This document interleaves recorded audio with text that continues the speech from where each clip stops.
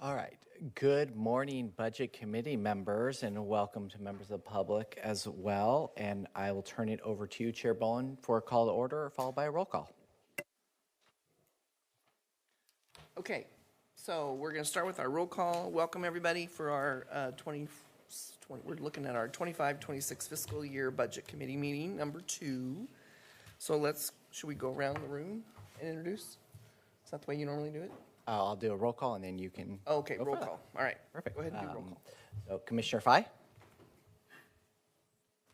Present. Budget Member Joe Everton, Present. Commissioner Schneider, Here. Budget Member Melissa Laird, Here. Vice Chair Treese, Here. Budget Committee Chair Karen Bowen, Here. Commissioner Willie, Here. Budget Committee Member Sig Ulander, Present. Board Chair Chair Harrington. Here. Right. Madam Budget Chair, you have a quorum of 9, and I'll announce we'll be looking for Budget Member Sarafa online when he joins. Okay. So introductions and meeting overview. Who's going to deliver that? I would be happy to. Oh, great. Thank you very much. Good morning. Thank you so much. My name is Ann Ober. I'm one of the Assistant County Administrators here. And I will be presenting our first chunk of the budget today. But before we get started or into any of this too far, do I have a button pusher or you want to do it? No, I don't. Okay. Sorry, one moment. Thank you very much. We're going to just talk a little bit about what's going to happen today. So we'll be starting with the general government section, functional areas this morning. We have a break around 10:30, 10:40. I expect we'll be going a little bit faster, just because I go a little bit faster. And then we'll be doing land use, taking a break for lunch, going into public safety and justice, a break followed by the finish of public safety and justice, and then we'll do public comment at the end of the day. Though I am going to be presenting the majority of the first tranche of information, Erin Calvert's going to be coming up to talk a little bit about emergency management in the middle of my slide deck. And then she'll be taking a break until later in the afternoon. Kyle will be following me, actually, after the break. A little bit just about these slides so that you are prepared. Oh, and this agenda should be in front of you if you need it. I want to talk just about the layout of the slide for a second, just so all of you have a chance to orient yourself. First and foremost, in the past we've heard a comment that the page numbers would be really helpful.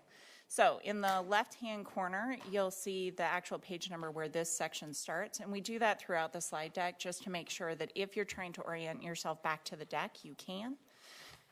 We also, a little bit about the functional areas. Each functional area starts with this pie chart for the functional area. So if you're flipping through the deck and you're trying to find a specific section, this is a good way to orient yourself in both days of slides. Just get to this pie chart for each of the functional areas and you'll be able to find this section.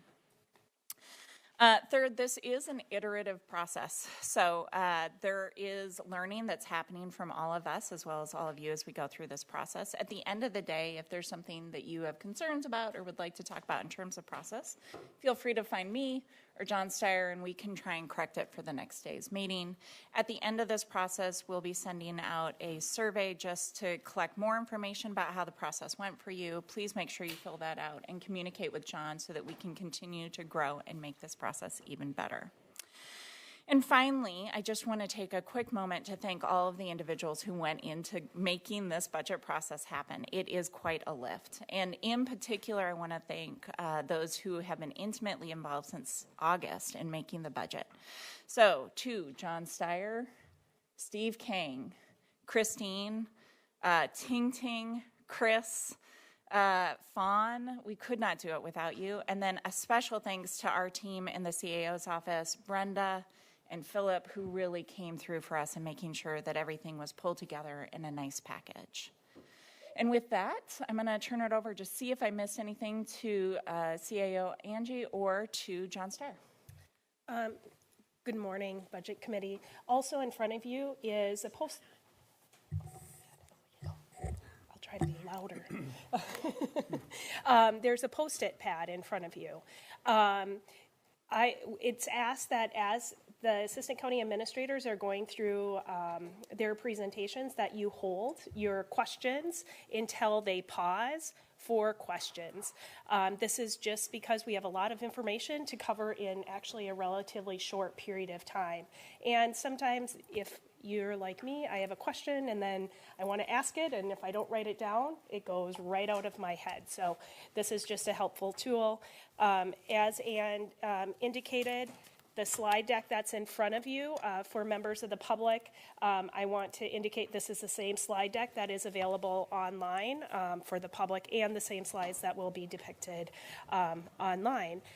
I would like to turn it over to Interim CFO John Steyer to actually introduce a new team member who it is their first week.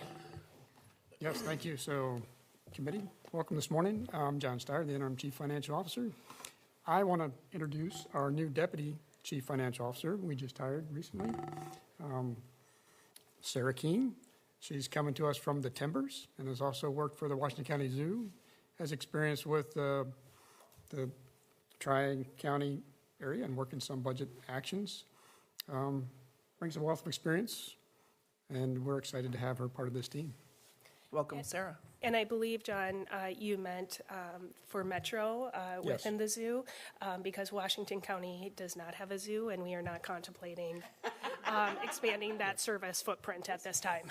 Thank you. Does it make money?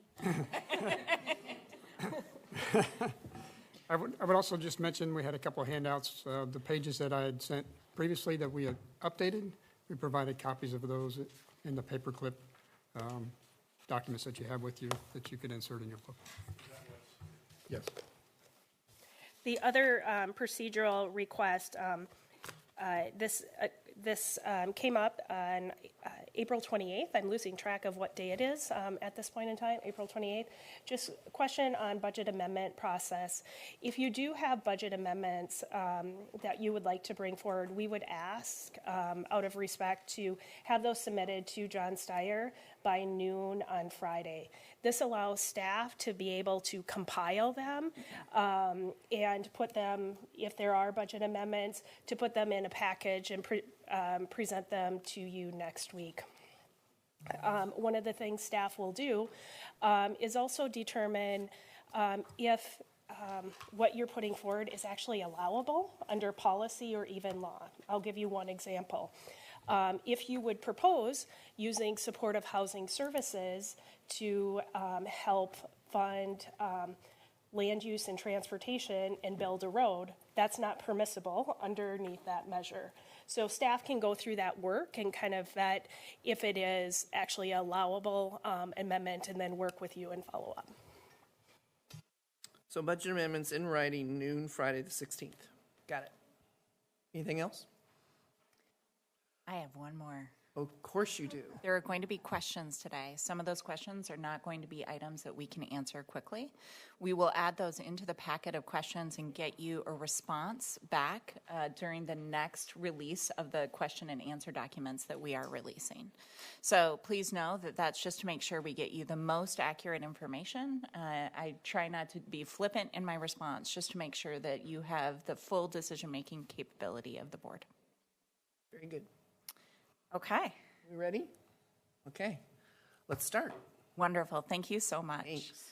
As I mentioned, my name is Ann Ober. I'm one of the assistant county administrators here, and my major focus for Washington County is our internal services and our direct services departments. So I will be presenting a majority of those today. I'll be back with you tomorrow in some of our cultural functional areas, but for the most part, this is the foundation of what we do here at Washington County. This team often sees itself as a part of every other team at Washington County because they are maintaining items or helping hire for the teams that you're going to be talking about later in the day. A few things that I just want to talk about in terms of this slide.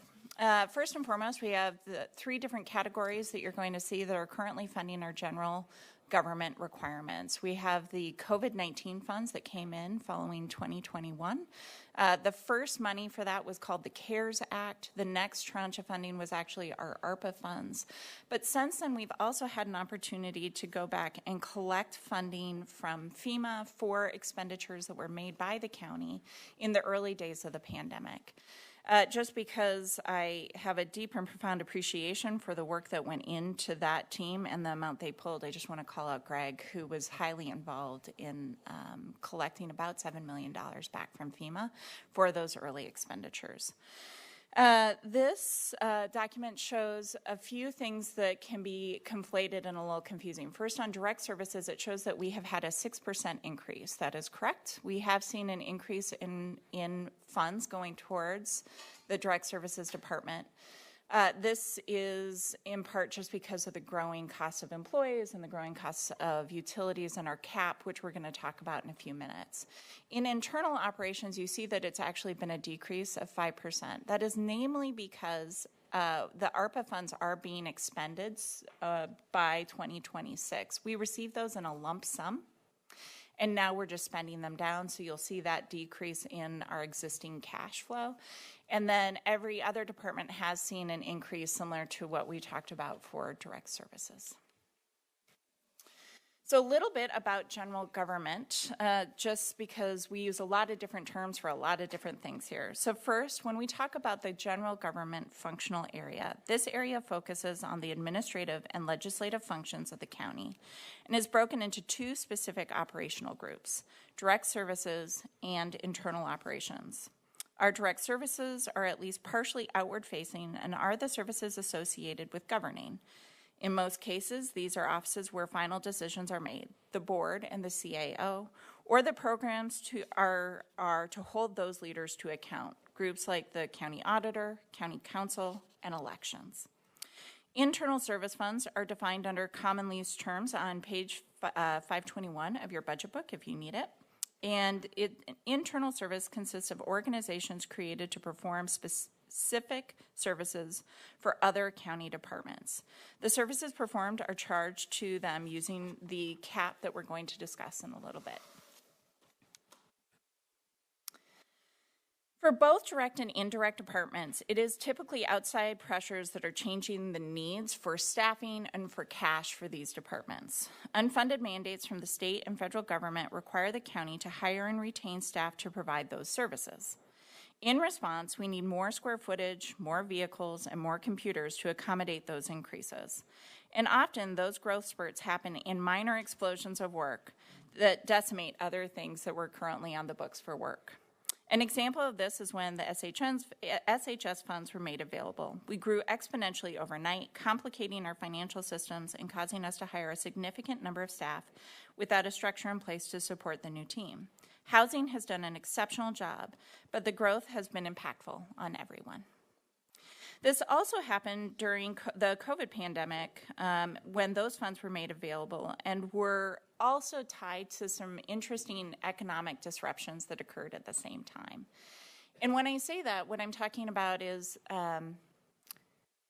in some of the examples I'm going to give you today, there are changes in human behavior that also occurred around the pandemic that were unexpected or unforeseen. How people spent money, but also how their behavioral health responded.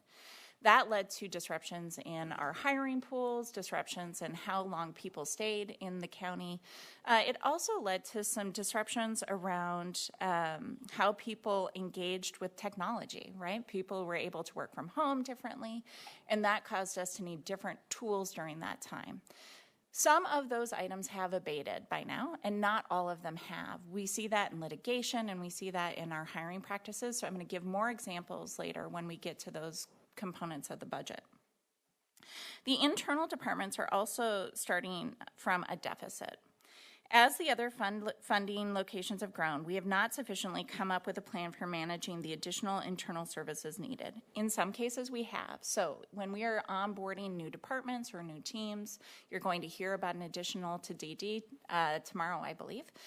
In those changes, we looked at things like how many desks might you need, but what we don't look at is whether or not we have enough janitorial staff to now handle more people who need to have trash cans emptied. We're remedying that.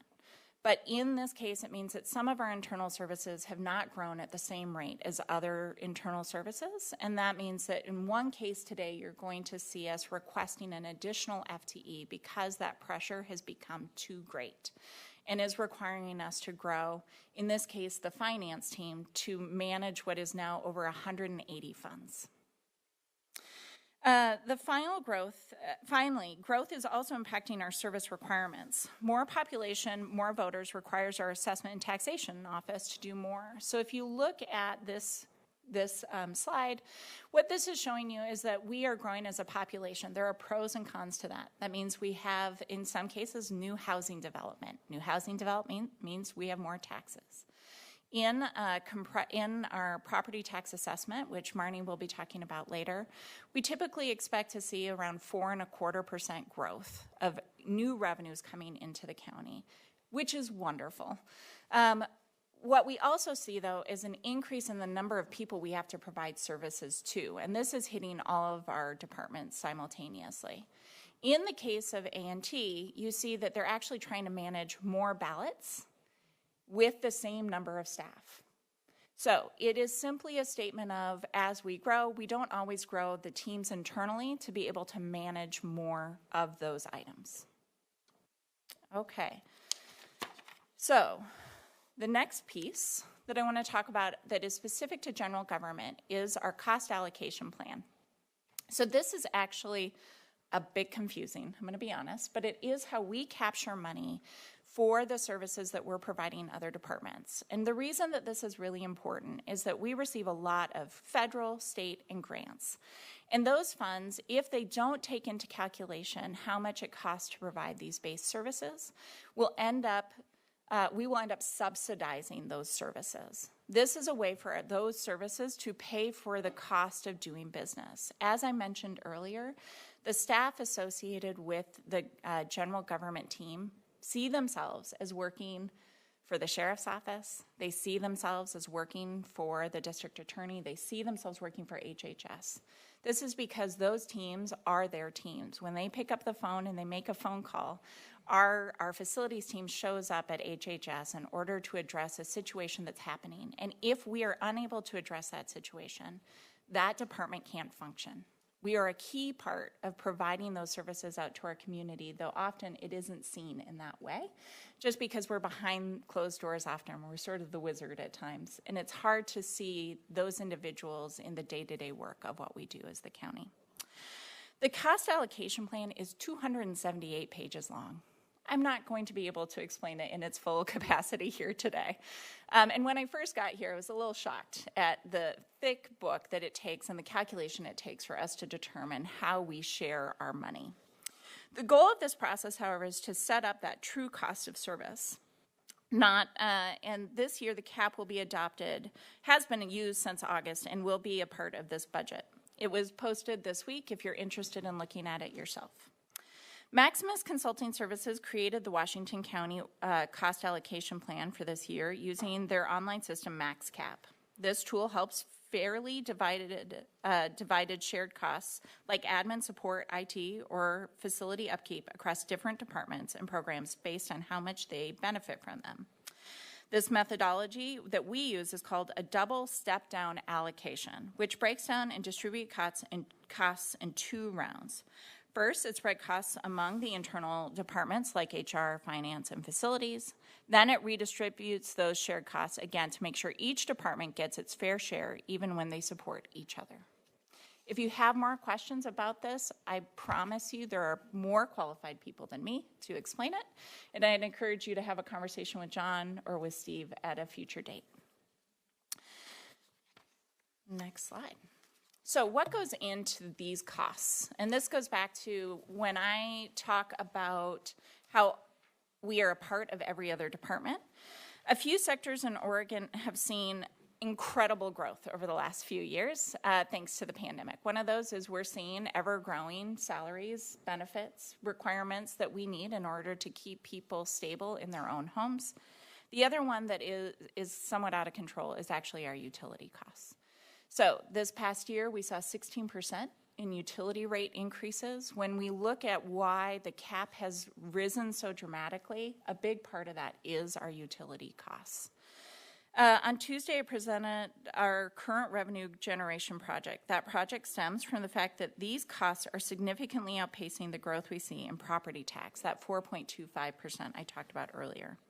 In a community so dependent on property tax, a limitation in our revenue growth that does not match our cost growth will continue to have devastating effects on our budget. Our goal with this work, as we're talking to the board, is to figure out if there are other revenues that could help stabilize those funds and may grow at a similar rate to the inflation that we're currently seeing. With property tax, we're capped at 3%, and it's incredibly difficult for us to continue to provide services that are going above that 3% inflationary rate when we don't have a revenue source that is equally growing. In general, the departments I'm about to present took 4% cuts this year. So when we're thinking about the fact that they've seen this growth and they've taken those 4% cuts, it is a significant impact on these departments. The notable exceptions to those cuts are the CAO, the OAO, and the county auditor's office, which all took above a 15% cut. These teams are doing what we can to keep the county moving forward, but there is a cost in our service levels as we proceed. We are presenting those cuts as we are managing more with more square footage, more people, more computers, more software applications, and now we're on to the budget. Before I go to my first budget slide, are there any questions about what I presented thus far?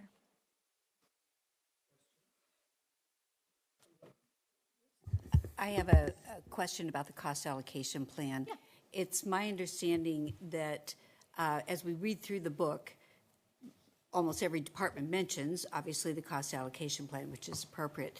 But my understanding is that the cost allocation plan isn't all, it's not like a flat rate that each department gets. It is dependent upon the services that they request. There's a large calculus, and I just wanted to double check that I'm correct about that. Okay. You are correct about that. I'm going to give you an example just so that others can see what you're saying.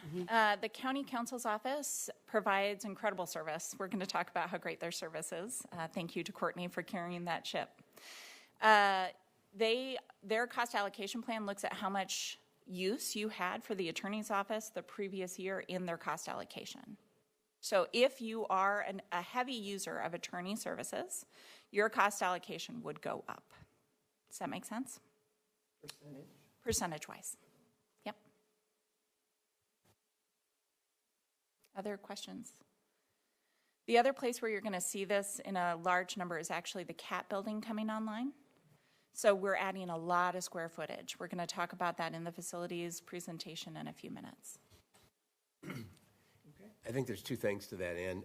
One is realizing that the cap that is charged this year to the departments is a year in arrears. Correct. So it's last year's service amount. So if you use a lot this year and then you go down next year, you're still going to get a cap increase next year.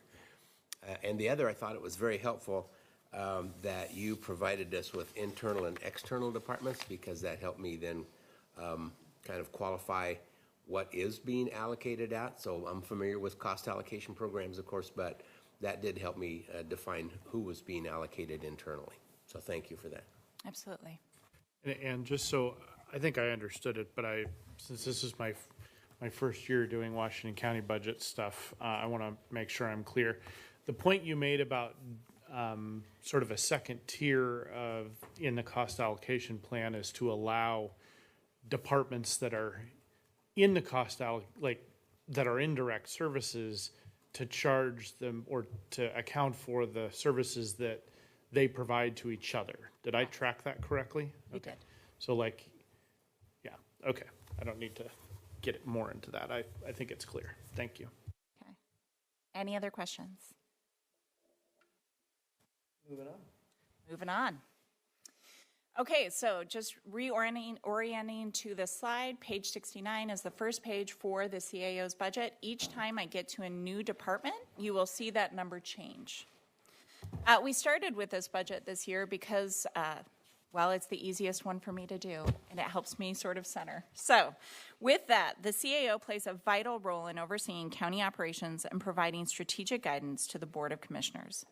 In the current fiscal year, the CAO has led several key initiatives.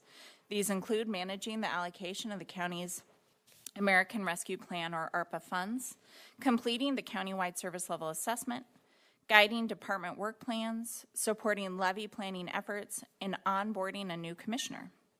We are also navigating a long legislative session overseeing the spend down process for the COVID-19 related funds. In partnership with ICMA, our team completed an economic opportunity and mobility assessment, helping us better understand the challenges and opportunities facing our residents. As ARPA-funded projects have concluded and new needs have emerged, we've worked closely with the Board of County Commissioners to realign those resources to where they are needed most that are also allowable under the ARPA funding guidelines. The CAO also serves as a key connector between public and the Board of Commissioners, facilitating engagement through town halls, board meetings, community events, CPO, CCI, and accessible communication channels. Additionally, we house the government relations function, which plays a critical role in advocating for the needs of all Washington County residents, especially important as we face increasing budgetary pressures. It's worth noting that Washington County is the most diverse county in Oregon, and our advocacy must reflect the full range of the voices we serve. Finally, this office leads the department work plan process and has launched a new system of quarterly reporting, providing the board with clearer insights into the services being delivered across the county. In 2026, the office will focus on exploring new revenue sources for the county's general fund. If you are interested in learning more about this program, we actually did present it yesterday to the Board of County Commissioners at their work session. So that is an item that you can watch, and we're happy to send you the link to that if you're interested. We have also entered crunch time for delivery of the ERP, which will be discussed in more detail when we reach the ITS slides. And just so you know, that's the Enterprise Resources Planning program, and it's replacing basically the internal core application structure, our software system for Washington County. New organizational-wide work plans are going to be happening this year. We are trying to focus our attention on some of the key needs of the county. We're going to talk a little bit about those in the Board of County Commissioners slide. But basically, those three items at this time focus on the revenue needs of the county, the public safety and justice issues that we're currently facing, as well as our human resources team and how we help grow and stabilize our employee base. The final thing that we're really going to be focusing on in our office this year is succession planning. We do have a few key individuals who are going to be retiring, and those individuals in the next couple of years. I know it's not okay. It is okay. We fully support them. We're excited for them. But that means that we need to start looking at our office, how it functions, and finding new ways to meet all of our needs. To meet the budget constraints, the CAO's office, in conjunction with the Office of Access and Opportunity, is proposing a 16% budget reduction, including the elimination of the Sustainability Office, the removal of the Permanent Economic Development Manager, and one Assistant County Administrator position. This impacts the department in several ways. First, departments will individually have to continue the work of the Sustainability Office without the coordinating that has been provided by the CAO's office. Examples of this are facilities with our strategic energy management efforts, LUT with our sustainability and land use and transportation work, and HHS with our climate-related public health work. Economic development continues in a limited capacity through the ARPA funds, and the ACAs have subsumed much of that work into our portfolios. Economic development this year will be moving to LUT. So right now I'm managing the budget because at the time we were creating the slides it was under my purview, but they will be moving to LUT this year.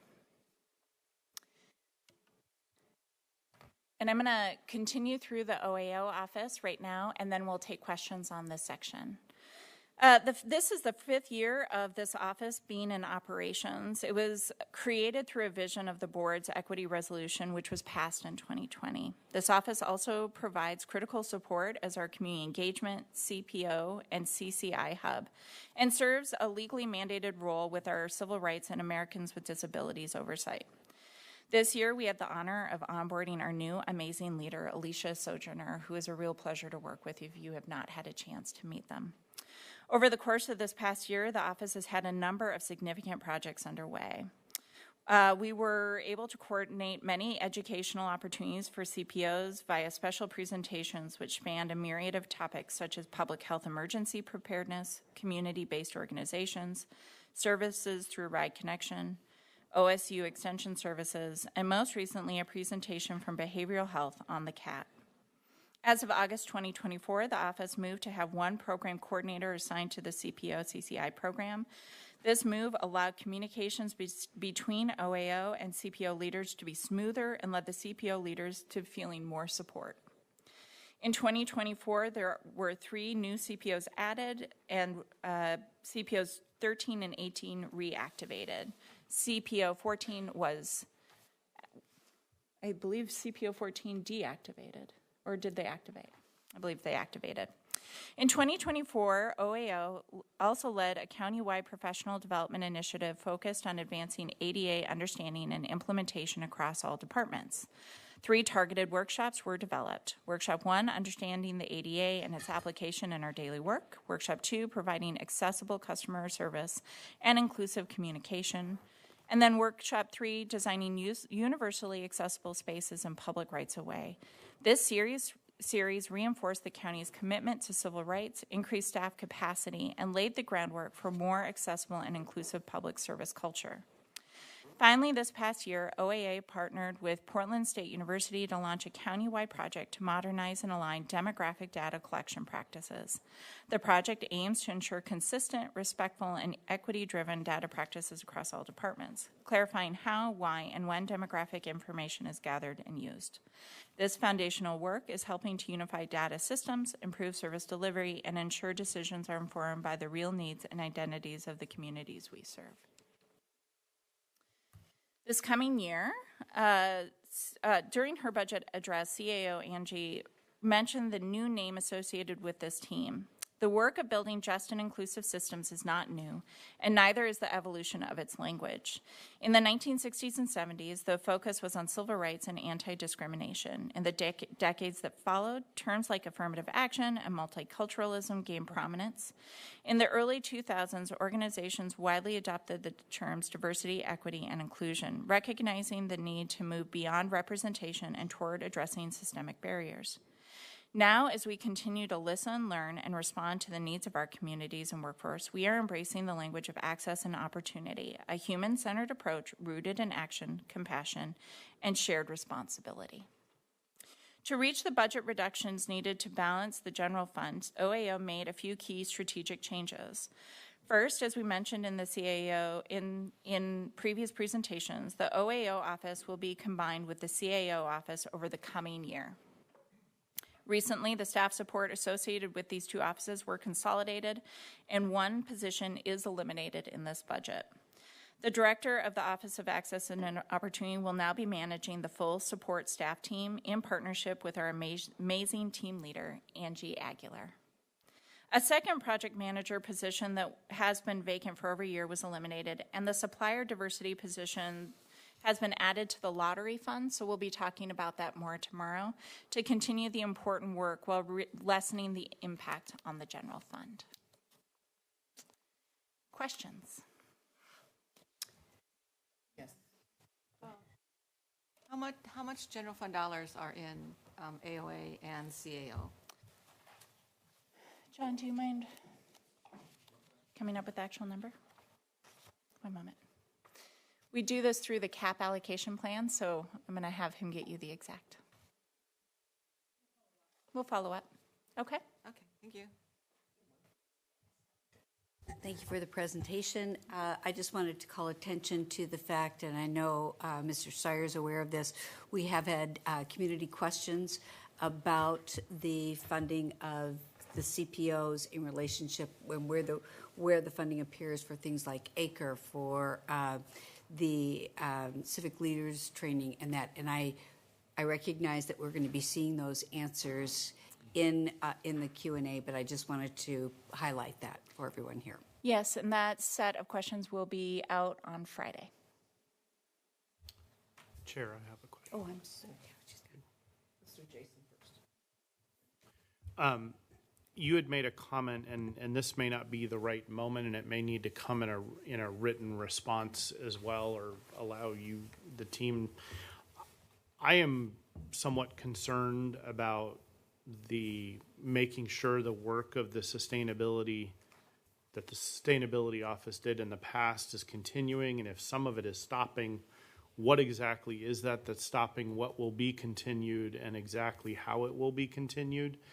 I just from looking from the outside before, I felt like as a county we were not as aggressively working in that space as I think we probably should have been. That's my opinion, and I'll state it as such. So I have particular interest and concern around that and making sure I understand it. And if I understood what you said when you were presenting on that slide, you said the work will continue, but in a different area. Is that? That is accurate. So Okay. let me speak a little bit to that. For Okay, those of you thank who you. don't know my background, I actually have a climate policy background, and I did policy work for about 5 years around this policy area.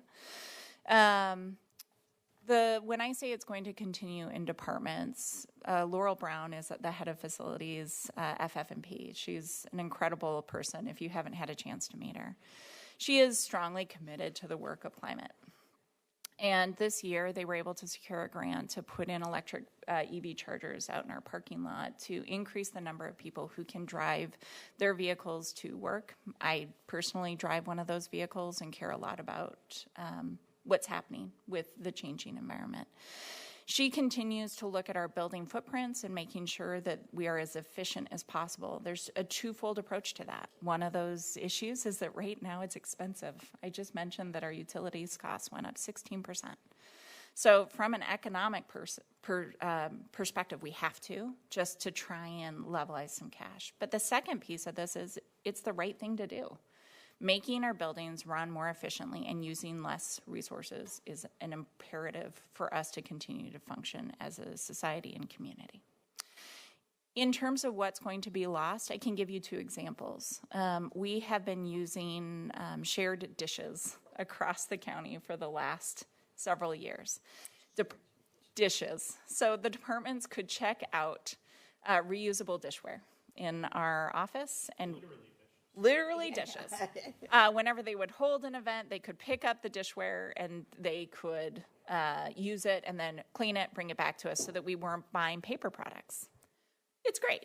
I have no idea who's going to be managing that part of our program at this point. We're trying to figure that out right now, but that is one of those places where we simply don't have a plan.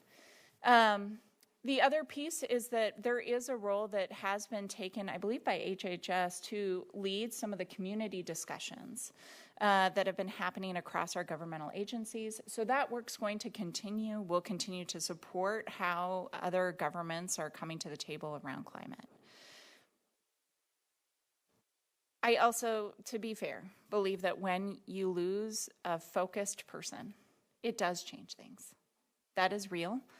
I think we are trying to present a budget that addresses significant monetary constraints. I don't think any of these were choices we took lightly.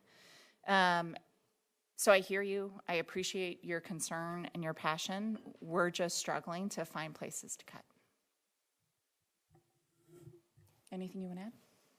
So within the FAQs, there is a question regarding sustainability. Commissioner Snyder, Budget Committee Snyder, we will also take your question and add to that, but there is an answer that helps lift up what activities will be occurring within specific departments. Thank you.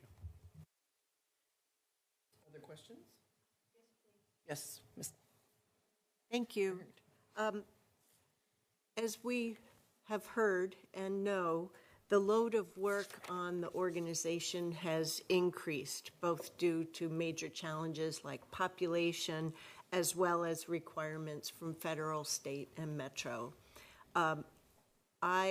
This year, given the demands of the two agencies, Clean Water Services and Washington County, especially in the last 3.5 weeks as we've had both budgets, I've not had enough time to invest in getting familiar with the proposed budget as I usually do.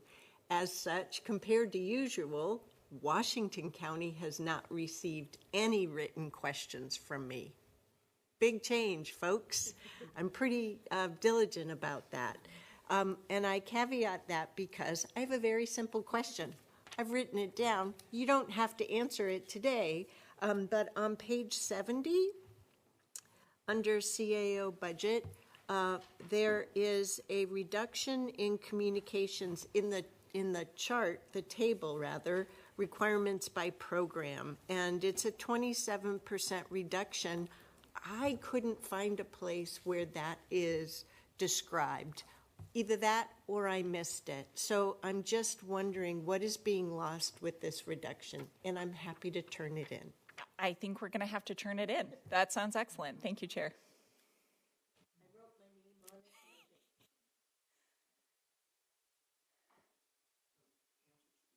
Yep.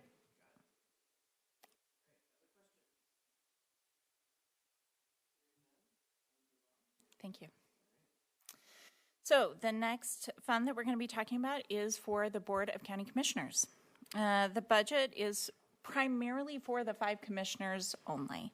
Most of the costs in this fund are salaries for the commissioners. We did not, previously we did have one commissioner who was elected under a part-time status and chose to remain and collect their pay at a part-time status. So when they left and the new commissioner started, that did increase this budget, but only because the salary is now right-sized to the form of government, and historically it had not been.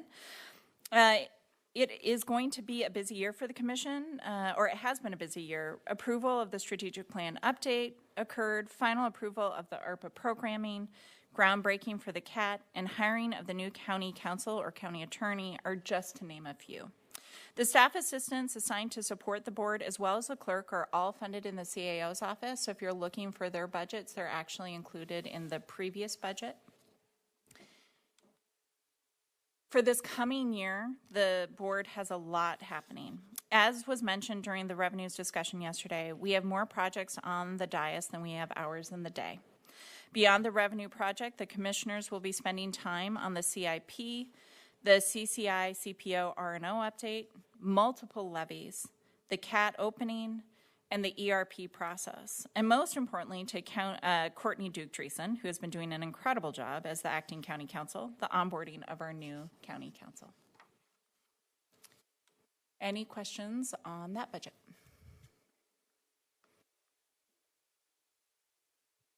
Perfect. Moving on.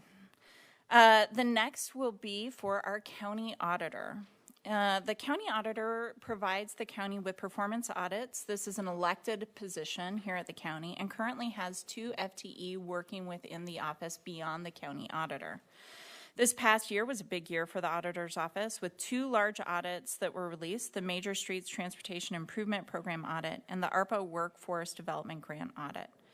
They also passed their first external quality review audit, which is a lot of work, and a big congratulations are in order to them. This coming year, this proposal is going to impact how much the county auditor's office is able to accomplish.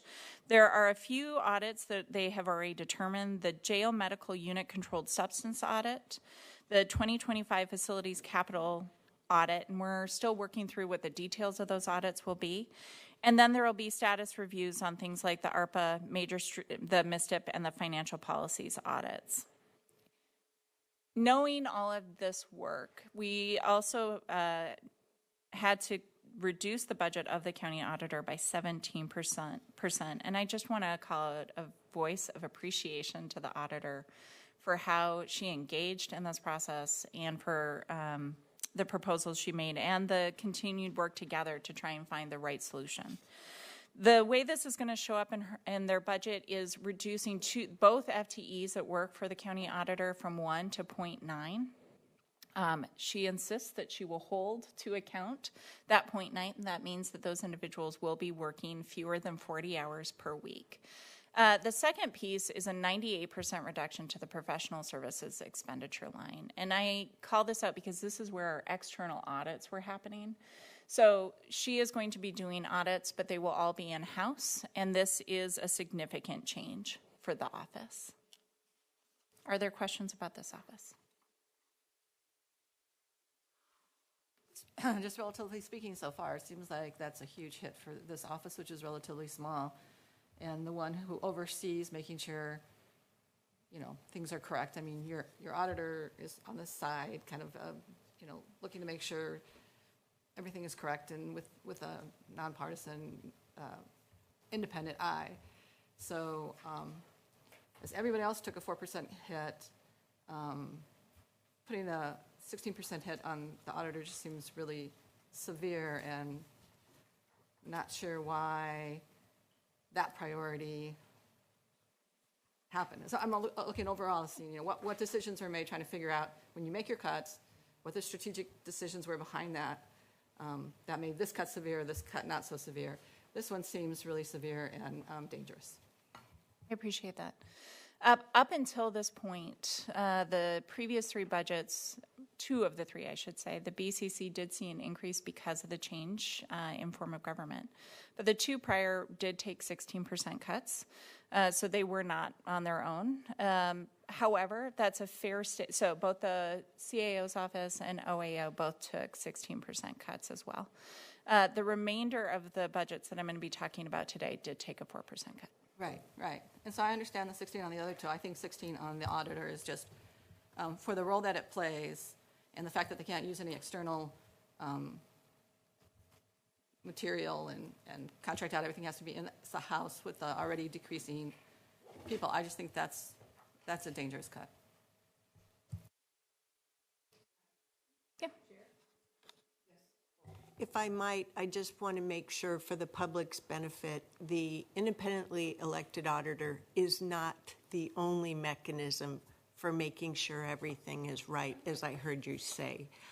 We do have outside external financial audits that ensure that things follow not only GASB standards, but are financially in order. So thank you. Just wanted to make sure that was, the context was corrected. And that's done quarterly, monthly?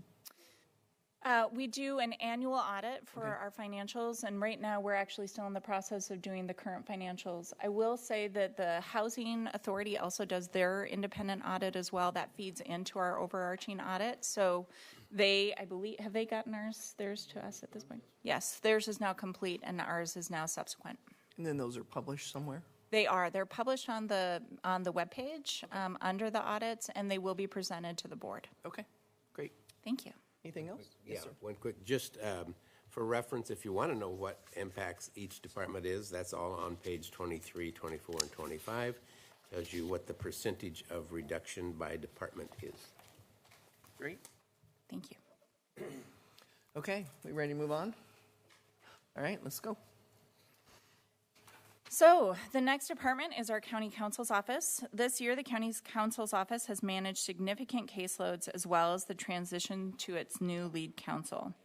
I thanked Courtney earlier, but should be noted here that she has received a great deal of support, also from Jason Bush, for managing the growing workloads and needs of the county. This year, the office partnered with LUT to create clear and objective standards for housing. We finally approved ordinances this year based on appeals that went before LUBA in successive appeals. Public records needs have also taken a significant portion of the county counsel's time. We balance that because it's an important use of the time, having the need for transparency, but also balancing that with the rights of individuals is something we take very seriously. Funding for the County Council is primarily derived through the cost allocation plan based on the billable hours spent by specific departments on legal services. Litigation, just to give you some context of what this department's been facing. According to Deloitte Legal, litigation activity has intensified since 2020, with 2/3 of companies, 64%, noting a heavier caseload than before COVID-19 pandemic. Furthermore, most participants agreed that cases are more complex and expensive, more time-consuming, and involve larger amounts of money. So as we've been spending a lot of time in our executive sessions and working through caseloads, this is normal for what's happening across the country. It's also why we felt that it was critical to not reduce the number of attorneys in this office. The load that they are carrying is significant. Instead, they did propose a one FTE reduction in administrative support to address the general fund gap with no impact on the number of attorneys. That decision reflects the strategic shift to streamline administrative functions while maintaining the core legal services provided to the county. Additionally, the office will welcome its new leader in June. And with any questions on County Council? Yeah. So I'm looking at the County Council, and I know that we've had an open space that Courtney has taken care of, but that should give us a little bit of gap. Is that why our contingency went up $225,000? It is. We have been spending a lot of money out of County Council as well on outside counsel, but those are paid out of different funds, so it doesn't always reflect where the cash flow is coming from. So when we are in litigation, it comes out of our risk pool. So it doesn't perfectly reflect. We do currently have 2 positions out for litigators in our office to try and stem and manage the amount of caseload that's coming through. But if we needed to We can pull from there. hire another one, we could pull from contingency and it'd be okay. Yeah. Okay. I just want to say I really appreciated the last question that you had, because my question was the reminder that last year we reduced this group by 1 attorney. And so if I utilize the word that budget member Melissa Laird used, I feel like these cuts are severe. Reducing the legal FTE last year by 1 was equally harsh, but this is the situation that we find ourselves in. So thank you. Okay, With that, I'm going to turn it over to Erin Calvert for a moment. someone else to the party. Welcome, Erin. Thank you. Good morning, Budget Committee members. For the record, I'm Erin Calvert, and I'm one of the ACAs here at Washington County. And it's my pleasure to work with John Wheeler and team in emergency management. The County Emergency Management Office prepares Washington County and the community to respond to emergencies through planning, training, and exercise. They coordinate with other agencies, businesses, and the public. They provide hazard mitigation planning. They do public outreach and education, and they do support and coordination of the county's emergency response and recovery activities, which includes the Emergency Operations Center, or EOC, and our Continuity of Operations Plan, or our COOP plan. They do all of this with 8.5 FTE, which includes a manager, a supervisor, 3 emergency management coordinators, and 1 administrative assistant. 2.5 of these FTE are funded outside of the internal service funds. And so that means 1 emergency management coordinator is funded by the Emergency Management Cooperative. 1 FTE is funded by Land Use and Transportation budget, and a half-time FTE is grant funded, and we utilize that position for special projects.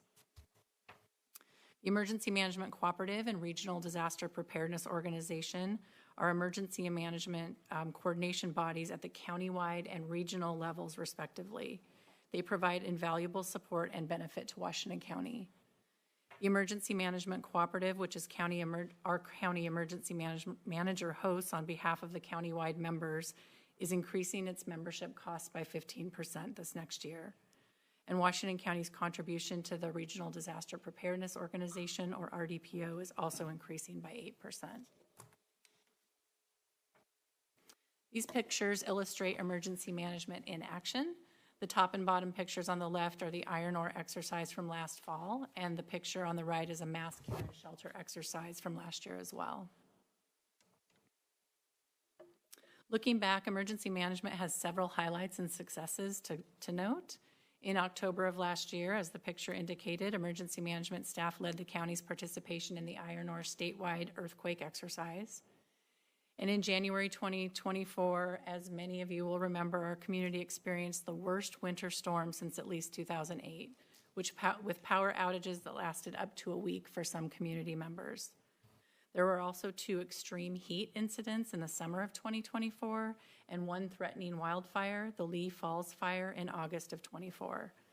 These frequent incidents, along with the continuing potential for a catastrophic earthquake and growing community needs and expectations, put substantial demands on the county to continue to build and maintain emergency management capabilities. Emergency management is a statewide leader in the development of accessible public information, alert and warning materials, and translated those documents into more than 20 languages and formats. They also purchased a cache of critical emergency shelter supplies using a competitive grant award, and created a GeoHub, which is a multi-jurisdictional GIS platform for sharing data, base layers, and other critical mapping information used in preparedness and response. They coordinated and produced the first tactical interoperable communications plan for the county, outlining redundant communication methods used in emergency operations. Looking ahead this year, emergency management will focus their attention to countywide evacuation zone planning. They're going to continue working with county departments on updating the continuity of operations plan, or again, the COOP. This is a 3-year process, but they're in phases right now working with the departments to get that project done. Emergency management is going to continue to recruit, train, and coordinate with Emergency Operations Center staff from all county departments to build the skill set for times when standing up an EOC is needed. And emergency management will continue to develop the alert and warning system information for the community. Not unlike other departments, year-over-year reductions continue to create more challenges as we see increasing demands on the program. Frequency and intensity of wildfires, wildfire smoke, extreme heat, severe weather, and other incidents. This budget eliminates 1 FTE, emergency management coordinator, and unfortunately this was a filled position and resulted in a layoff. I'm saying it like it happened because if there is any silver lining to this situation, this employee, he was hired by another county, and so he has moved on. As he was anticipating the layoff. We are super happy for him, of course, in his livelihood, but of course sad to lose a dedicated and valued employee. The program is already feeling the impact of this reduction, including a decreased capacity to maintain the EOC facilities and systems and the management of the EOC logistics and finance sections. With this employee, we also lost a lot of technical expertise and capabilities in emergency communications. The reduced resource management and communication capacity during incidents is felt, and it reduced the support and capacity to coordinate preparedness activities with the sheriff's office, as he was our representative. So the team is working to kind of right-size some of that work, and while we recognize we're trying to do a little bit less with less, we still need to be able to serve, to Ann's point, all the departments and some of our external community partners as well. And then lastly, as you all know, emergency management relies on a number of federal emergency management agency or FEMA grants. And as you're all aware, there is somewhat of an uncertain future where many of our grants are concerned. And so we are watching this closely. Okay. Okay, question, Ms. Drees? Thank you. I just want to clarify, in the budget book, I wasn't certain that the Emergency Management Performance Grant was a federal grant. So it wasn't as delineated here, but you're telling us in this context that those are federal dollars and they flow from FEMA. Yeah, that's, Okay, yes. because I did see your question in the FAQ, and I Yeah. know we're working on a little more detail. And that's fine. I just wanted to understand the risk associated you. with Yes. where we are. Good. Anybody else? Yes, sir. Yeah, comment. Not to echo too closely some of the comments prior, but it seems a bit unwise to take an already small department and cut a significant portion of that budget, particularly such a vital job description. In a time when we're looking at a major seismic event that could occur at any time, there's also a need for education, community outreach, which is not adequately being done. So I just like to put that on the record. Thank you. Thank you. Appreciate that. Yes, any other questions, comments? Okay. Thank you.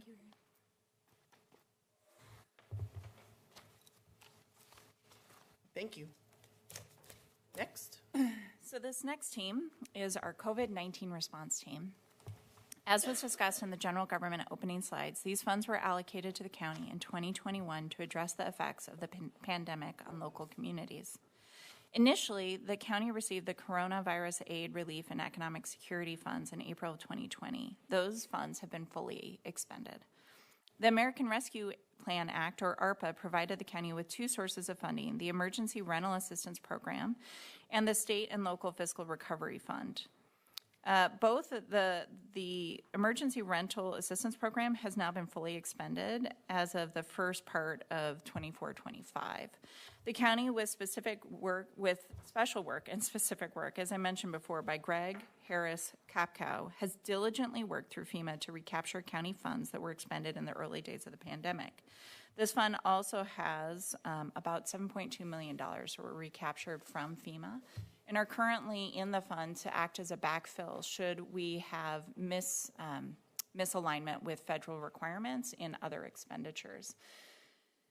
Though we are nearing the end of this fund, a few large ticket items remain, and that's why the levels remain high. The HVAC improvements at our congregate care facilities have left balances high. Those are things like the HVAC system at the jail.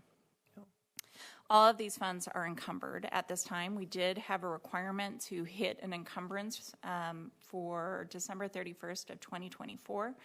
With the help of the board, we were able to do so, and we are expecting to fully expend these funds by December 31st, 2026.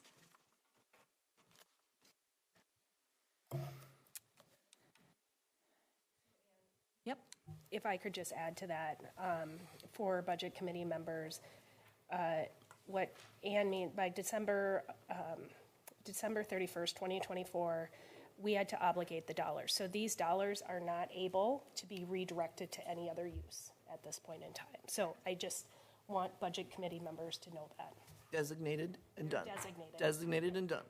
They are. We're legally not able to at this point. So we've had some discussions as examples of if we are done early with one position and we complete a project before we still have some leftover money, can we move it to a new project? The answer is no. What we can do, and what we did agree to in conversations with the board, is that any underexpend does go into that HVAC system because those dollars are being also added to by SIP and other spaces. So that keeps more of our general fund ready funds available as ARPA funds are directed towards that program. And those funds have arrived into our bank account. We have them. Oh, good. 100% of those dollars have been in our funds, and that's, again, why at the beginning of our fund slide, the functional area, you saw that it's ticking down in ARPA. It's because we actually hold those funds through the expense. Excellent. It was really excellent, Yeah. I'm going to be honest. Okay. Questions? Any other questions about this? Melissa? Well, I have questions that you're going to get back to me on, but I just wanted people to know, I'm just really curious, once all of this spending is done and COVID is over, will any of the staffing or services continue? Once all the money is spent down, my expectation would be all the staff, all the services would also then sunset, and it would not continue on its ongoing services. So I know that you're probably addressing that, but that's my big concern. Go for it. At Washington County, we are very proud of how we have handled our CARES funding and our ARPA. They are specifically in a separate fund. All positions hired using those funds are also limited duration, with the expiration of those positions at the end of 2026. So while, yes, there's the cliff effect in the loss of program or services, we have been very clear that we those are one-time funds, and that is outside, we view it outside of our operating budget. And I just want to highlight, here at Washington County, I just want to applaud the board, their leadership, and also staff for staying true to this. Because if you listen to the media, there's other governments that are weaving those funds together. I do also just want to make one clarifying point, because I'll be back here hopefully next year doing the same budget as we close it out. There are 3 positions that are allowed to stay on using ARPA funds through April of 2026, and those are of 2027. Those funds are for the closeout. We have to do audits. We have to do all the paperwork associated with closing the fund. Those are allowable uses. So all of the other positions will end on December 31st. We will have 3 positions that will continue for 3 months for the closeout using those dollars. Okay, sounds good. Okay, on to the facilities division. Approximately 59 employees working in the facilities team, and this includes our administrative costs for the FF&P department, so fleet, facilities, and parks. The fearless leader of Laurel Brown, for those of you who have had an opportunity to work with Laurel, I actually wish she was presenting today. She can stay even-keeled through the worst of moments, and it has come in really handy as we have faced some very difficult moments in facilities with some of our buildings. One of the favorite stories for our CIO is when she was presenting about a roof at one of our facilities. The rain had gotten trapped underneath the membrane, and she talked about how it was beautiful to watch it undulate. To be clear, it is never beautiful to watch a roof undulate, but Laurel brings a calmness and a knowledge that is just really incredible to this work, and I cannot thank her enough for her leadership in this area. There has been little growth in FF&P over the past few years, the exceptions being a safety and security coordinator as well as a critical facilities project manager. The second position was funded through ARPA, so that is one of those positions that will go away, but that was hired because such a high percentage of the funding still remaining in ARPA is going towards those projects. This budget includes our facilities maintenance teams, staff who repair, clean, and landscape county-owned and operated facilities and properties, our facilities operations, which includes personnel services and all related personnel costs such as training, travel, and uniforms, and real estate and planning. It includes our financial activities related to the maintenance of county-owned real property, including foreclosed, timber, right-of-way, and purchased property. In short, the team manages the physical spaces where county business happens, spaces that shape both public perception and staff experience. From janitorial services to preventative maintenance, this team often provides the county's first impression. They are a highly service-oriented group. Every team member understands their role in supporting the larger mission, whether it's at the jail, human services, or housing. They take great pride in their work, and that pride matters when things go terribly wrong. Last summer, for example, the team dealt with faults in the second of 2 chillers that provide air conditioning to the law enforcement center. During the challenges, staff worked around the clock to maintain safe temperatures in the facility. This equipment failure and the related components are now part of our critical facilities infrastructure project that we are funding using ARPA dollars, with construction set to begin this summer. That's who these employees are. They are the ones quietly working behind the scenes, showing up when it matters most, and for that, I am deeply grateful. And this, I believe, is currently CAO Angie's favorite slide because it tells the story of what's happening in our general fund, unlike any other slide that I have today. When we talk about Disneyland, most of you can appreciate what that level of service is like. You can see it when you walk down their Main Street. You can experience how clean and how lovely each of the buildings are. That is the number one on this chart. That level of service is impeccable. It gives our community a sign that we are serious about the work we do and that we are caring for the assets that are in our responsibility. The grid starts there and then goes down. In general, this graph is calculated based on staff per square foot and uses calculated and observed conditions to set its rating. So each year, our team goes out, they look at our facilities, they determine what level they believe each of those facilities is at, and then they map it to make sure that we are staying above a very specific line. And that line is the orange line that you see on this grid. Over the past few years, the department has slipped from level 2, which is comprehensive stewardship, where staff spent 75% to 100% of their time doing preventative maintenance, to level 3, managed care, where staff only spend 50 to 75% of their time doing preventative maintenance. Why does this matter? Because doing emergency repairs takes 3 times the amount of time as preventative maintenance. So for instance, if we can plan when we have to replace or fix an elevator, we can order the parts, the elevator continues to function, they then come in, they replace the parts into the elevator, and it's a couple of days of a project. If they are unable to plan for that, we have tariffs in place, we have shipping problems, it is possible that we will not be able to repair it, on top of which we are in a rush. And those things often happen in the dead of night. It is not when people are at their peak performance. So our goal is to have the buildings working as well as possible using preventative maintenance, because when we slip into this lower level of maintenance, this emergency response, it takes more time, more money, and more effort. Another way of putting it is when we don't manage the outside shell of a building and there is water intrusion into that building, you have ruined all of the drywall in the building. You have to rip everything out and repair it. If you do it before you get to that point, you are simply putting a new outside shell onto the building. So our goal is simply to keep these buildings as affordable as possible and running as well as possible, and we are getting very close to the line where that is not going to be our service level. So right now, today, you can see that we're at the midpoint of managed care. With the 4% reduction that we are now proposing, we are getting right above that tipping point.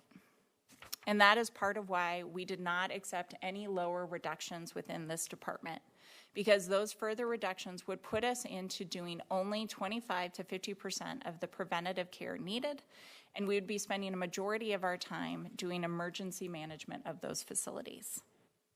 It will become cost prohibitive for us to fix our buildings. It already is, right? We're here because it's already cost prohibitive for us to maintain what we have. If it slips further and we have to times that amount by 3, it will become out of reach for us to maintain our buildings.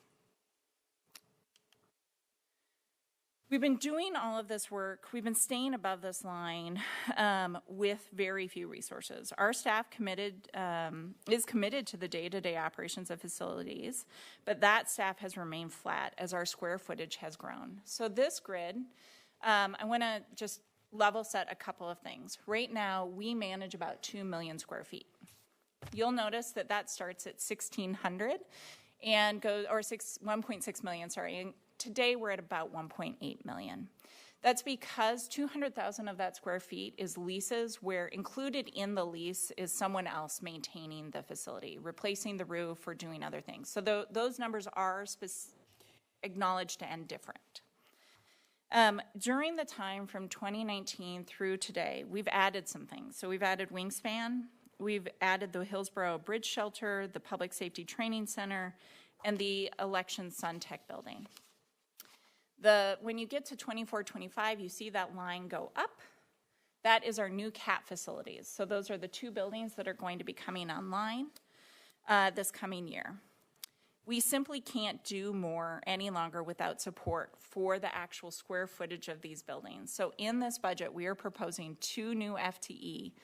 That calculation is based on the square footage per FTE that we are able to manage, and will be cost this year out of our contingency for facilities, and next year will be paid by the departments who have increased the square footage. This grid also shows some other keys to what I've described earlier. So you can see that blue bar near the top, that is our utility growth. So all of the utility costs are currently housed in facilities. And in this case, the 25-26 is projected to have a 16% increase in our utilities. You also see that 10% growth for the personnel costs. Those are not new people. Those are the costs of having people. Those are the costs, the growth around salaries, around benefits, around just the cost of doing business with the people who work here. I'm actually going to take a quick break before I keep going on either of those slides, just so that if you have questions around either of those slides, we can answer them.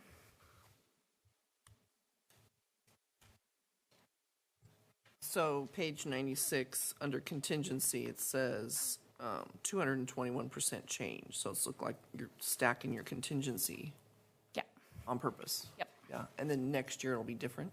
correct. Okay, got it. Got two more questions. Oh, I'm sorry. Questions? Mine's a quick one, and I just didn't hear what you said was the time frame on the previous slide. You mentioned that the time frame between where we were previously in stage 2 and dropped to where we currently are. It's been 3 years. Yeah, so as we've been taking these subsequent cuts every single year, we've dropped from 2 to 3, and now we're just trying to stay barely above that line. Okay, I just wanted to understand the impact in the short period of time. Thank you. Another one? Yeah, how much of the, just so I have a sense of things, how much of the utility increases is like electrical in particular, or is it really across the board? A huge percentage of it is electrical and natural gas, which have seen significant increases through the PUC process. I mean, that's what I would have expected you to say, but I want to make sure I'm not just making an assumption there. Yep. Okay. Page 97, under budget analysis, the 5th paragraph specifically talks about the PGE utility bill, electric bill. Well, and I expect most individuals at this table have experienced this in your own homes. We're experiencing the same thing here. Okay. Anybody else? Comments? Questions? All right, moving on. Thank you. You're doing great. Thank you. Next year, the division will focus on significant improvements to Service Center East, including replacement of the roof, siding, and windows, which are over 25 years old, and upgrading the aging and inadequate HVAC systems. Additionally, facility staff are competing for grants to fund a $20 million seismic retrofit and HVAC upgrade at the Walnut Street Center. This facility houses several critical disaster response teams, does not meet current building codes, and cannot reliably support full occupancy during extreme heat events. And I just do want to call this one out for a moment, because while we've been creating the budget and going through this project, we've also been having discussions about the federal agencies. So we recently were made aware that the funding sources for these dollars have gone away. So the $20 million that we were originally going to try and secure at the federal agencies do not exist for now. And we do continue to have this on our lobbying efforts at the state level. Maybe when they sell blazers, we can get in that philanthropic one. That'd be great. The 4% reduction to the facilities division budget includes $768,000 of materials and services and personnel costs supporting ongoing maintenance of the county-owned buildings and grounds. The $409,000 reduction in material services means previously contracted services will be performed in-house and may result in slower response times to non-critical customer requests. Additionally, heating and cooling targets will be expanded to reduce utility costs, and furniture purchases will be limited. Personnel costs will be reduced by $358,000, eliminating 3.3 FTE positions, including the senior administrative specialist supporting the capital projects team. That is a filled position. This will slow project delivery and result in fewer project updates and newsletters. Facilities embraces the One Washington County approach to these reductions and will continue to focus on strategic planning and internal partnerships to mitigate impacts to staff and community, while ensuring responsible asset management despite these resource restrictions. The budget also adds 2 positions, which we've discussed prior because of the CAT growth. Yes?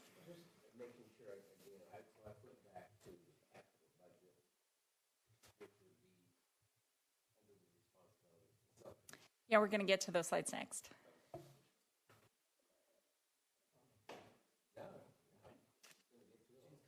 I'm coming. So I, as a Board of Commissioner member, we had the opportunity to really be informed about the development of the Facility Condition Index, and that, to me, was a huge accomplishment for this current fiscal year. Also, I want to note that with the second year of the CIP, it's really our first year of advancing and investing using that process. So to me, that's another significant accomplishment. And I think it's important for us to recognize these multiple accomplishments from this department. I know we've had to limit them from staff presentations because it's a major advancement from the state that we commissioners were gifted. And I really appreciate how you've talked about increasing the number of new buildings because of, which means increasing our facilities because we've had an expansion of services like CAT coming online, and that there is increased access for more people. I cringe to ask this very simple question, but I've written it down for an answer later because I just can't remember. With the current jail, the elevators are known to break down, both of the ones that I'm aware of. There could be more elevators that I'm not aware of there. I know we've had to rebuild the 3 elevators here. So my question is about, please remind me of the status of the jail elevators that keep breaking down, and when will these be rebuilt or replaced? And I can just submit that. Thank you. Please do. Thank you. So that's a later answer. That's a later answer. I got it. Next. So I did put a question in here. I think it's probably in the wrong place. But when looking at the facilities and all of the buildings that we have, the question came to my mind is how many of the employees are still working remotely and how utilized these buildings are, and is there any opportunity for, maybe selling some or leasing some? It's just looking at the whole workplace, how many people are working remotely, how many people are actually using these facilities, is there any opportunity to gain some revenue through renting, leasing, if we're no longer using some of those buildings? That is a really helpful question, and I just want to clarify, I did see your question in writing. Are you asking how many people on the facilities team are teleworking, or how many people? Okay, so that's how we answered it. We're going to correct This is probably not the it. appropriate place for this question. It's really one asking for every one of the departments, but you guys are working tirelessly to make these buildings beautiful and making sure they're functional and making sure they're safe and for employees to work. And then the question is the workforce going back to pre-COVID, where people, come to work in the buildings, or are more people staying, working remotely and plan to stay that way? And then what does that mean to the facilities? I can answer that in part, and then I'd like to do it in writing as well, if that's comfortable. So the first part that I want to answer is by an example. So we had this conversation with our HR department 3 weeks ago, about how are you using your space, how many people are teleworking, what's it look like for you to have everyone back more? And what we learned is there is actually insufficient space in their team to be able to have everyone there on the same day, or even to have one of their teams back more hours than they're back today. So we're trying to figure that out. I would say that we've received extensive pressure for consolidating teams. There's a cost in moving teams from building to building, and those costs are things we couldn't figure out how to bear this year either. We do a significant amount of surplusing as we find facilities that we are no longer needing or using. The first year that Laurel was here, we were able to surplus to I think it was like 600,000, but that number is in writing, so you'll see that in the Q&A. This year, when we did the surplusing process, it was actually only 90,000, because we've gotten rid of the buildings that we knew, or the grounds that we knew we were holding. And that means we're just not receiving as much revenue. Those are not offices for the most part, because we are filling our offices. 90,000 square feet. $90,000. Got it. Yep. There's also an investment invested interest from departments as our budgets have become tighter, because your square footage is also connected to your cap fee. So they are wanting to look at how are we utilizing our square footage? Can we actually have smaller, for example, cubicles? Could there be office sharing? Because that reduces the cap cost that department is actually carrying. So we're actually, I think, in a healthy state to be having that really positive question, what is the right footprint? Also, we are seeing departments, and I'll highlight County Administration Office over this last year, making further requirements for employees to be in person in the office. So we are seeing more employees coming back into the office throughout the organization too. That's a good internal incentive to make sure you only have the space you need. Yep. There's also just, because it's an interesting anecdote I'll add here, which is as we've been looking at facilities where maybe we could consolidate, bring people from one to another, we have had discussions about like Service Center East. Is there a way for us to bring people into other facilities? What we ran into is that we actually have requirements to not have the judge sit in the county seat. There's actually in statute rules around where they can be present.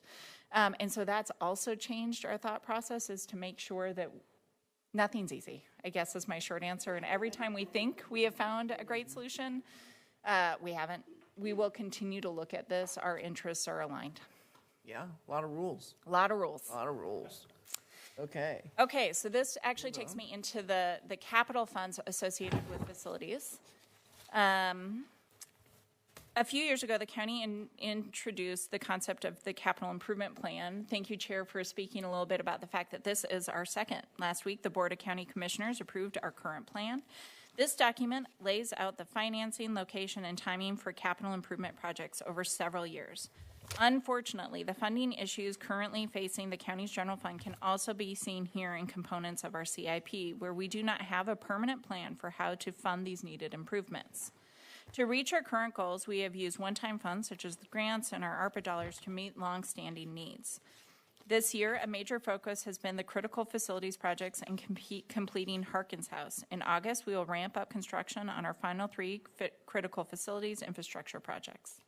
An important note about this slide, the county's lack of a dedicated and predictable funding source for county's ongoing capital needs can be seen in the large amount of unfunded projects in the out years where funding has not been identified. This, too, is a part of our revenue project currently underway. Recommendations are expected to the Board of County Commissioners in January.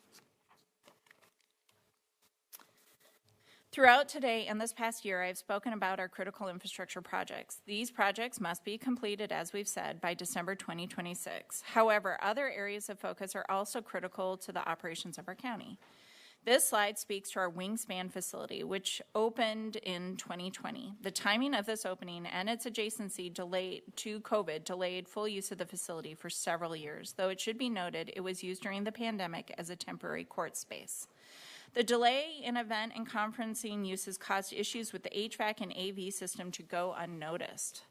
As an example, the facilities ops team is completing a recommissioning of the HVAC system to address programming errors, which is being funded by Energy Trust of Oregon. The capital team just received $100,000 carpet replacement for free from the manufacturer 1 year outside of the warranty period. So our team is working to be creative in finding these solutions.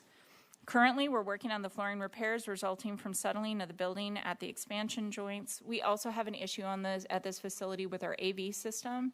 Later, you're going to hear about a move we've made in the lottery fund towards Wingspan to address some of these capital needs that were not projected to have a revenue source. Remaining funds at the time that this fund does close out will be returned to the FF&C Capital Fund for future projects. This is possibly because the debt was not project-specific debt issuance. And then this one is other construction funds are closer to closeout. The emergency communication system was its own fund. We are at its final year within the budget. All punch list items associated with the emergency communication system have been corrected, except for one last UV filter on the water system that should be installed by next week. With the completion of this project, the fund is prepared for closure.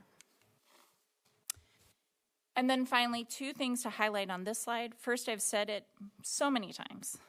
December 31st, 2026 will be a game-changing date for us as the team. Staff are committed to ensuring that we do not send back any federal dollars. Yay.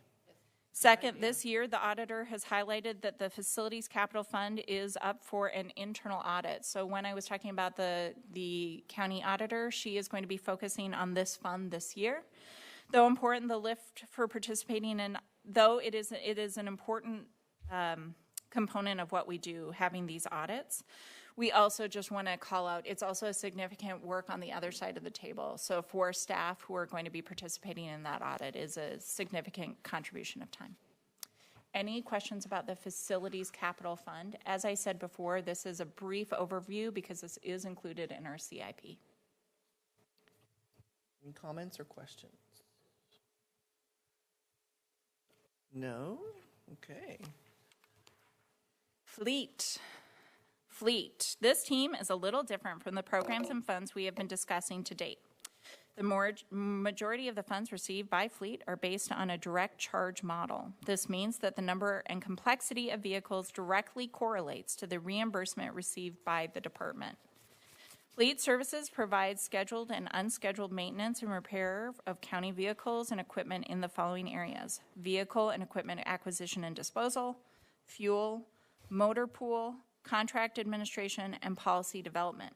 This team does a lot with very little. They have the best inventory tracking scene I have ever seen in local government. If you have ever get the chance to go out and see it, it is an incredible room. They're always prepared to deal with the unexpected, and this preparation has allowed them to be very nimble in moments of crisis. In January, 7 of our marked patrol vehicles parked at our Bethany precinct had their tires slashed overnight.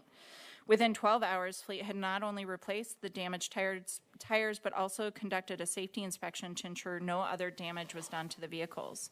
Before the afternoon shift came in, most, if not all, of our damaged vehicles were returned to operational status and back at the precinct for the department. Tariffs are the other thing that come to mind for this department. The department has been proactively looking at all of our vehicle purchases, and when there's an instance where we can bulk order or pre-order for future needs, we try and take advantage of those instances. For a majority of our fleet, most of the vehicles are not impacted by tariffs directly, but supplies and components could potentially be an issue, much like the pandemic.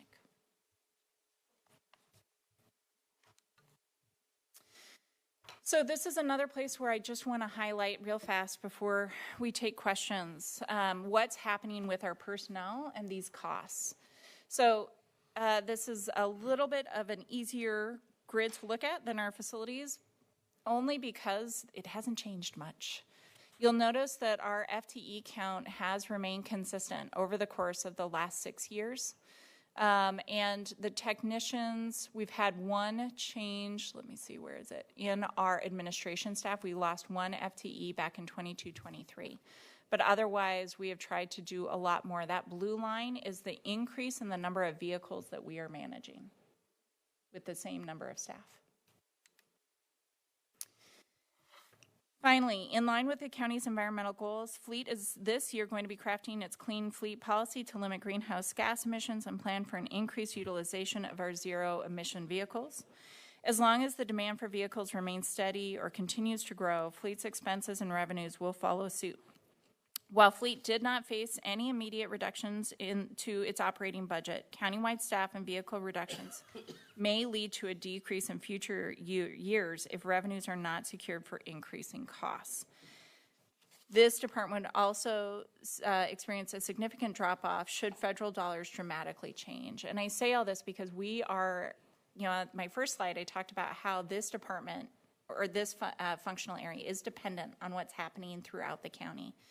If there are significant reductions in another department that change our FTEs or change how we utilize our services, we will have fewer vehicles, fewer gas, fewer computers, fewer everything. So it's just something to note that at that point we would have to also reassess this budget. And with that, I'm open for questions. So where do you see that? Oh, Jeff. So we have a committee member that's not here in person but online. So Jeff, do you have a question you want to communicate? Madam Chair, Jeff has been on since 9:08. He just had declined promotion until now, so hopefully he will come over to ask his question. Okay. He didn't write it in the chat. Okay. All right, well, we'll see if he comes back. Can I ask a question? Okay, so Pam, let's do Pam first. Okay. I thank you for your presentation again. I want to make sure that the clean fleet policy work is being captured in that larger piece around sustainability. Because to me, these are the individual pieces that go together to make up what the county is doing in relationship to sustainability. And I want to make sure that that happens. And the other question that I have, I just want to put a light on the fact that when we talk about fleet, we're also talking about the sheriff's office and the number of patrol cars that we have there. We had discussions yesterday about the need for the increase in that number. So I just want to highlight that we are looking at increases as reasonable through the budget. Correct. So To clarify, the work session discussion yesterday was actually regarding community corrections. I'm sorry, yes. I just want to. Thank you. But we do have the same thing in multiple departments. So when you look at this growth in vehicles, that is going to come in through each of the individual budgets that you hear over the course of the next day and a half. That's where I thought you were going, Pam, with that, saying there's going to be more vehicles in this department. So it's going to be important that we continue to staff and fund this department because there's going to be increased demand. I think my question was going to be, and then go back to the next slide, and you refer to the clean fleet policy. I can't remember what exactly that is, but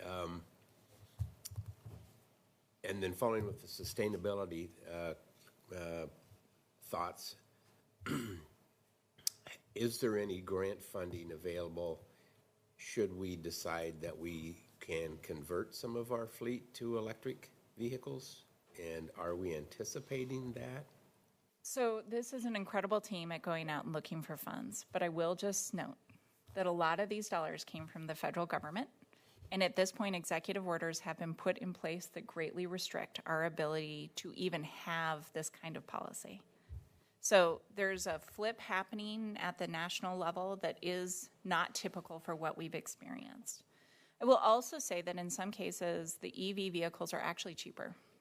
So our goal is to look at right-sizing the fleet, making sure we have the right vehicles for the right uses at the right time. And I can only tell you from my past experience, but buying a used Leaf cost us about $13,000. For going between office buildings, it was a great use because we also didn't have to go back to a fueling station. We were able to charge it at the two buildings and sites, and it added efficiencies to the staffing. We can add the clean fleet policy to a discussion when it is ready to the board and give you more details at that time. But in short, I want to go back to Commissioner Teresa's point. We have hired and retained employees who care deeply about the environment and will continue this work because of their own personal ethic. Well, I guess just to follow up to that, I mean, 4 of the 5 of us drive electric vehicles. Yep.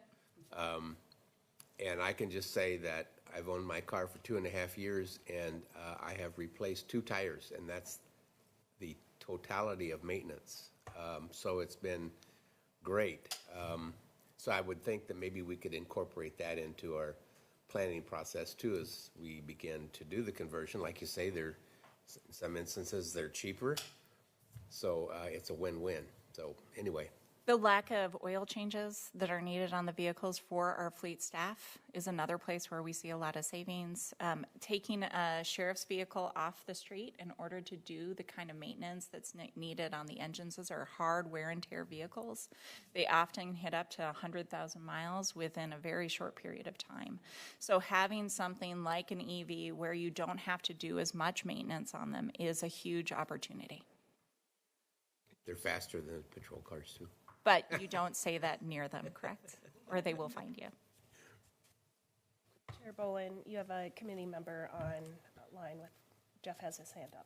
So Jeff, What question would you like to ask? Hi, thank you. Sorry I wasn't available as a panelist. We're happy to have you. Go ahead. Yeah, but I've been listening the whole time.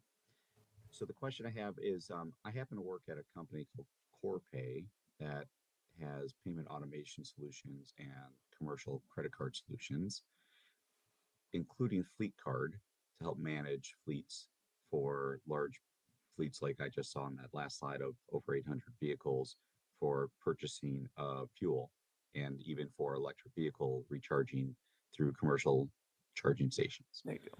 So my question is, can you talk to us about how does the county procure its gasoline?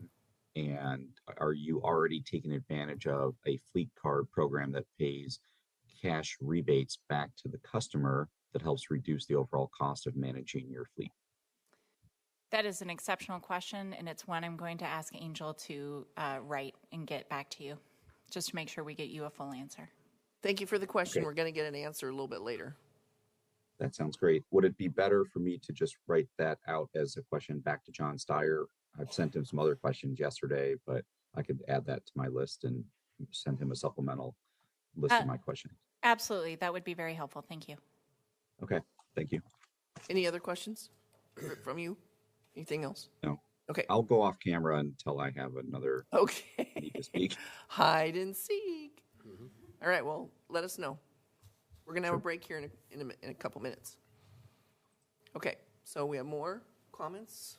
Who's over here? Jason. We'll come back over here.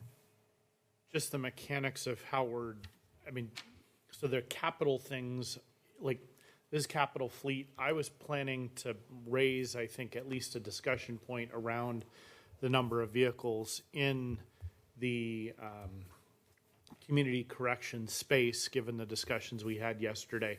Is that appropriate now? I was thinking of raising it more when we're in their budget, but I don't want to be. I would recommend doing it when you're in Okay. the budget of the department, because that is where the actual ad packages are included. Okay, and then was there one over here? Comment? Question? No? We ready? Are we done? We ready for our break? We could. Should we take a break and I then would come love back to have a it? I break. think that sounds So great. what do we get, 10 minutes? Okay, let's do a 10-minute break and come back at, what is that, 11? 11:02? 10:50, 10 minutes, 10:52, sorry. 10:52, let's come back and pick up where we left off. Let's take a break. Right on schedule, look at that. We're doing good. Love it. Good job. Love it. Ann? Let's see what all the emergencies are.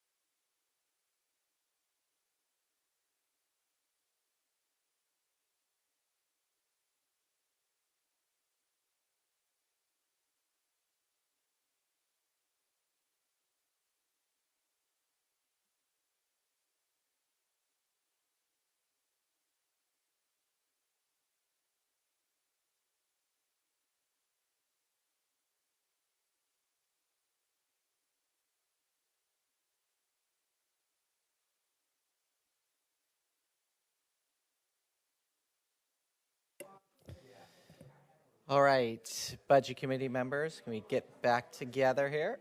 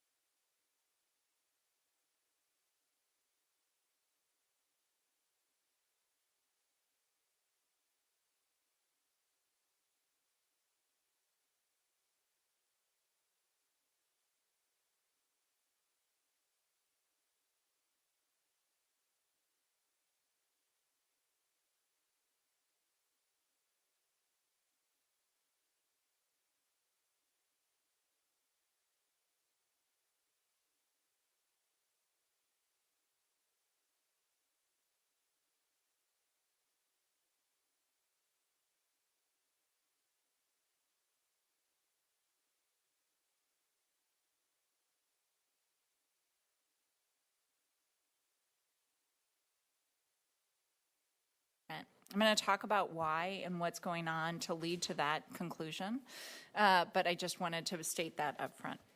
So this small but mighty team manages over 180 funds. For those of you who work in finance, when you think about that, that means each of those funds have to be individually managed. It is a significant lift. And it is one that exceeds where we are with our neighbors who also have significantly lower fund numbers in the 60s instead of 180s. We're trying to figure that out and trying to remedy that in the coming years. But right now, it's a significant lift, and this is one place where our county auditor, not the one who works here, but our financial auditor has commented multiple times that we need to reduce the number of funds because of the taxing effect it has on our financial team and the cost to the county for managing that number of funds. This team is led by John Steyer for over the past 6 months.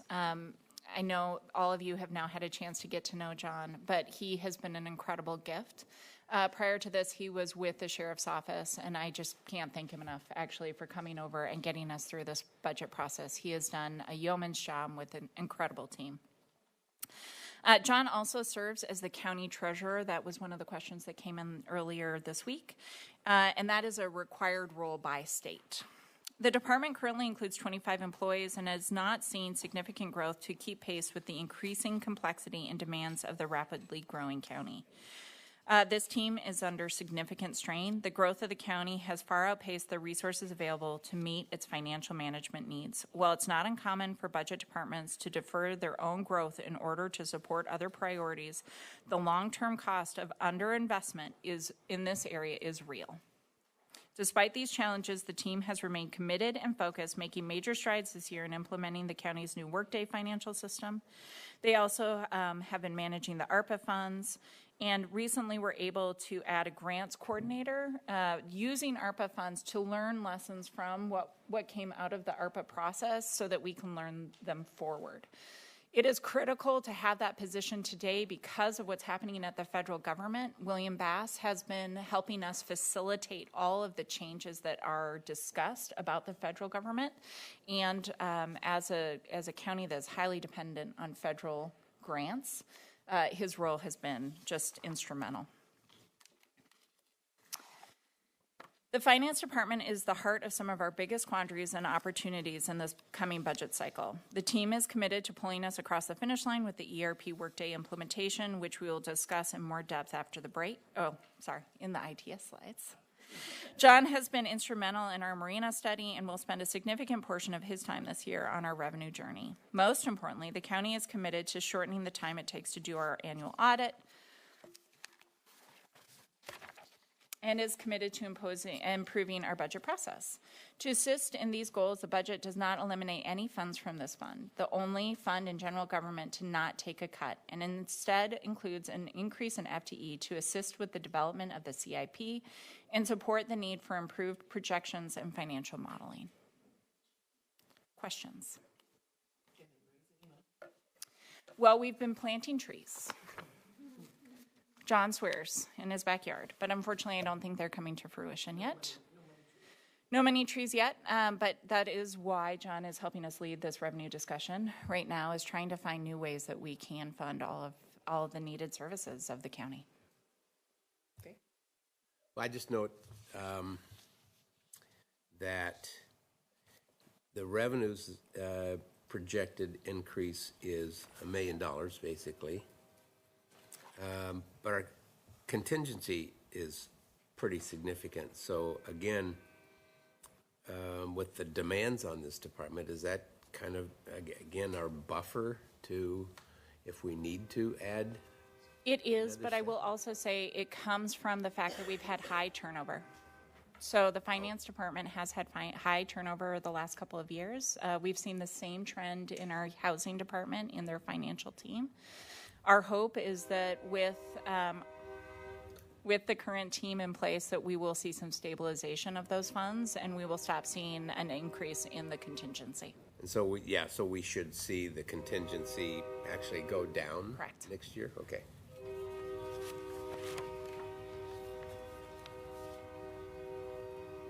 Speaking in between horn blasts, anyone else? Okay, human resources. Made up of 40 employees, this team provides a suite of services to our various departments, including talent acquisition, employee and labor relations, human resource business systems, classification and compensation, benefits, leave and wellness program administration, learning and development, and administration of personnel rules and employee recognition and engagement. Managing the county's insurance, they also manage the county's insurance programs for liability, casualty, property, and workers' compensation insurance funds and oversees the county safety. These funds will be addressed in more detail tomorrow. At the beginning of my slides, I outlined how changes in our work environments have impacted our teams. They are having to do more with less.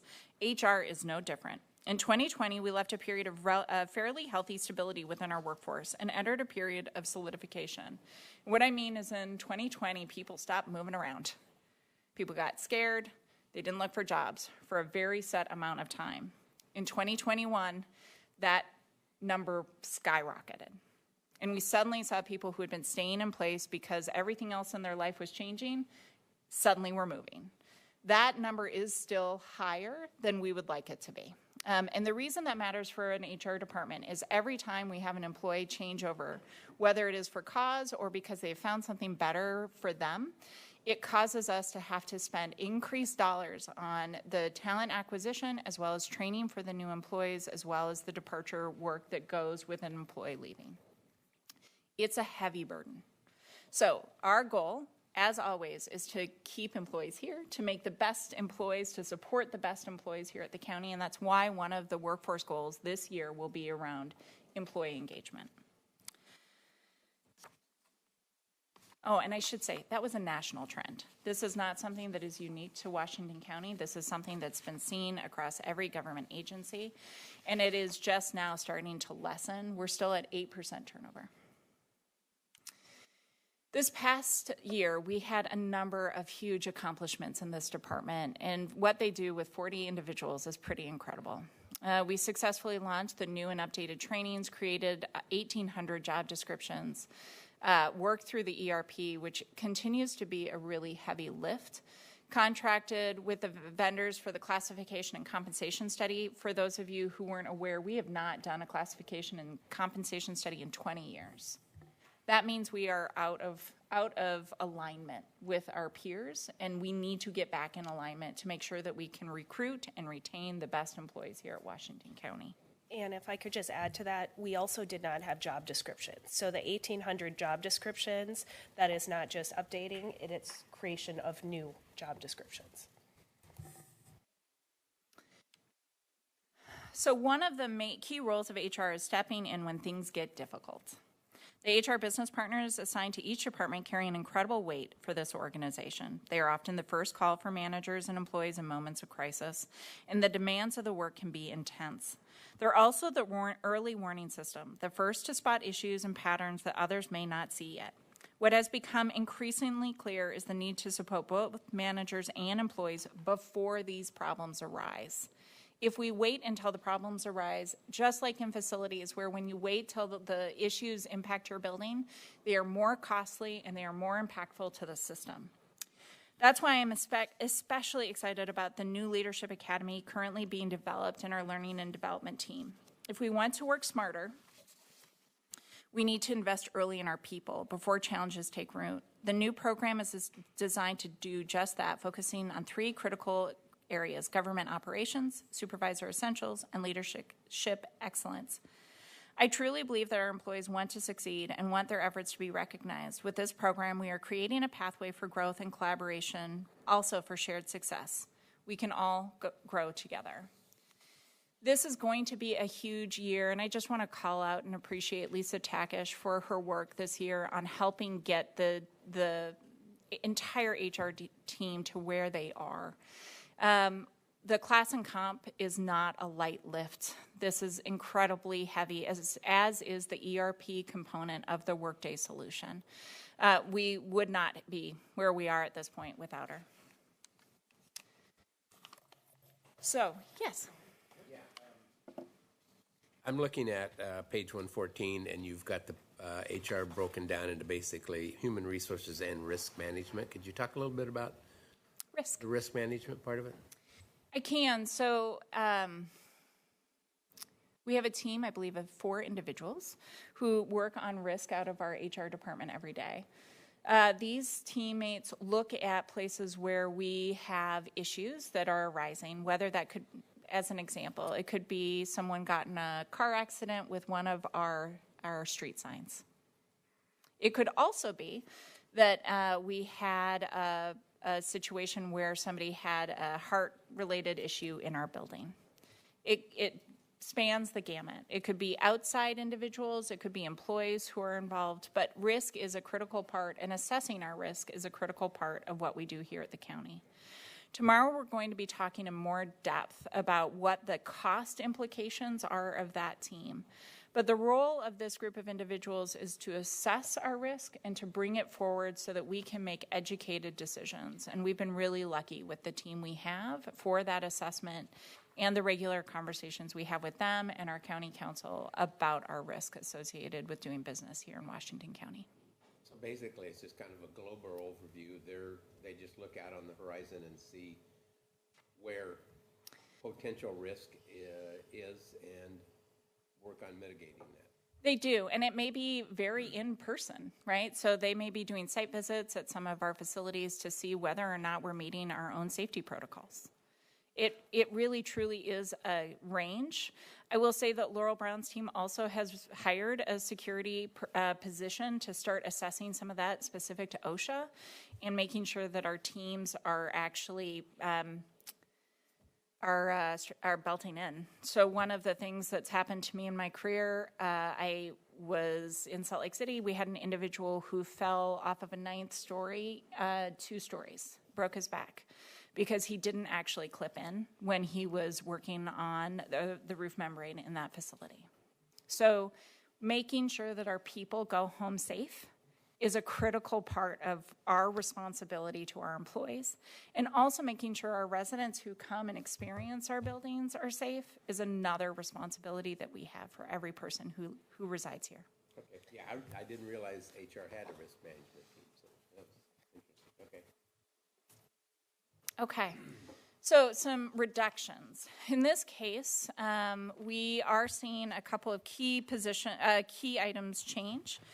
First, we're eliminating 1 FTE, which is a human resource analyst, 1 position. Materials and service expenditures are decreasing largely due to reductions in professional services for software, outside recruitment, conference support, pre-employment testing, and a one-time contract for the classification and compensation study. Additional reductions include job placement advertising, so we won't be advertising in as many places for the positions we're trying to fill, as well as the end of the TriMet Passport program. I do just want to call this one out because it is unique. It's something that we have cared about providing our employees. What we realized when we were doing the assessment is just the low uptake and use of that as an alternative way to get to the workplace, and we couldn't justify the expense when we were cutting elsewhere with so few riders. And to just add to that, we have to provide that for all employees or no employees. So it's a package deal. Is that elimination or reduction? We can't actually reduce that program. That's what the CAO was just speaking to. Okay. It just in the verbiage it says reduced. That's why I was asking the question. I am definitely wrong on that one up there. And I that wasn't my point. So we can't negotiate with TriMet for reduced prices? No, so the way it works, and this is why some communities don't go into the program, you have to pay for every single employee that you have, and it's based on your FTE count. It cannot be a half in, half out scenario. You cannot, for the reduced rate, you have to pay for every employee to have a pass. Wow. Yep. That needs to be negotiated. All right, put it on the list. I'll put it on the Put list. it on the list. All right. You don't moving get on? another break. Okay. No, no. Sorry. No, we had our break. Check. We want to get to lunch. Responding to new, okay, so now we're moving on to page 119. ITS. Okay, good. Okay, so this budget includes a significant reduction in the ITS capital projects. So you're going to see that as we talk through this. This proposal only has the $1 million in one-time SIP dollars as the remaining source. The reductions will result in fewer IT capital projects being funded. Given the ongoing reductions the county has experienced in the last few fiscal years, ITS will also no longer be accepting IT capital demands whereby the requesting department does not have to have an ongoing expense. I'm calling this out early in our conversations because this is another place where our capital needs are not meeting up with the needs of our personnel or our departments. But now I'm going to talk about all the great things with this department. So this is a leading edge organization department. Under the tutelage of Luke, it has been just such a pleasure to watch the incredible business practices of this team. If you want metrics, this is the team for you. They know every single. Yeah, it's incredible. Like they can pull up every single data set, and it's. They're actually leading the way when it comes to things like our work plan developments, and I just want to give them some kudos for their terrific work.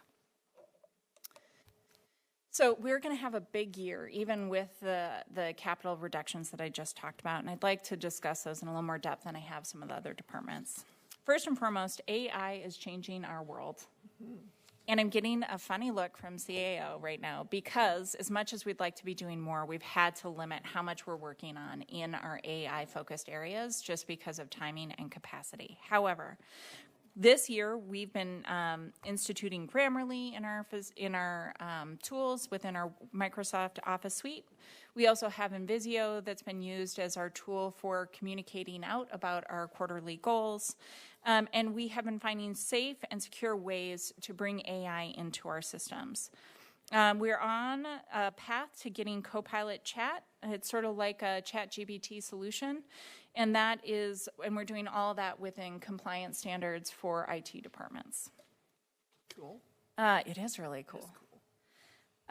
They like it when you... Modern government body. Woo! I know, it's exciting.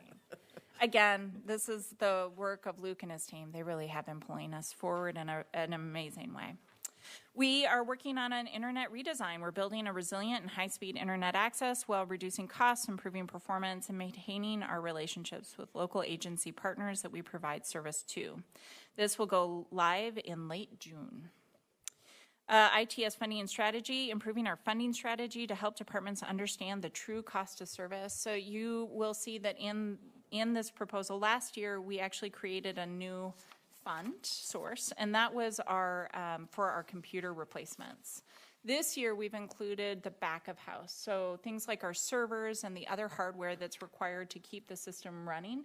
There's now a charge that is independent within our cost structure, and that's after the great work of Kia Sandberg and that team trying to figure out how we can actually cost the price of doing business. Our Horizons team, our new internal employee portal that modernizes our internal website technology to align with the county's external website is launching in late June. I've had the honor of being a part of this project, and it's so amazing to come to a place where we communicate with our employees so well. The content is led often by Philip Bransford, but the structure and keeping that whole project moving really does come from our ITS department.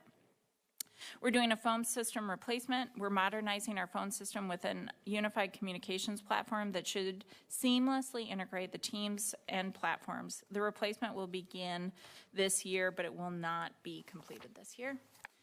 And then we're doing a Windows 11 transition. Over the next few months, we'll be rolling out Windows 11, a major OS upgrade to all county computers. While historically we have always had to staff up to deploy this replacement, the ITS team has engineered solutions to allow for in-place upgrades, thus saving time and resources. And then finally, and most importantly, is our Workday solution. This has been housed in this department. And with that, we're going to talk a little bit about that project in 2 slides. So what are the reductions? $324,000 reduction in materials and services will affect software subscriptions, licensing, and hardware availability for departments. What has happened historically is when a department is interested in a new application, they contact us, we put them into a pool, we evaluate which ones rise to the top, and for departments that are internal services specifically, we've been able to fund those out of this fund. What often happens in governments is that the individuals who have grant funding have shiny new software apps, and the individuals who do not have grant funds do not have shiny new apps. That means that you've furthered the divide that CAO Angie talked about last year, which is the story of 2 counties. We've worked really hard to not do that here, but in this case, we could not continue this program while we were making other reductions. We also eliminated 3.5 FTE positions. This includes the deputy position in ITS, which was going to be our chief innovation officer, focused on things like AI and moving some of these other forward-leaning projects. Unfortunately, again, we just don't have the revenues at this time to be able to do that programming. And then I do just want to comment on the other FTEs. So these were, in 2 cases, work-back positions. So individuals who had retired and were helping us with some transitions around ERP and other items, and those positions have been eliminated.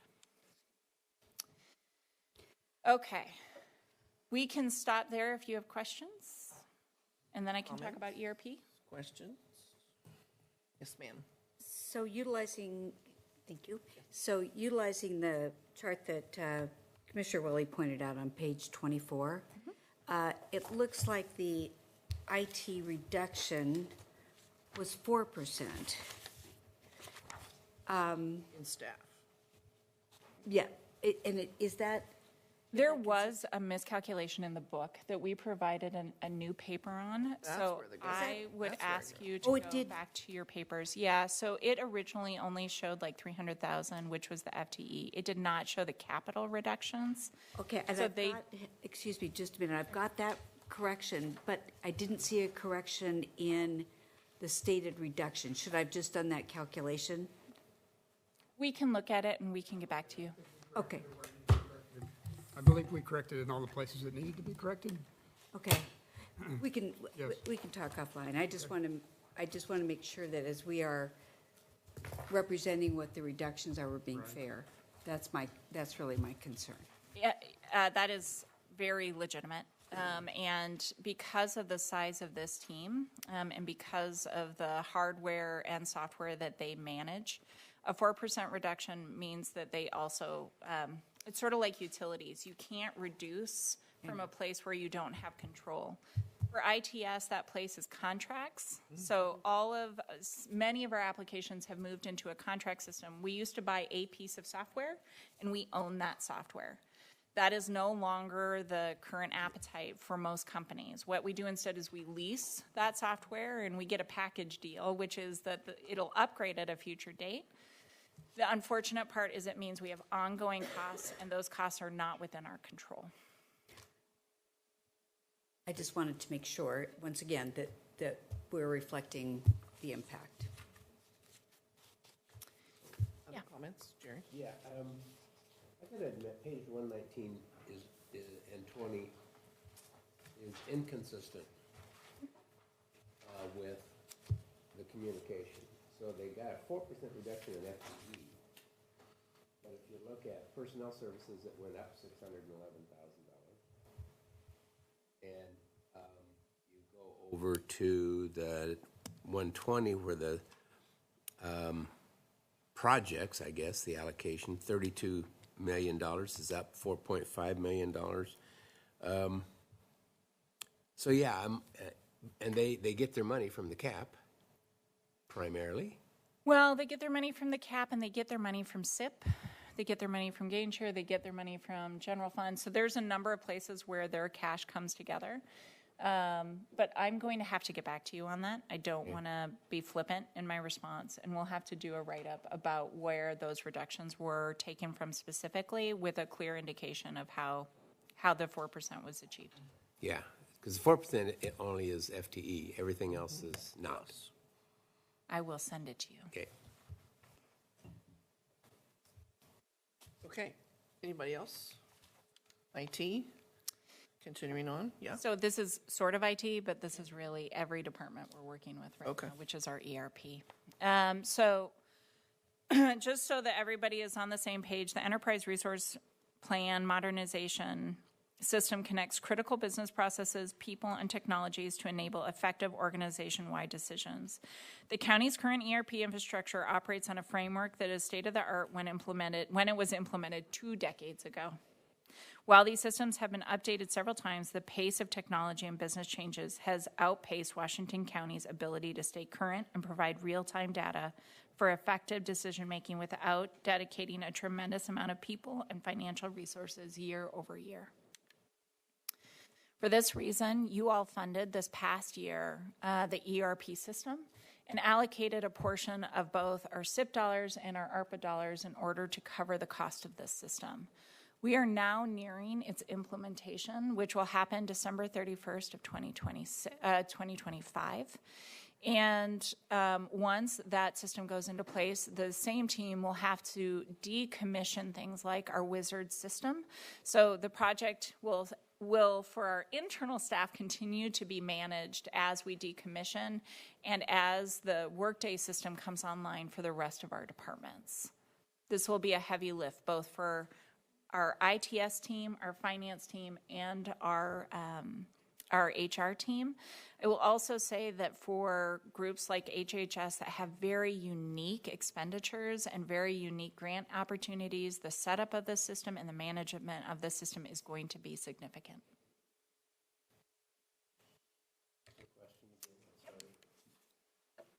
Yeah. So, page 121, 4% reduction is a little bit. It says they're eliminating the enterprise resource planning analyst. So we're just kicking this plan off. Why are we eliminating that position? So we have there are different ways we funded positions for the ERP. Some of those came out of our CAP, and some of those came out of our ARPA funding. The position that we're eliminating was an original CAP-funded position when we were first daydreaming about the ERP system. And that was a work-back position where the individual had long-standing experience with the county and was able to help us migrate towards the new ERP. They've been instrumental in helping us lead this team. But with the other backfill positions that we have today, we feel like we can carry this through without that FTE.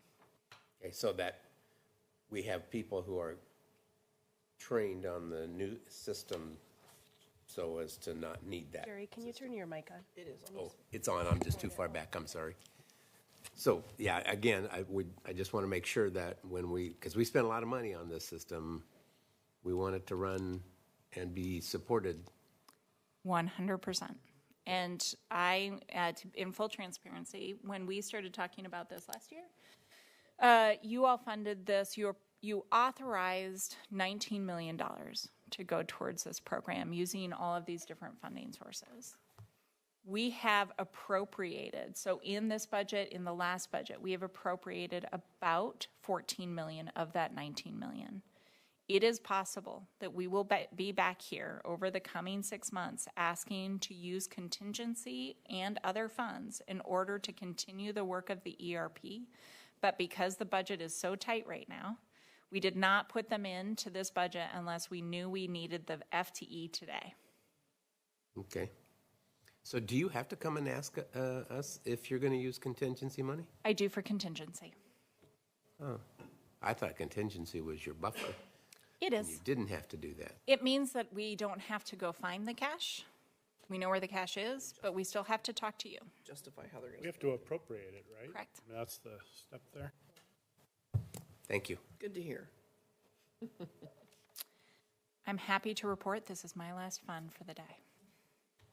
So, mail and print services, yes. Before you begin, Ann, I just want to underscore that point just for maybe members of the public. If there was a contingency line item, which we don't have, I just want to say, like within the CAO budget of like 100,000, and it was contingency within the CO budget, that was part of this document that you would approve, I would have the authority to spend that within the budget parameters.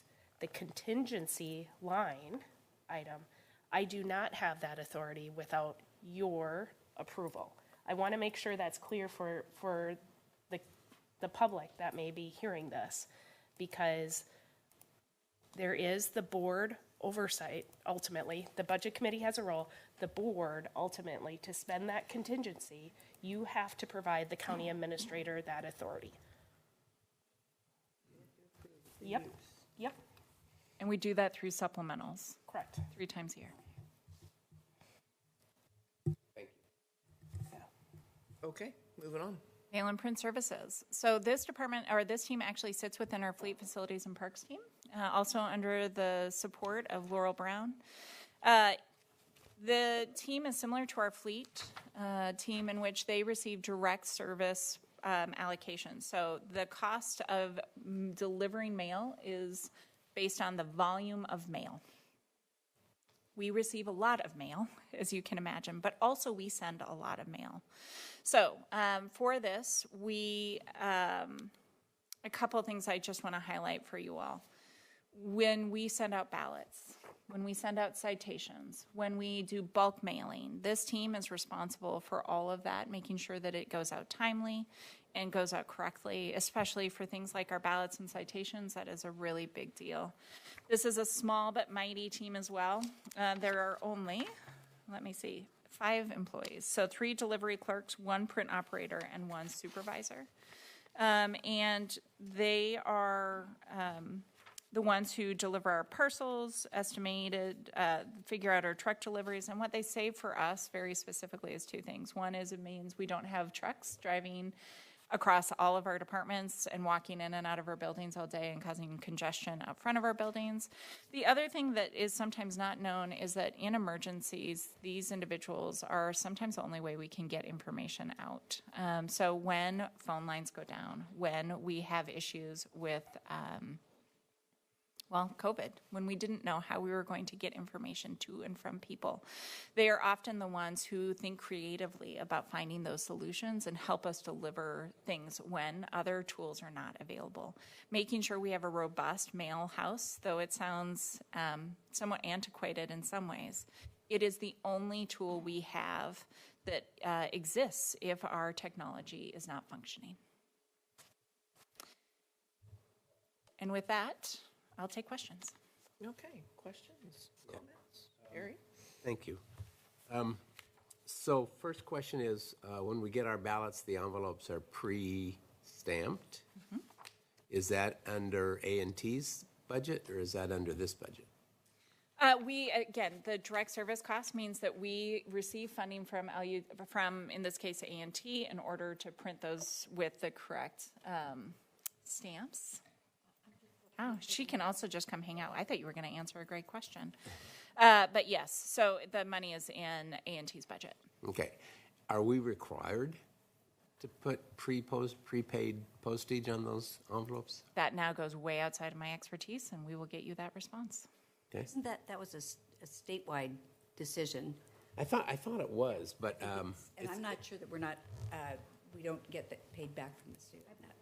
But I believe it is required, but I will get back to you with the best. yeah, because that's an expensive thing. I remember that prepaid envelopes cost like 150% of a stamp, and I don't know why that is, but that's what the post office charges. But anyway, yeah, so I'd like to have a little bit more information on that. Okay, information on the prepaid postage envelope. Yeah. Mm-hmm. Other comments, questions, concerns? Wow, you made it through. Good job. See you tomorrow. All right, see you tomorrow. All right, so next on our agenda is our land use and transportation, correct? Chair Bolin, actually, next is assessment and taxation, Oh, I believe. okay.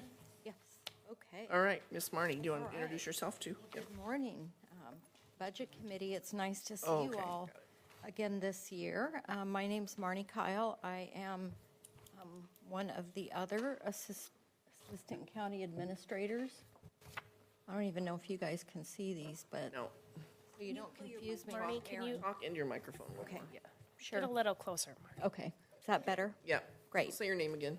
Great. My name is Marnie Kyle. I'm another of the Assistant County Administrators, and I'm happy to be here with you again this year. I have a couple of new departments in my portfolio, so you'll hear from me a little bit more this year. Right now, I'm going to start out with assessment and taxation. And assessment and taxation is really the backbone of local government funding. The staff in this department ensure that the property values are being tracked, taxes are being properly assessed, and revenues are being collected in order to fund county services for the community. There are over 200,000 property tax bills for 64 different taxing districts in Washington County. This makes up a total portfolio of $197 billion, and that produces $1.67 billion in property tax and additional revenue. The average price of a house in Washington County is $605,671.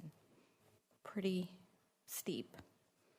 A common theme in our budget presentations that you heard today and you'll continue to hear throughout these 3 days is reduced general fund allocations involving reduced programmatic capacity.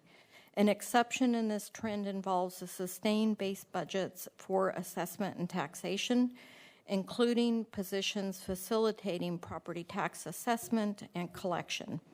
This helps ensure that we're collecting maximum revenue not only for county services, but for our city partners and other special districts.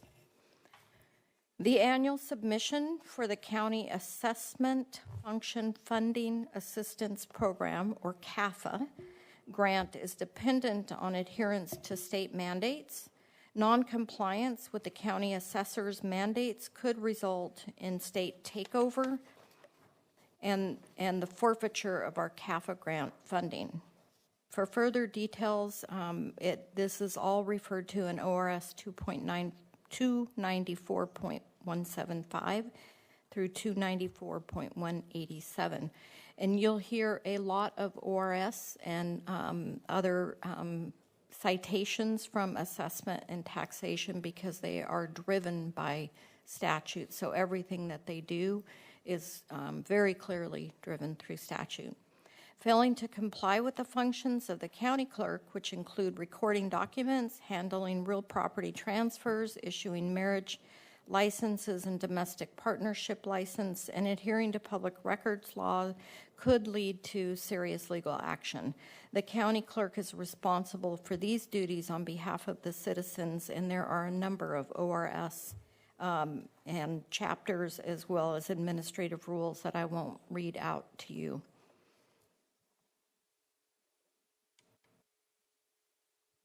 Okay, although I'm talking today about assessment and taxation, elections, I'm talking about elections separately in a few slides, but in this budget slide, elections is part of the department, and so elections is included in this slide that's before you right now.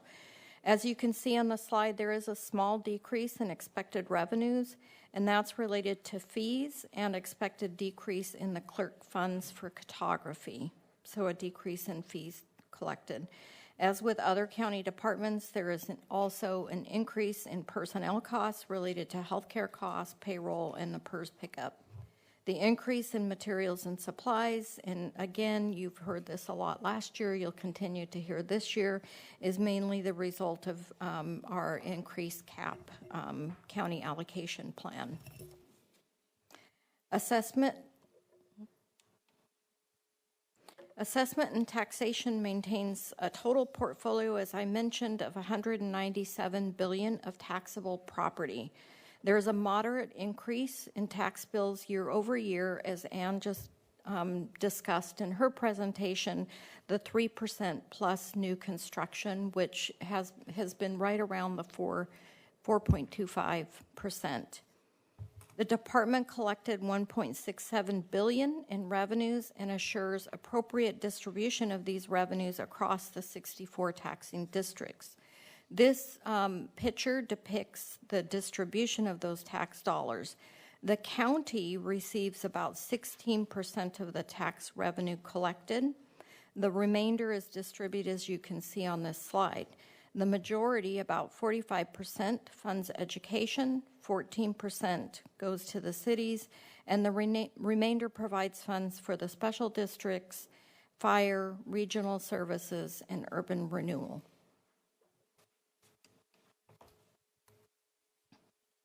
In an effort to increase revenue for Washington County, you'll see that assessment and taxation is requesting one additional FTE of an industrial appraiser. In addition, the proposed budget eliminates 2 part-time positions and replaces them with an administrative assistant too. These changes will result in increased revenue for Washington County and more efficient use of the resources. And a lot of the trends and initiatives on this slide, I have spoken to the amount of revenue that's been collected, the number of property tax bills that have been managed. I'll also just mention that we have seen record-breaking requests for passport applications this year. Many of you, if you've been in the building, and especially commissioners, have seen lines down the hallway. And I'm just really grateful for the staff who have stepped up and processed these in a timely manner. I think it's a lot as people get ready for real ID. I unfortunately put it off and have looked every single day and can't get an appointment to get my real ID. So I'm grateful that I have a passport and that we offer this service. You also may have heard that Multnomah County is proposing to stop providing passport services, and so we are aware that that could mean an increase in folks coming here for that service. Wow. Yes, Jerry. That's certain, there's a charge, but it's a pretty small charge. So have we done a cost analysis on that? We did. Are we limited by what we can charge? You know, we are limited in what we can charge. The fee is set by the federal government, and it hasn't increased in several years. Joe has recently provided an evaluation of that cost, and we are really close to right now it's costing us about $35,000 more than what we're getting in fees. So we're close to break even, but not there. And so there is an effort at the national level and through assessment and taxation, government relations to get that fee increased because it's been several years. So it is a service that we are slightly upside down. Mm-hmm. Chair, if I might, almost 4 decades ago, my first professional job during college was as a bank teller, and this was all pre-ATMs and auto deposit and everything that we can now do. Yes, this is the dark ages. We got it. Where you had to go to the bank to cash your paycheck, where you got vacation paychecks as well. And when there was a 4th of July holiday limiting that, there were lines out the bank and down the street. And that experience always stayed with me for frontline workers, that it is wicked stressful to have lines. And our employees have been facing lines every single day for this whole fiscal year as the Real ID requirement has been coming and continues. So thank you to our staff for enduring that with a smile on your face. I couldn't do it. We're a society that lives by deadlines, right? Yes, and thank you, Chair Harrington. That's very true. And I think we thought we could breathe a sigh of relief when the lines for tax deadline started to dwindle, and then they didn't stop. And so I think CAO Angie and I asked Joe, well, what's going on? Why are those lines so long? And we learned that we were having record-breaking requests for passports. So thank you, Joe and team. Just to add on to that, my husband also waited too long to try to get his real ID. He sat and waited in those long lines and got it. And the expectation, I think, was like 10 to 14 days to get your ID, and it was less than that. And he was just, I mean, he waited for a long time, and the day was painful for everybody. But the service and how quick we were able to turn that real ID and get it in his hands was exceptional. So good job. Pain before the gain. And we can fly on Memorial Day weekend to bury my mom in Illinois. That's excellent. I'm thankful that I have a passport and not going to stand in those lines. Thank you. Okay, we'll move on to elections. So elections, it begins on page 93 of your budget. The elections division is within assessment and taxation, and they are, as you know, responsible for all federal, state, and local elections. A few of the tasks that are involved to run a fair, transparent, and legal election includes measure and candidate filings, so making sure that those are received appropriately, that they are documented appropriately in the filings.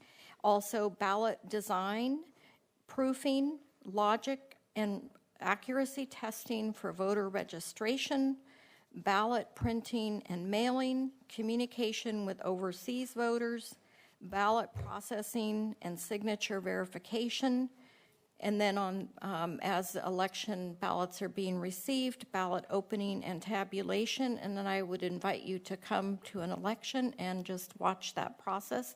We have a nice observation space with monitors, and folks are welcome to come and watch that because it is quite the process. And then there is adjudication of those ballots. And just to give you an example, in the last presidential election in November, there were over 301,000 ballots that were accepted and processed, and this is done by over 150 temporary staff that are employed by the elections division. And so we grow from our small staff of 10 to over 150 temporary volunteer staff. And those staff responded to over 8,600 calls and questions during that election season. There is also comprehensive voter education and outreach that's happening during this time period, and that is supported by our staff, including bilingual staff. So you'll note in, sure. No, go ahead, I was going to move to the next. I just noted in the elections on page 93, as you point out, there's no contingency for that department, so stuff happens. I mean, I don't know how many variations they put out on the ballots every time there's an election, things like that. So, and we've got November coming at us where we know there's stuff. So, are we properly funded here without a contingency? It is, so that would be part of the general fund contingency. So we talked about contingency when Ann was talking. Ann was covering internal service funds. Each of those areas are their own fund, so they have their own set contingency. A&T and elections is part of the general fund, so if something would happen, it would be general fund contingency. Thank you. Thank you. Okay, I'm going to move on. In several of my portfolio areas could be impacted by some of the federal activity that's taking place, and so when that is the case, I'm bringing that forward just for your information. So in the elections division, there aren't any specific direct funding impacts that we're aware of at this point. However, the presidential executive order known as Restoring Trust in American Elections, could have significant impacts on elections. That executive order was signed on March 25th of 2025. The executive order could change the way we do elections in a number of ways, including it would require voters to present documents attesting to U.S. citizenship when completing their voter registration form. It would require state and local election officials to verify citizenship of voters already registered by checking these rolls against other databases. And right now, the way that the system works in Oregon is it's attestation.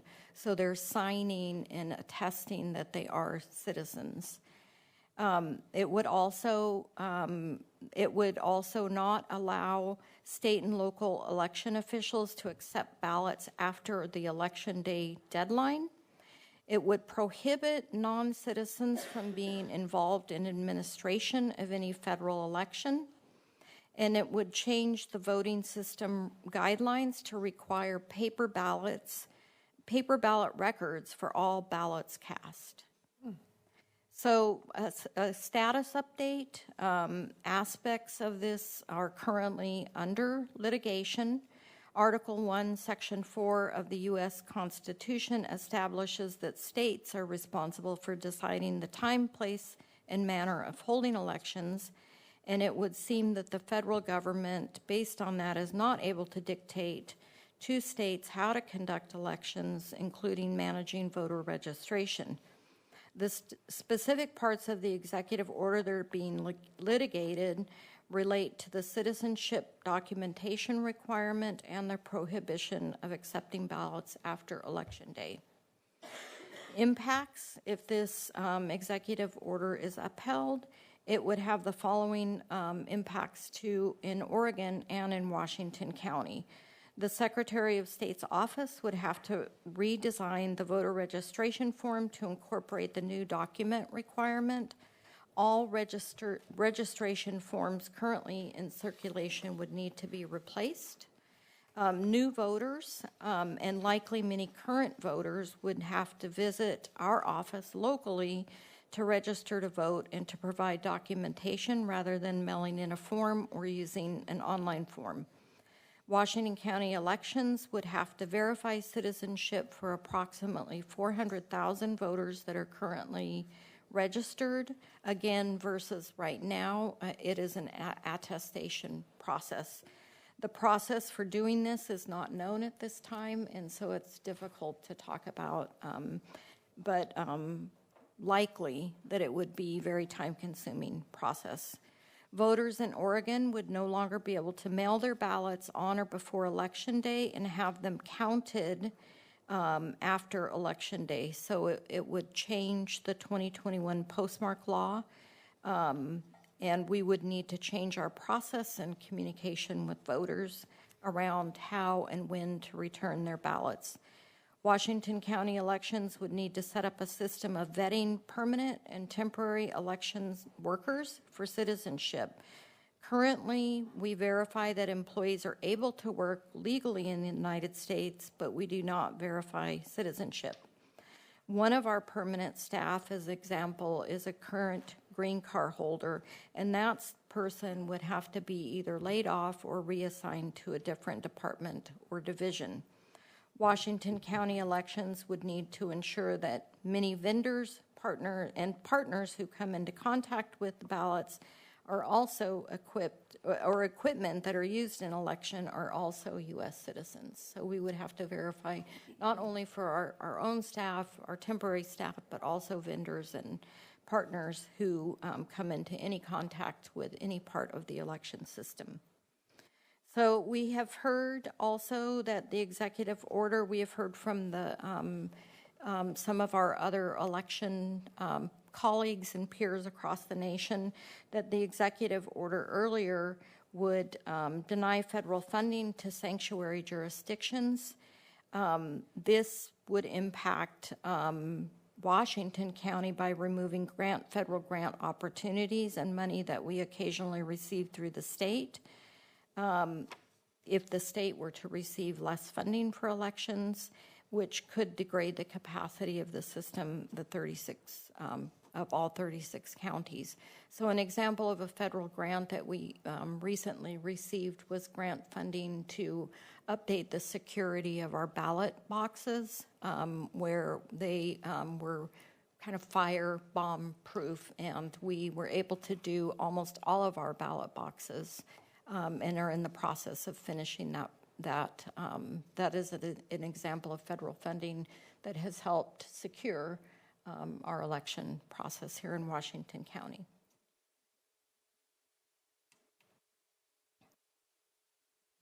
Oops. So where are we on that? Not we, but Litigation? where's the litigation on this? And, I mean, is this going to be effective for this November ballot election, or? We are waiting. The litigation has been filed. It can take several months to years, and we are following the Secretary of State for guidance and any updates. As of last week when I put this together, that is the most recent information that I have, but it looks like. Yeah, just for Board of Commissioners and also Budget Committee awareness, the board is scheduled at their June roundtable to have a discussion of what is known at that point with federal orders and direction. So we can add this to that list, Jerry, and make sure that we cover elections. I was just going to say this, that would be huge. Yes. Yes, and so you will hear, as Marnie indicated through her presentation, she will try to lift up maybe some of the uncertainty we have right now on the federal direction or uncertain. We just don't know, but we are not prepared to dive deep into those topics. Okay. Thank you. Yes, so my intent in these presentations, as CAO Angie just explained, is really to just let you know where we have uncertainty questions. If we know something, we're sharing that with you just for awareness, and do not have all the answers. Yes. Changes minute to minute. There was another comment? Yes, Sharon Harrington. Actually, so in part of that Q&A set, as the budget document talks about the VOATZ program, I can't pronounce it. What? I think it's pronounced votes. Okay, the No, it's VOTES spelled program for oddly. uniformed and overseas voters. As far as I know, I believe that's an electronic system versus a paper system, is that correct? My understanding. Okay, yes. so that might be on that list of potential impacts then. And just thank you for verifying that for me. That was my question. But also for Budget Committee awareness, the Board of Commissioners, every single business meeting since October of 2024, we've had public comment about elections and federal requirements. So this is a topic that weighs on our minds every single week, every single day. Thank you. And then I understood the Attorney General started some kind of a website to track all the executive orders, so somebody's monitoring that too? Correct. Yes? Yes. Okay, good. All right. Yep. Any other comments, questions? Yes, Joe? Oh, I'm going to do Joe first. Okay, I'm sorry. Mine was back with assessment and taxation. There was just something, it talked about revenue being reduced because of, I'm sorry, I don't have it in front of me, but it was like because of less revenue from image sales. I was just wondering what were the image sales? Cartography, yes. Oh, okay. All right, thanks. Okay, comment over here. Thank you. Is it known or has it been estimated what the potential financial impact might be were the presidential executive order to be implemented? We are working on assessing that, but I do not have that now. It would be significant, and I think that we have to have more guidance from the Secretary of State, as well as then we'll be able to provide better estimates. So hopeful at this point that we will have no changes, or we will have a long glide path to the changes because this is significant. Thank you. Yes, no? Any other comments, questions, concerns? Are we ready to move on from elections? No, Melissa? I just had one question. So, so the reductions was the elimination of the one FTE, but in the book on page 93, it says the general fund subsidy went up 6%. So I don't understand that. So the general fund subsidy can still go up because of all of the costs associated with, as we've kind of mentioned before, the employee costs, the health costs. Yeah, so it's still a significant increase. The cost for the 9. Yes. Net. Yep, the net increase. Got to pay for the 9. We don't get 10. Okay. Anything else? Okay.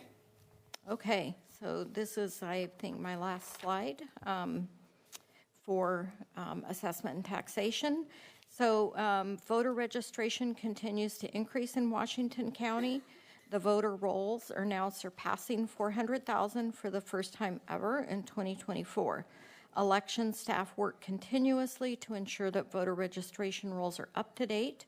For example, in 2024, staff processed over 120,000 updates on voter records.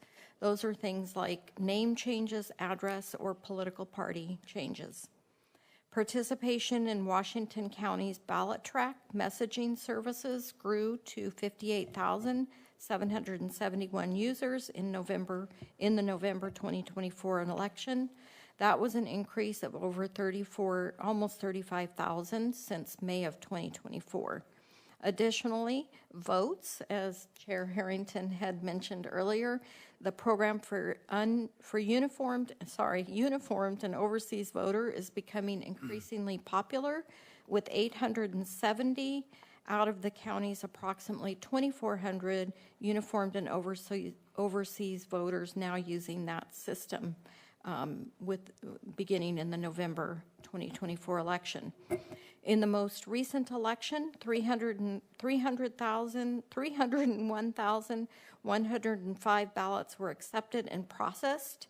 I already mentioned we used temporary staff, and we also received over 8,600 calls. The voter assistance team reemerged after the pandemic and have assisted 171 voters in the last election. And that is oftentimes people that need assistance reading or marking their ballots. And so this team will go out, for example, to assisted living centers or places where people need assistance in their voting. Due to general fund constraints, elimination of 1.0 FTE Administrative Specialist 2 position is included in this proposed budget. This will require, of course, remaining staff to pick up that work, which can, as you know, impact staff morale, increase burnout, and lead to errors or less efficient customer service. Because this is a bilingual staff position, it could impact language-appropriate communication and resources. However, we do have 2 other bilingual staff remaining in similar positions. Again, failure to comply with election laws may result in legal action and can threaten the citizens' rights to participate in the electoral process. And this authority is outlined in ORS 246 through ORS 260, the Oregon Constitution, and also applicable federal law. Again, pointing out that throughout assessment and taxation, including in elections, we are very much driven by statute and laws. And I will stop there and see if there's any other questions around assessment and taxation. Such an exciting topic. It is. Well, Joe's been sitting on the edge of his seat. I can tell. Since we started, so. All right, any other comments? Just a quick Questions? question. The voter- Melissa, yes. Thank you. The voter assistance team, is that the volunteers that go out into the community to mainly senior citizen places and help them with the Yes, budget. the So that's a only- volunteer-led team, right? It is, my That team? understanding is that it is not a volunteer team. They are paid? temporary Oh, okay. paid staff because they have to be vetted and trained, Okay, Or what you're allowed and not allowed to do. right? yeah, I know there's two.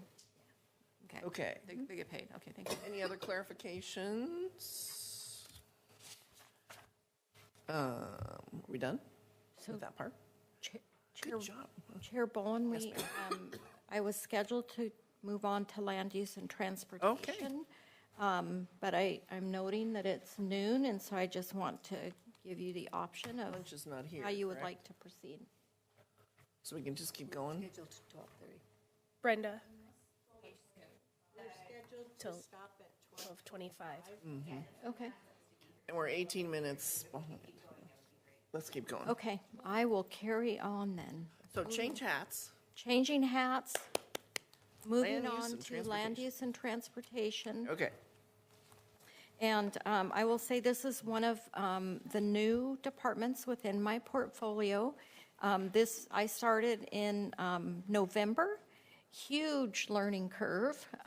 Never thought when I was in my nursing training that I would be learning about how we build roads and design communities. But it is actually fascinating. And of course, because I have a 40-year public health hat, I can absolutely see how this is related to public health and just couldn't help myself but sharing that. Also want to say what an incredible team. You just heard about the incredible team that Joe leads in assessment and taxation. Stephen Roberts is the director of land use and transportation, and his team.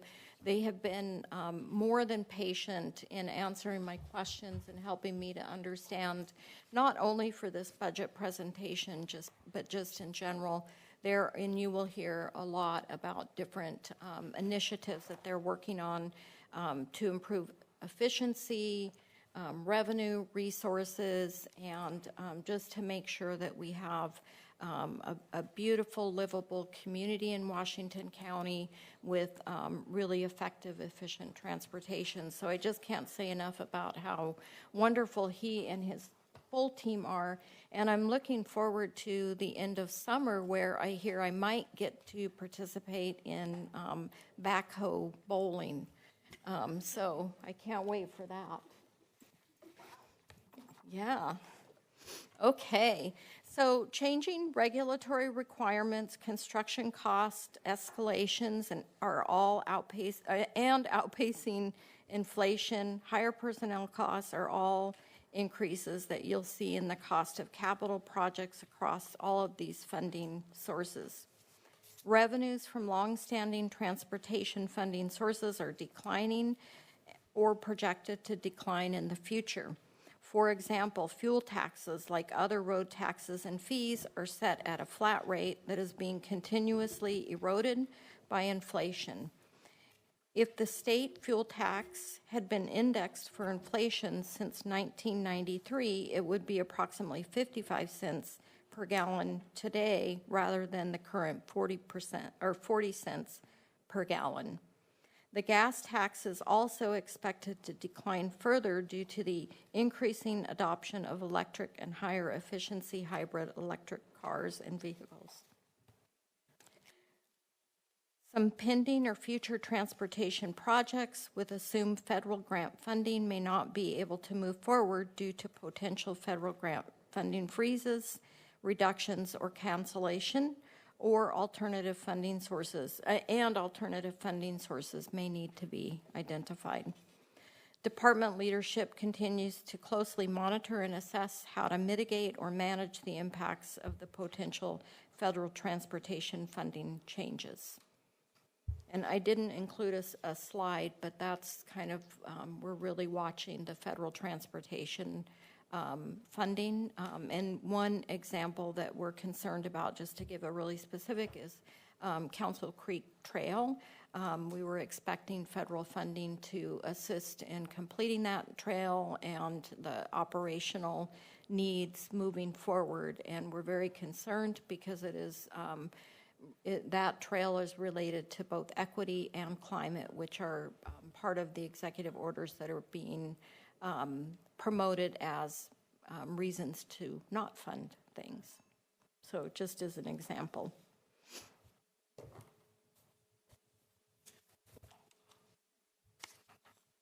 Okay, the mission of Land Use and Transportation is building and maintaining a great transportation system, planning and protecting the uses of the land.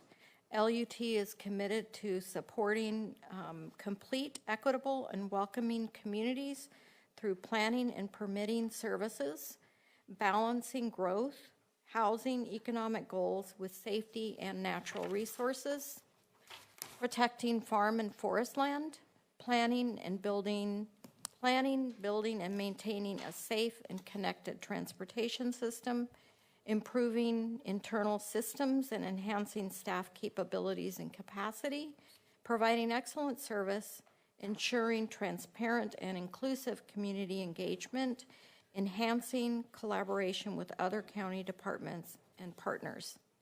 And I will testify that I have seen this in my short tenure with Land Use and Transportation and previous when I was working more directly with Health and Human Services. They are really living their mission and values within the department. Land Use and Transportation has 17 funds to track revenues and expenses while assuring appropriate use of various funding sources. As you can see from the organizational chart, the department is organized into 7 functional areas, and I'm going to provide a brief overview of each of the divisions and the major programs. So starting with Community Planning and Development Services Division, there are 4 main programs within this division. Community Planning, which maintains and updates the comprehensive plan, including Community Development Code, to reflect local priorities and meet local, regional, and state federal mandates in the unincorporated areas. Transportation Planning, maintain and update transportation system plan to reflect local priorities and meet local, regional, and state and federal mandates. They are primarily focused on unincorporated areas, but we do coordinate with cities for county roads within the city and any regional connections. The development and review within current planning, the process.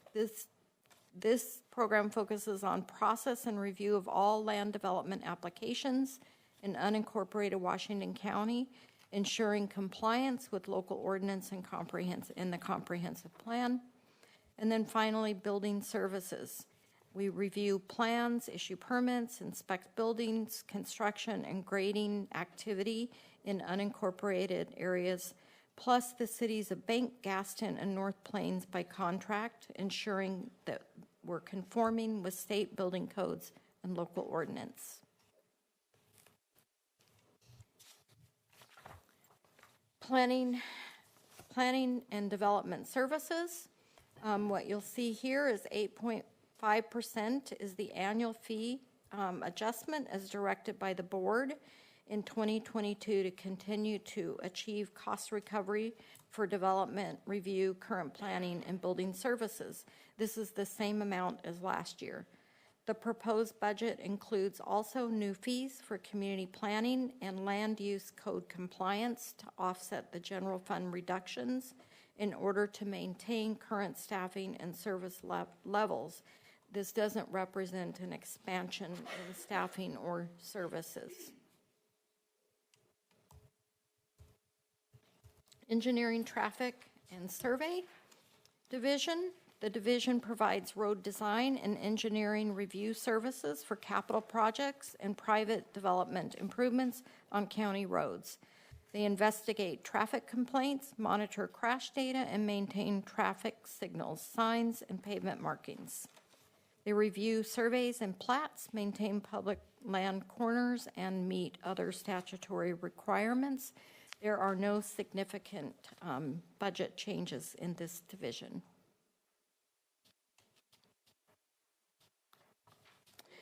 A little bit more about the work of this division. It's focused really, from my perspective, on traffic safety and efficiency. In the coming year, they will be focused on developing the Phase 2 of the Americans with Disabilities Act, or ADA, right-of-way transition plan, including traffic signals, continuing streetlight infill pilot project, developing, tracking, and prioritizing a matrix for mid-block pedestrian crossing requests, upgrading to advanced traffic signal controllers, or ATC, to facilitate transit signal priority system development, restarting the work on road design and construction standards update to incorporate complete street concepts and county auditor recommendations related to the MISTIP program, which we'll talk about shortly. And then also completing roundabout bicycle safety research study that they're working on with Oregon State University. Moving on to capital projects. There are 86 projects planned with expenditures for 25-26, and you can see based on the slide, there are 40 projects under road construction, 23 ADA bike and pedestrian improvements, 7 bridge construction projects, 11 projects that are related to gain share, that are projects that are in that are also we're working with ITS and TDT, and then finally 5 traffic system projects that I mentioned earlier as well. Okay, major street transportation improvement plan. MISTIP is what we lovingly refer to this plan as, is a one-of-a-kind program in Oregon. Since 1986, MISTIP has funded more than 150 transportation projects throughout Washington County, totaling more than $1 billion in investments. The program has also helped leverage additional state and federal funding. This has allowed Washington County to work toward providing a robust, safe, and interconnected multimodal transportation system for all users. The 17% reduction, or $8.7 million, in the general fund transfer to MISTIF is mitigated somewhat by the board policy of ensuring that the transferred amount grows in proportion with county-wide assessed value growth. The reduction was taken after the estimated 4.25% growth was assessed. This means that the actual or net year-to-year reduction in the MISTIP general fund transfer is about 13.5%. And I'm pointing that out because in your budget, we talk about 17% reduction, but in your book, it refers to a 13%. In addition, this reduction is expected to have minimal impact on immediate project delivery, given the board's authorized sale of $150 million in bonds to ensure timely completion of the remaining projects in the MISTIP 3D, 3E, and the bond cost-sharing cycles. Continued reductions in the general fund transfer to MISTIP will affect the number and/or scope of projects that the program can undertake in future years. And I'll talk a little bit more about this in some upcoming slides. Okay, moving on to Operation and Maintenance Division. This division has been and continues to focus on onboarding and training new crew members, assuring that they're prepared and able to respond to emergencies, and continuing the asset management program rollout. The budget includes a request for $1.2 million in new vehicles and a pause on the Urban Road Maintenance District Bike and Pedestrian Program. The proposed budget includes 17% general fund reduction to the Water Master Program, which could impact services and programs. So the next two slides just show the important work of operations kind of in action. So you can see work on bridges, drainage systems, gravel roads, guardrails, pavements, storm recovery, traffic, vegetation, and the Water Master Program. And I will pause there for a moment. I have a question, Chair. Okay. Pam?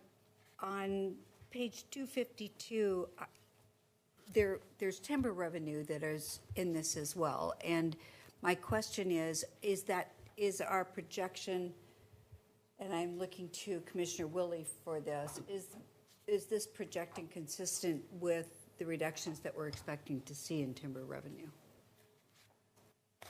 I'll have to get back to you on that, Pam, because I don't think we have, we ballparked what the Okay. reduction's gonna be at the 30% and the 20% level, but we haven't put numbers to that yet from the Council of Forest Trustlands perspective anyway. I don't know if, John, you have better intel than I do on that. I guess we'll take as a question, and we'll get back. Okay. And that, I'm referring to the second paragraph on the budget analysis on page 253. 253. Yeah. It Thank you. says- That's okay. So in So a source of revenue, is that what we're well, talking yeah, about? in general, Okay. for the budget, we budget on knowns. And so we do not budget on what potential changes could come from the state or federal government. And right now, we're in long session at the state, so there could be changes. So that is the purpose of the two supplemental budgets, that if we need to come back and adjust, then we use that process to adjust. But we have to budget based on knowns at that point in time. Thank you. And I just wanted to highlight that because of our other work with Commissioner Willie in that area. Thank you.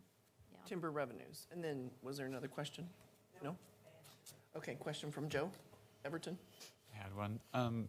Yeah, it was about the increasing in permits. I think I read in a couple places where we're looking at that. And I just wanted to ask if there was, do we have a number, like what, is that going to impact the price of building a new house? Or do we have a model for that? I'm sorry, I didn't hear the first part of your question. The increase in permitting Okay. fees. So there are suggested increases in fees, and it could have, and we're hearing from developers that yes, it could increase the prices related to development, and we can also follow up with more specific information. I think it would be interesting. I've watched in the news, Governor Kotek's been talking about suspending fees. This is a place where we might be, when the cost of housing is really high, and we contribute to that, then we're kind of feeding into the homelessness issue as well, which we also, and it just, you see what I'm saying? Yes. It's hard to model, but it would be good to have a finger on. And at the same time, I think that the important role of the Land Use and Transportation Program is to assure that housing meets code and is safe for people to live. And at this point, we don't have another way to fund that important. Understood. I can see it's difficult, and we need the revenue. I understand that.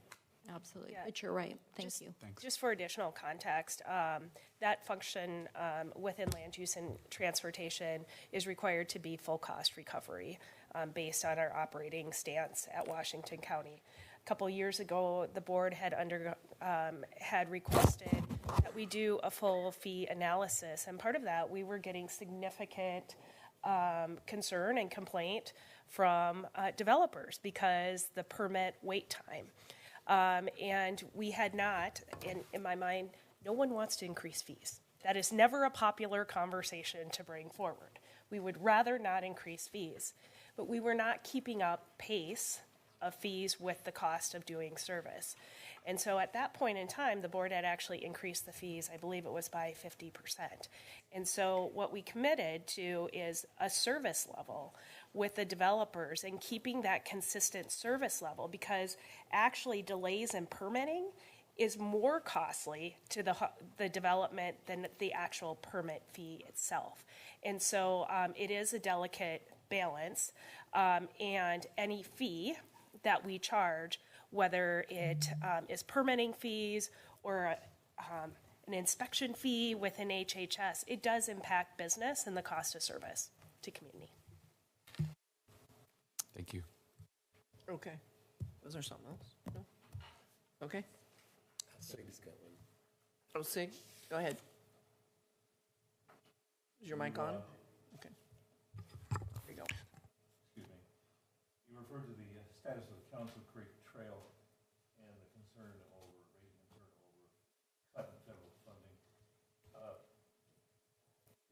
What are the probabilities and, if known, and is there any contingency fund should that funding be reduced or cut? And as with many of the federal impacts that I'm highlighting, I can't really speak to the probability.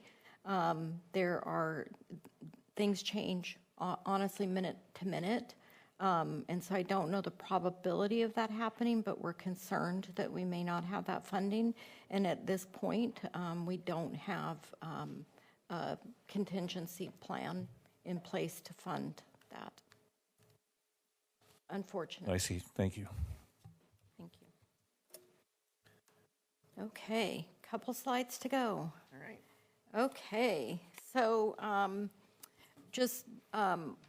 LUT has made some amazing progress in 2025. They completed the significant natural resources code updates, which I understand took a couple of years to go through that. Oh, 3 years. Okay, thank you. A lot. It was a significant lift, and we're really proud that that was completed this year and grateful to the board for walking through that with us. They have consistently met their building service target timelines. CAO Angie just spoke to that and the importance of that to our building partners because in their world, time is money. And so it's been a significant lift to make that happen. They have completed many major transportation projects. You can see up there, and I'm really grateful for the roundabout and Farmington and River Road because I get to travel that every day, and I think it's taken a good 5 or 10 minutes off of my commute, so I'm thankful for that. There you go. I think we could each pick an area up here that we're very happy about the progress that they're making. There is, though, ongoing pressure on the county's general fund, leading to expenditure reductions for LUT's general fund programs. As you know, beginning in FY 23-24, continuing on to 24-25. The general fund is the largest source of transportation capital improvements funding through their annual fund transfer to the major streets transportation improvement programs. So the department is experiencing that 17% reduction in all of its programs that receive general fund support in 25-26 in this proposed budget. For these reasons, the department has undertaken a resilient transportation funding option effort to explore viable options for continuing to fund a robust countywide transportation capital improvement program with reduced reliance on general funds. So we're not suggesting no reliance, but significant reduced reliance in general fund, which currently provides all of the funding for MISTIP. In addition to the MISTIP, the total general fund for LUT was $294,538. This includes reductions in community development and planning and development services, current as well as current planning. It includes $12,711 reduction in survey, development review, and $16,749 in the Water Master program. Reductions in general fund support for community planning and land use code compliance, part of the development review and current planning division, are proposed to be offset by the new fees on some building permits that we talked about a little bit earlier. The fee proposals were reviewed with the Board of Commissioners in January of 2024 and have been discussed with the development community. General fund reductions to the survey and water master programs are not backfilled with new fees. This proposed budget also provides funding to explore the potential replacement of permit application and tracking platform currently used throughout the department. Its cost increases and challenges in service delivery have led the department to explore different replacement options. Finally, the proposal includes adding a training coordinator and the $1.2 million in new vehicles funded through the road fund. So this does not have a general fund impact. Those two adds, the ad packages. As you can see, land use and transportation has ambitious goals in the next fiscal year, including a continued focus on improvement, exploring long-term resilient transportation funding options, and completing the Urban Services Framework Project. The Urban Services Framework Project explores the financial, equity, and practical considerations of providing urban services to urban unincorporated Washington County in the future. All of this is on top of their daily work in development review, planning and building services, road and traffic signal maintenance, as well as delivering the MISTIP and all of the other capital projects that we talked about. And with that, I am done with land use and transportation and open to your questions, just in time. On the schedule. So comments? Oh, Okay, we're not done. Let's stay together. oh, sorry, she did say, yeah, I forgot All right, about so this hang in slide. there. So this slide is just to let you know that these 3 special service districts will be discussed at the May 20th, in case you're wondering why I didn't talk about them today. Because they're special. They're special. Thank you, Brenda. But do we have comments or questions? Melissa? That was just a comment. So, and talking about ERMDEC, the pausing of the bicycle and pedestrian program was something that the ERMDEC Advisory Committee was very much involved in and very much a part of that decision. So it was a tough call, but looking at, everything that you have to do and what's urgent, what's critical core functions and, what are great things to have, maintaining the roads and doing these other things was more important. And so that was a joint decision between the advisory committee. Well, we supported their decision and talked a lot about it. Todd took us through us, and we totally agreed with that decision. So Great. wanted to raise them up. Roads are things that people notice. Yes, thank you. And it highlights the importance of community collaboration that land use and transportation takes in all of their work. So thank you for raising that. All right, we're close to lunch. Any other comments, questions, or concern? Do we have anything from our off-site person? Joe? Or not Joe? Yeah, our off-site person. You're here. Oh, do you want to have a comment? No, okay. Jeff. All right, so we're doing a working lunch. So we're going to take, a 15-minute break, and then we're going to come back? 20 minute? Let's do 20. We'll do a 20-minute break, and we come back at 12:45, and then we're going to keep going with public safety and justice. Thank you, Marnie. Nice job.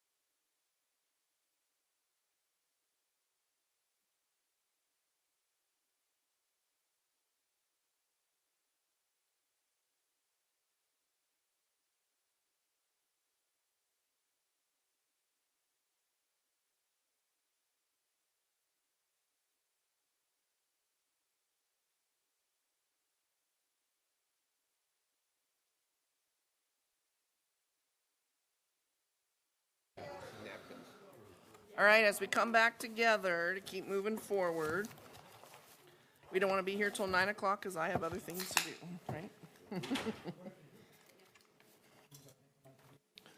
So, who's missing? One? That's pretty good. And is our Jeff online? Is he still with us? He is still online. Okay, good. All right, so let's come back together and hear all about public safety and justice. Thank you, Chair Bolin. Good afternoon, Budget Committee members. My pleasure to be back with you. I'm Erin Calvert, one of the Assistant County Administrators, and we are going to talk about the public safety and justice functional area. It begins in your budget book on page 133. This functional area includes the Sheriff's Office, the District Attorney's Office, Community Corrections, Juvenile Services, Conciliation Services, Law Library, and the Justice Court.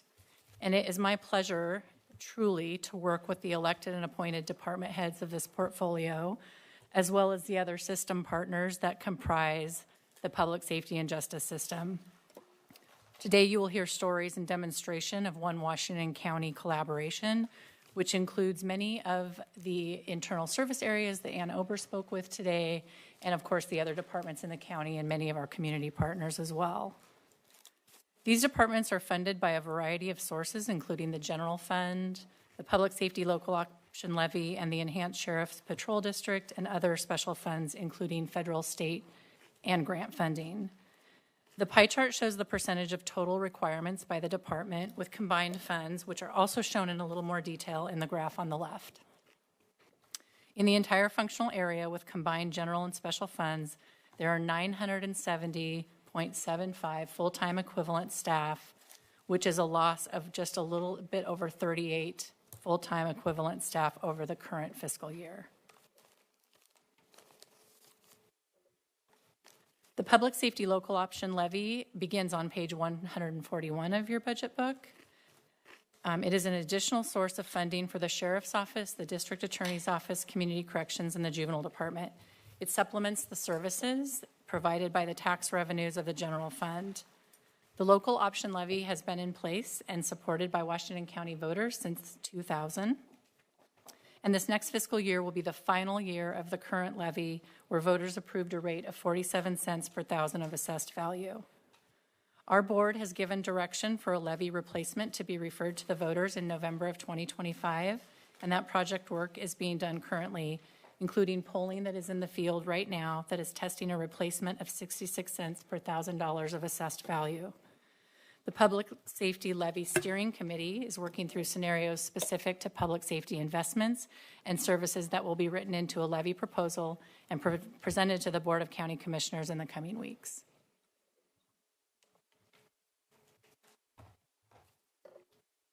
The public safety system in Washington County is complex and interconnected.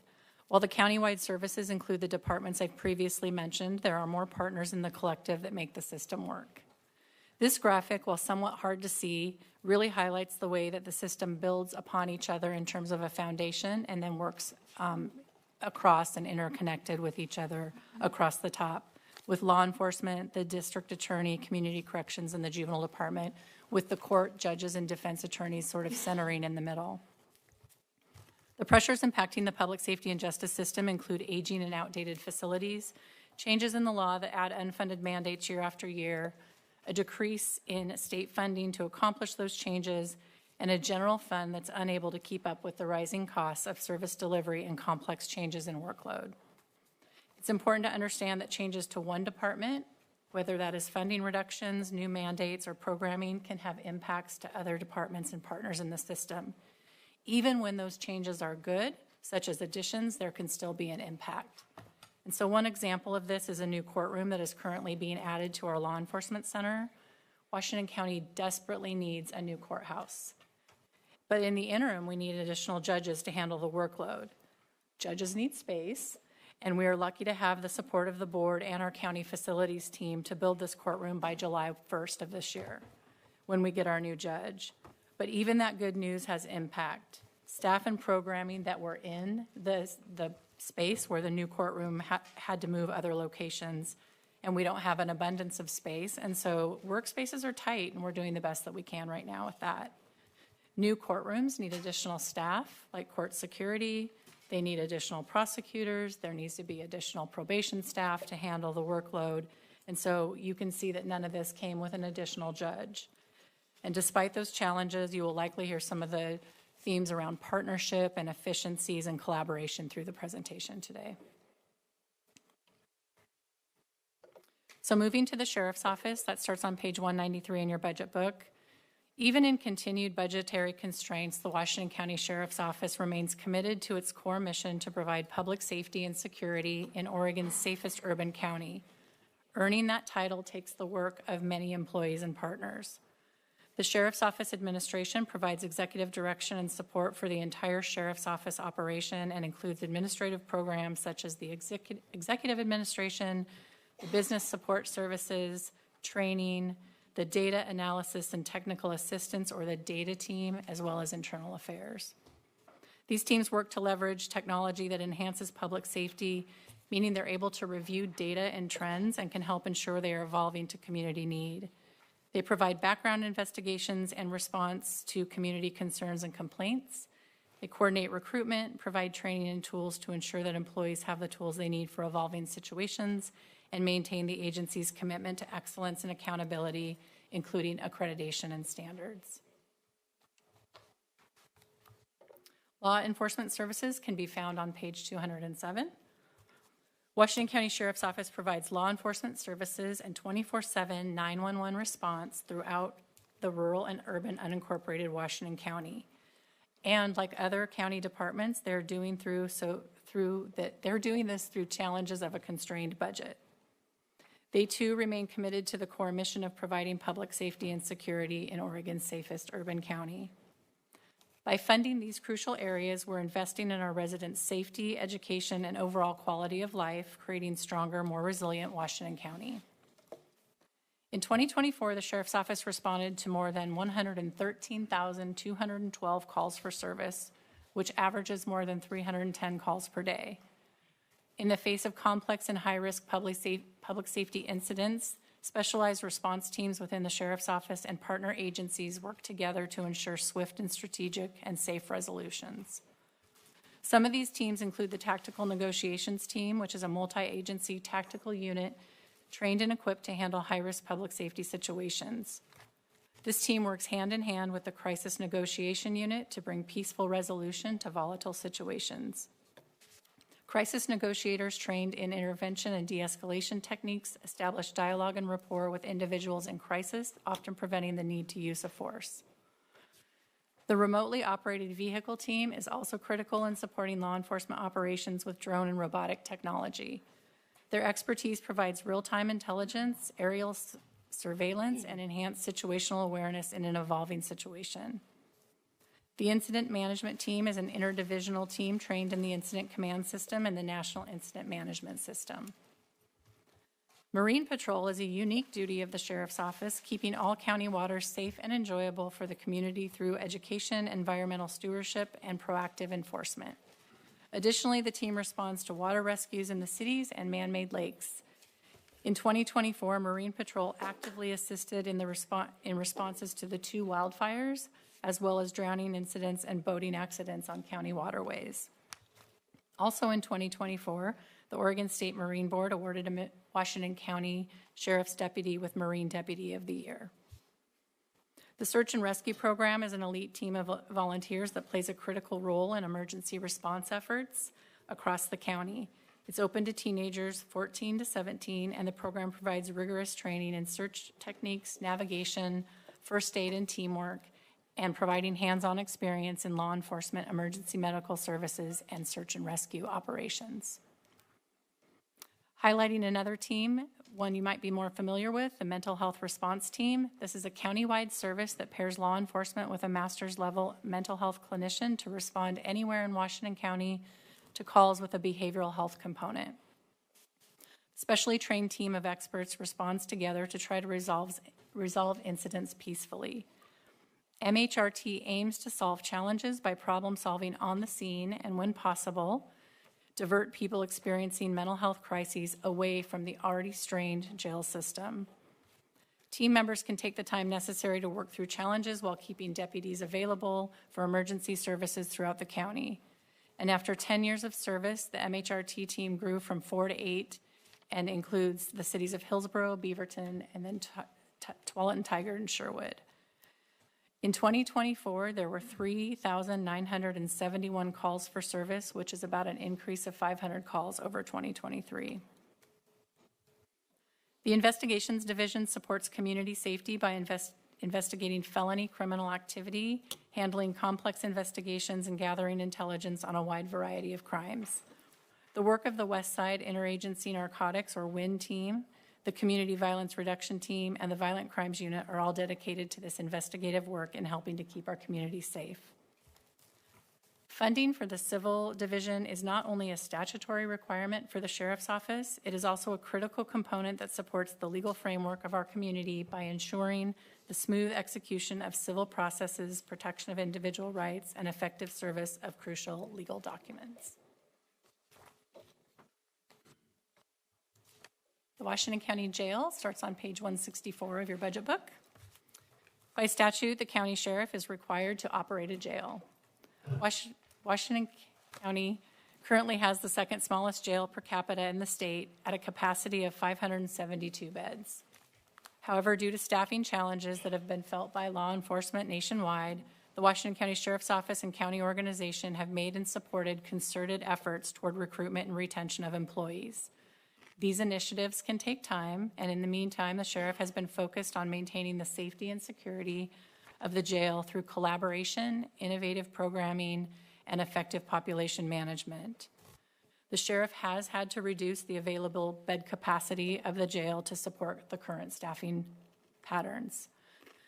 The closure of 3 pods has impacted some of the booking criteria as staff manage a current capacity level of 388 beds. As mentioned before, the change to this part of the change to the system has impacted cities, law enforcement, the courts, the district attorney's office, and defense attorneys and other partners in the system. In 2024, jail staff booked 13,988 adults into custody, averaging 38 bookings a day. Jail program staff make it their mission to provide adults in custody, or AICs, with structure, education, and job skills to reintegrate into the Washington County community and prevent future recidivism. When released, AICs participating in programs have a better chance of getting back on their feet. Program staff work on a number of programs that allow AICs opportunity to take classes on topics like anger management, drug and alcohol, addiction and prevention, and vocational types of skill development. The program staff help provide GED and high school diploma programs that can help an AIC secure a job upon release. This stability and routine is often missing from their lives. In 2024, 16 adults in custody earned their GED. One of those was a monolingual Spanish speaker, and 1 AIC earned their high school diploma. 581 AICs spent over 7,000 program hours taking classes and studies pertaining to their GED. And the jail also issued 21 Social Security cards last year. In addition, a number of cognitive programs were facilitated in partnership with jail program staff and community partners that provided services to AICs, which also helps reduce recidivism and increase skills.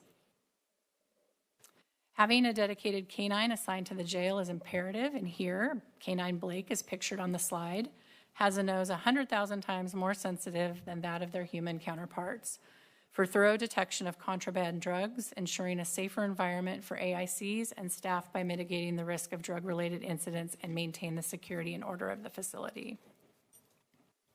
You may remember hearing about this last year, the new body scanner. So we are implementing a new body scanner in the jail, which is effective or is vital for detecting contraband, weapons, drugs, and other prohibited items.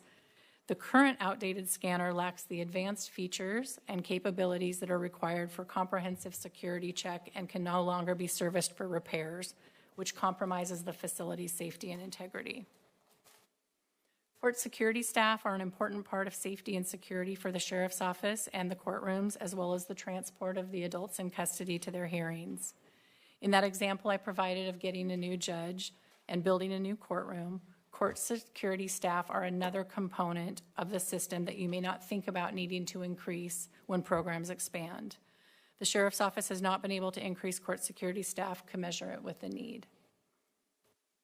We are currently funding a jail capacity study, which offers numerous benefits, including providing data-driven insights for resource allocation, ensuring that the facility's infrastructure meets current and future needs, and identifies strategies to manage and provide programming for AICs. This slide illustrates the Sheriff's Office in action. From left to right, the mental health response team is out in the community. Sheriff Caprice Massey is congratulating a recent Veterans Court graduate. A Marine Patrol deputy is doing their job of keeping lakes and waterways safe for recreation, and a community outreach event, which is another important aspect of the work that the Sheriff's Office does. This past year, the Westside Interagency Narcotics, or WIN team, is a task force comprised of personnel from Washington County Sheriff's Office, Beaverton and Hillsborough Police Departments, Federal Bureau of Investigation, and an analyst from the Oregon National Guard Counter-Drug Program.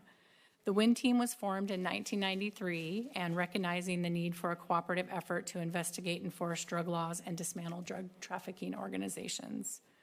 The WIN team does incredible work in seizing thousands of illegal pills and drugs in Washington County. The drug enforcement activities receive reimbursement for overtime, travel, training, and equipment expenses related to this work from state and federal sources that total about $500,000 annually. In 2024, WIN seizures included 40-plus pounds of heroin powder, 1.6 tons of liquid heroin, 16 pounds of cocaine, 609 pounds of methamphetamine, 25,322 fentanyl pills, and over the last 3 years, the WIN team has seized over 1 million fentanyl pills. During 2025, just so far, they've interdicted approximately 25,000 fentanyl pills a week. And locally, this equates to about 30,000 overdoses prevented so far this year. Drug and gun seizures are up by the WIN team and the Community Violence Reduction Team. Although drug seizures have increased, overdoses do appear to be on the decline, which is believed to be attributed to the increased availability of naloxone to the public. And this last year, the Sheriff's Office, in partnership with other county departments, demonstrating again a One Washington County approach with other community partners, launched the Deflection Program, born out of House Bill 4002. You will hear more about this program tomorrow from Assistant County Administrator Marnie Kyle and I as we house this program in the Health and Human Services Department. Looking ahead, recruitment and retention remain a high priority for the Sheriff's Office and is supported by the county. Thinking about recruitment strategies, conventional and more non-traditional ways are being explored as we work to bring skilled and talented staff to the Sheriff's Office. This effort will allow us to expand capacity of the jail back to 572 beds once deputies are hired and fully trained. The sheriff is continuing to prioritize investigations of child abuse, property crimes, and traffic safety in the county, all issues that recent polling suggested to be of interest to respondents and all contributing to safety and livability of the community. Community engagement builds trust and access to services. The Sheriff's Office engages in a multitude of community engagement and programming events. The public affairs team and staff ensure effective communication between the Sheriff's Office and the public, media, and stakeholders. Public affairs serves as a critical point of contact for disseminating information, fostering community relations, maintaining transparency in law enforcement, and stabilizing the workforce through recruitment efforts. In 2024, the Sheriff's Office participated in 338 community events and presentations, many of which were for historically marginalized communities. For reductions, the Sheriff's Office has a 5% reduction in their general fund, which equates to $4.1 million. This also equates to 26 full-time equivalent positions, which were all vacant. That breaks down to 10 FTE patrol deputies, 3 FTE for criminal records specialists, 10 FTE for jail deputies, and 3 jail services technicians. All positions were vacant. But as the Sheriff's Office focuses on recruitment and retention, the budget reduction creates challenges as we get closer to those fill levels. And so we'll have to work to maintain our appropriate staffing levels and our officers per thousand on our population level. Any questions on the sheriff's office?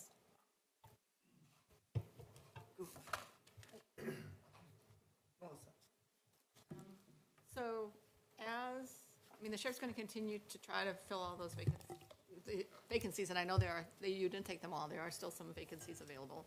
But when that recruitment does catch up with the vacancies that are left over, then what is the plan to continue to allow the sheriff's office to hire? If they get great people, let's get them on board. Is there a plan of how you're going to handle?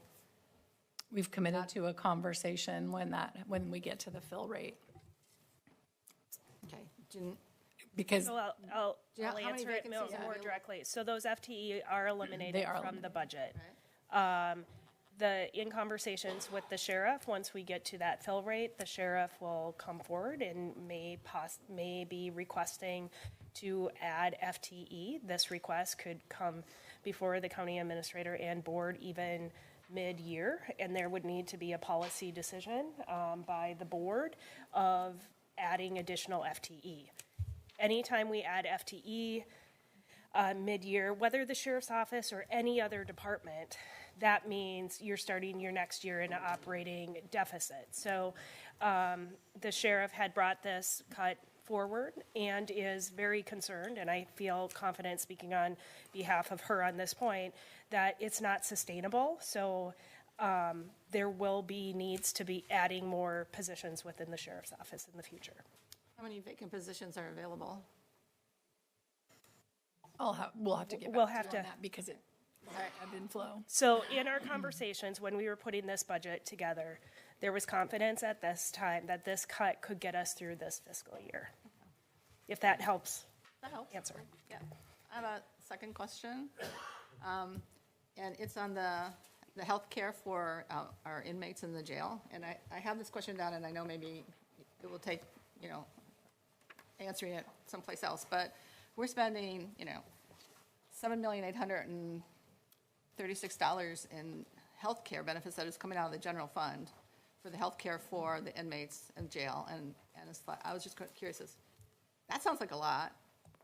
I know healthcare is expensive, but if that's just healthcare for the 388 adults in custody, it just seems like that's $20,000 per person. So it seems The contract, you're right.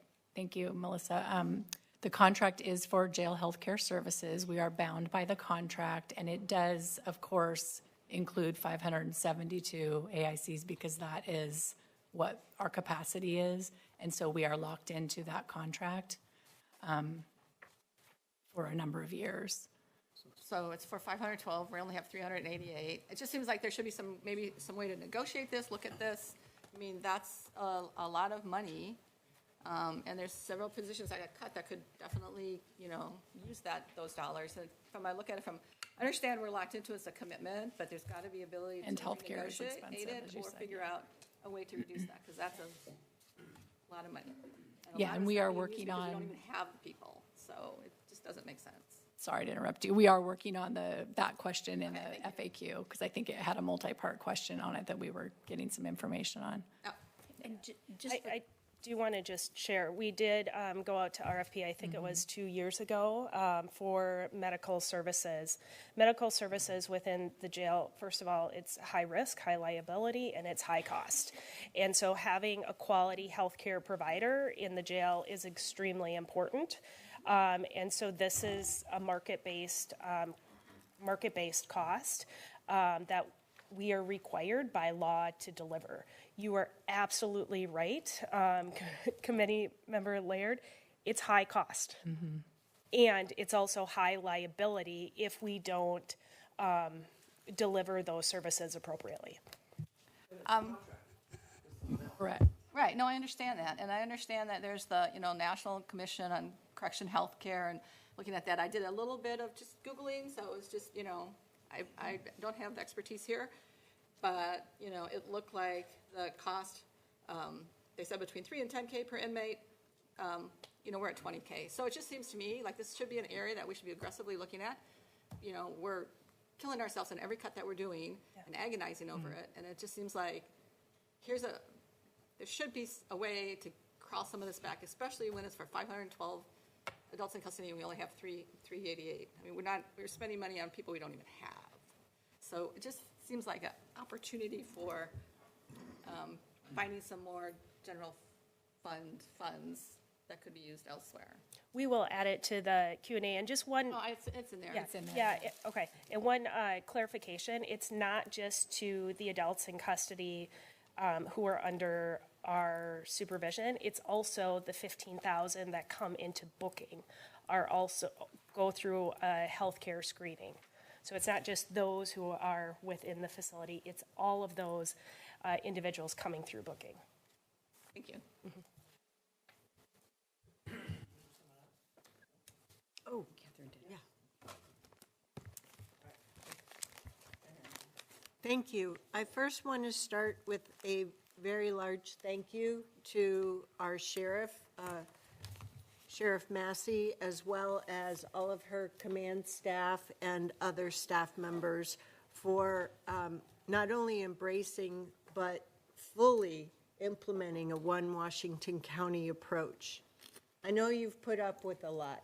I mean, your work is dangerous, but and it's a hard job, and a lot of community stresses each and every day. But I also want to thank you for, in the law enforcement center, putting up with the moving of offices and the remodeling with that, as well as the construction involved with capturing some former sheriff's office space and moving it over for the new judge with the new courthouse in the LEC. I also appreciate the One Washington County approach in reducing the general fund use 5%. May sound like a small single-digit number, but it's a $4.1 million reduction, and eliminating 26 FTE. Not easy, very hard. But also you're continuing to invest in the workforce, retention, new employee training, and ensuring that our current workforce continues to have continuous training and proper equipment. My question is hopefully going to be answered or pursued easily. On page 137,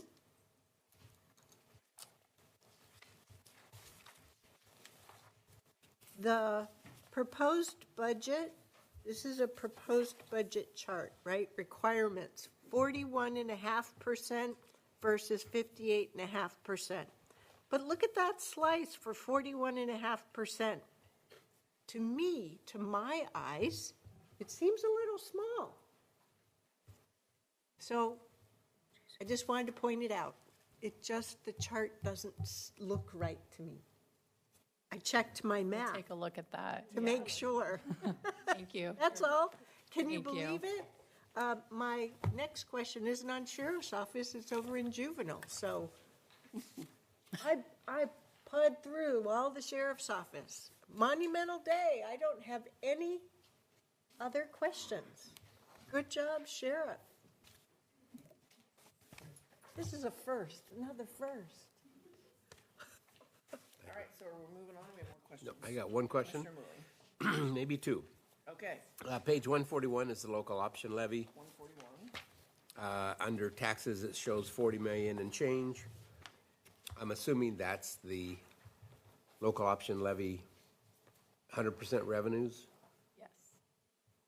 So if our property taxes actually go up 4.25 as projected, why is only 3% projected here? May call it, yeah. We're going to capture that question. Yeah, thank you. I'm going to call a I friend. have a long, I just didn't have it succinct it's- in my head, and I want to be succinct, so yes, we'll come back to you on that. It's on the Q&A question. Okay, Yes. thank you. Thank you for your Commissioner Roy. question. All right, anything else? Are we moving on to district attorney, Madam Sheriff? Everybody ready? All right, we're ready to move on. Okay, thank you. The District Attorney's Office starts on page 155 of your budget book. The Washington County District Attorney's Office mission is to seek justice and protect our community. The District Attorney is responsible for the prosecution of individuals charged with crimes and other violations of state statutes within Washington County. The DA reviews police reports, prepares arrest warrants, reviews search warrant materials, directs and assists in criminal investigations, interviews witnesses, prepares charging instruments, and attends and participates in all court proceedings related to criminal prosecution. They provide on-call assistance to police agencies in a variety of multi-agency teams, including the Major Crime Team, Crash Analysis and Reconstruction Team, Child Abuse Multidisciplinary Team, the Hate and Bias Multidisciplinary Team, and other after-hours assistance. The DA is also responsible for criminal law advice to the Juvenile Department, the preparation of legal documents related to all matters brought before the juvenile court and proceedings, as well as informing crime victims of their constitutional rights and working to protect them. The DA's office serves the entire Washington County community and partners with 9 law enforcement agencies in the county. The DA's office reviews over 12,000 cases annually and obtains court orders for more than $5.5 million in victim restitution.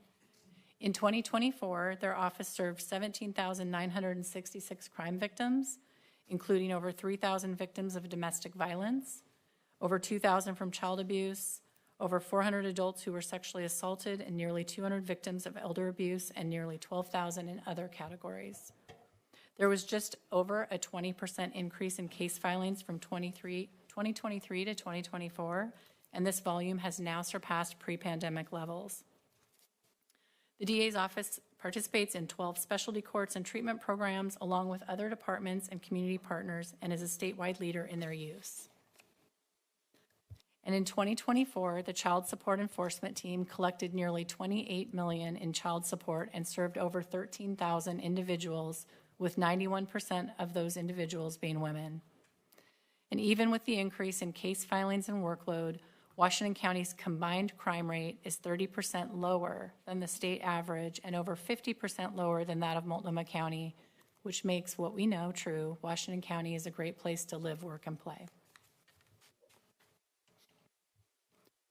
Continuing the theme of a strange system, the District Attorney's Office is facing several challenges. Years of unfunded and underfunded mandates have created capacity issues, as there is simply no more room to do more with less resources. With system interdependency mentioned in prior slides, the jail capacity issues impact the DA's office in terms of forced releases, meaning that per statute, due process and court timelines change when a person is moved from being in custody to out of custody. The indigent defense and public defender shortage that might impact whether a case doesn't have a public defender appointed can also impact the timelines to resolve a case. And even when a person stays in custody, that also impacts victims having their cases resolved. Behavioral health issues and access to Oregon State Hospital continue to have an impact on cases and timelines. And the ongoing drug crisis and the lack of access to services is a complex challenge that has an impact on workload and timelines. Lastly, the increase in failures to appear means that a person who has a court hearing doesn't show up for it. While a warrant is often issued, the impact is far-reaching, as the case essentially stops until the person is located or turns themselves in. That means if a public defender is assigned to that case, they may not be assigned additional cases because that is counting toward their workload. A prosecutor at the DA's office must still be prepared for the case and be ready when the person comes into custody. This bottlenecks the system and creates a backlog of cases. And most importantly, the victim or the victims in the case are unable to have any kind of process, resolution, or closure of their case until the person is located. Failures to appear, FTAs, have increased dramatically over the past several years, and recently DA Barton shared a data point that in 2024 there were over 11,000 failures to appear. Think about that in terms of a system's ability, or in this case, inability to process a case. It's a huge impact when you think about the number of cases that are just basically stalled and sitting idle, and it's creating problems for the entire public safety system. The Washington County DA's office have the highest caseloads in the Tri-County area, and like many of our departments, they do not have resources that are commensurate with workload. A current comparison of Multnomah County's DA's office averages about 99 cases per attorney, and our Washington County DA's average about 198 cases per attorney. The continued budget reductions over the last several years have put many programs and services at risk, as mandated services and the protection of victims are prioritized in this challenging fiscal environment. This slide illustrates the DA's office in action, highlighting many community events, awareness initiatives, and engagement activities, including from top left across the screen, the Hillsborough High School's mock trial team. It's a partnership with the DA's office. District Attorney Kevin Barton shaking hands with a recent Veterans Treatment Court graduate, an adult recovery court or drug court graduate with their family. Presiding Judge Guptill and District Attorney Kevin Barton at Hillsborough's Civic Leadership Academy. Senior Deputy District Attorney Allison Brown at the Muslim Education Trust Building Bridges event. And many of the DA's office staff representing Wear Blue Day to raise awareness for Child Abuse Prevention Month this last April. Community events and engagement are an important part of the work that the District Attorney's Office does in meeting their mission to protect the community. 2025 saw the continuation of some exciting and innovative programming at the DA's office. They continue to successfully run Oregon's first and only hate and bias crime multidisciplinary team, which is funded by a federal grant. This grant will end in September, and given the uncertain federal grant environment, we've been told not to anticipate any extension of funds or renewals or even the ability to carry over anything that's unspent. This is particularly disappointing because of the great work the MDT is doing. Previously, the DA's office has been asked to present about their approach to this model because how well it's been done. The cold case unit cracked its first case from the 1980s and were able to file charges, and they also received a new $530,000 competitive grant. In 2025, again, you heard this in the Sheriff's Office, in partnership with many of the county departments and community-based partners, the DA's office also successfully launched the deflection program, which you'll again hear more about tomorrow. Looking ahead to 2026, the DA's office continues important innovative programming aimed at community safety. They were recently awarded a $1.5 million retail theft grant, which is the largest in Oregon. This program is currently underway and having a significant impact for retail and businesses in the community. Some of the grant funding includes working with retailers to increase their capacity for security and training. And I just heard about this on the radio on the drive-in this morning, which was pretty cool. The work of specialty courts is really important, and we find some tension in the ability to continue this programming. Tension because the programs are incredibly successful. They allow participants to agree to work with the court and the team intensively to access services that get to the root cause of the issue and not just the symptom of the criminal behavior.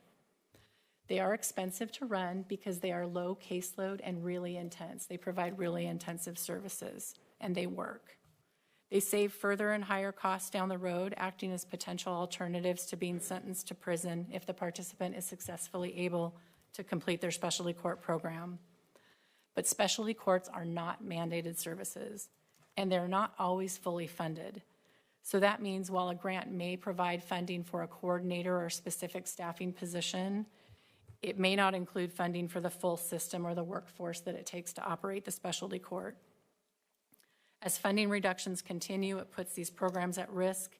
And in this example, if the district attorney's office were not able to allocate a deputy district attorney to a specialty court, it is likely to have an impact on the staffing level that participates in specific specialty courts from the sheriff's office, the community corrections department, as well as juvenile services, depending on which specialty court might be eliminated.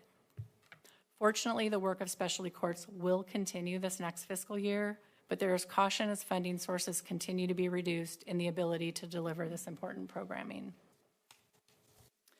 Another DA's office initiative this next year is the partnership with the Family Justice Center. Through a multitude of various funding streams, the Family Justice Center has purchased a new building to become the Family Peace Center.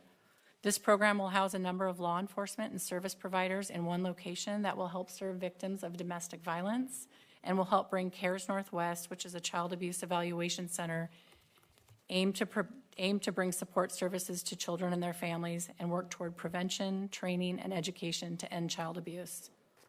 The single place for a multitude of services, safety, and hope will be a game changer for those impacted by domestic violence and in need of child evaluation and other safety services. The partnership goes beyond the building, though.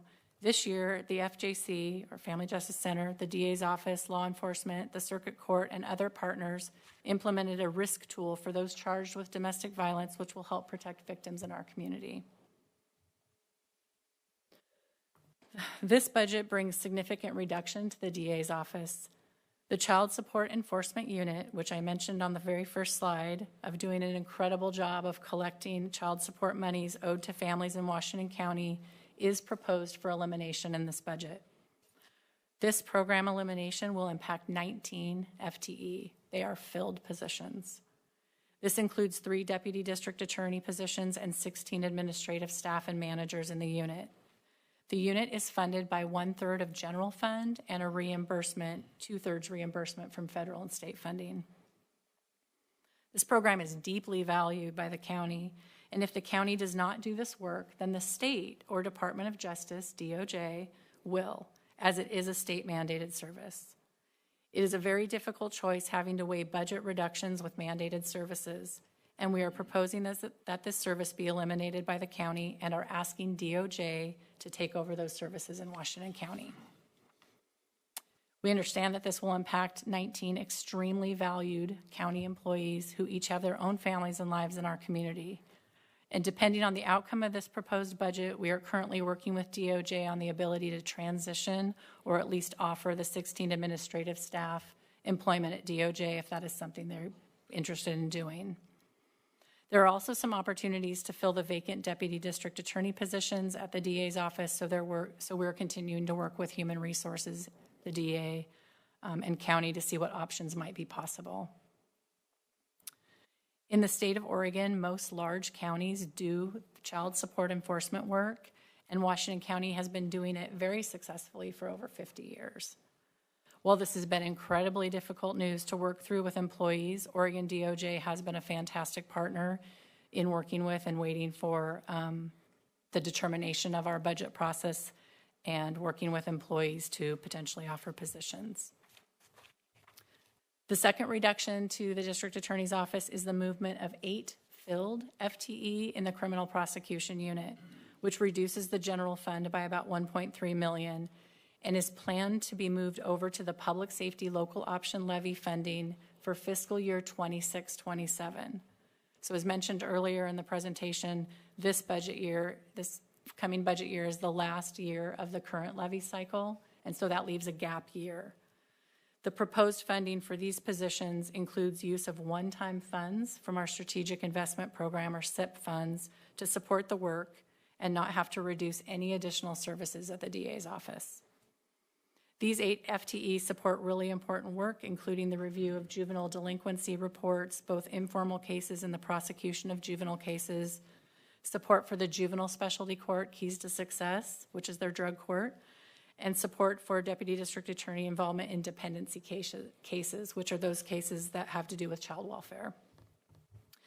These positions also support other specialty courts, such as Rapid Fitness to Proceed, Mental Health Court, Adult Recovery Court, Veterans Treatment Court, Domestic Violence Deferred Sentencing, Early Case Resolution, and diversion programs. These staff also support a domestic violence unit, and while the prosecution of domestic violence cases would continue to be a priority, without these FTE, the DA's office would be unlikely to maintain a specific unit and would have to spread that work across the staffing. These FTE also support the prosecution of non-person misdemeanors and select C felony cases. And so keeping the one-time funding for these positions is hopeful for this next year, and then we're hoping to move the funding of these positions into the next levy cycle. With that, I'm happy to answer any questions on the DA's office.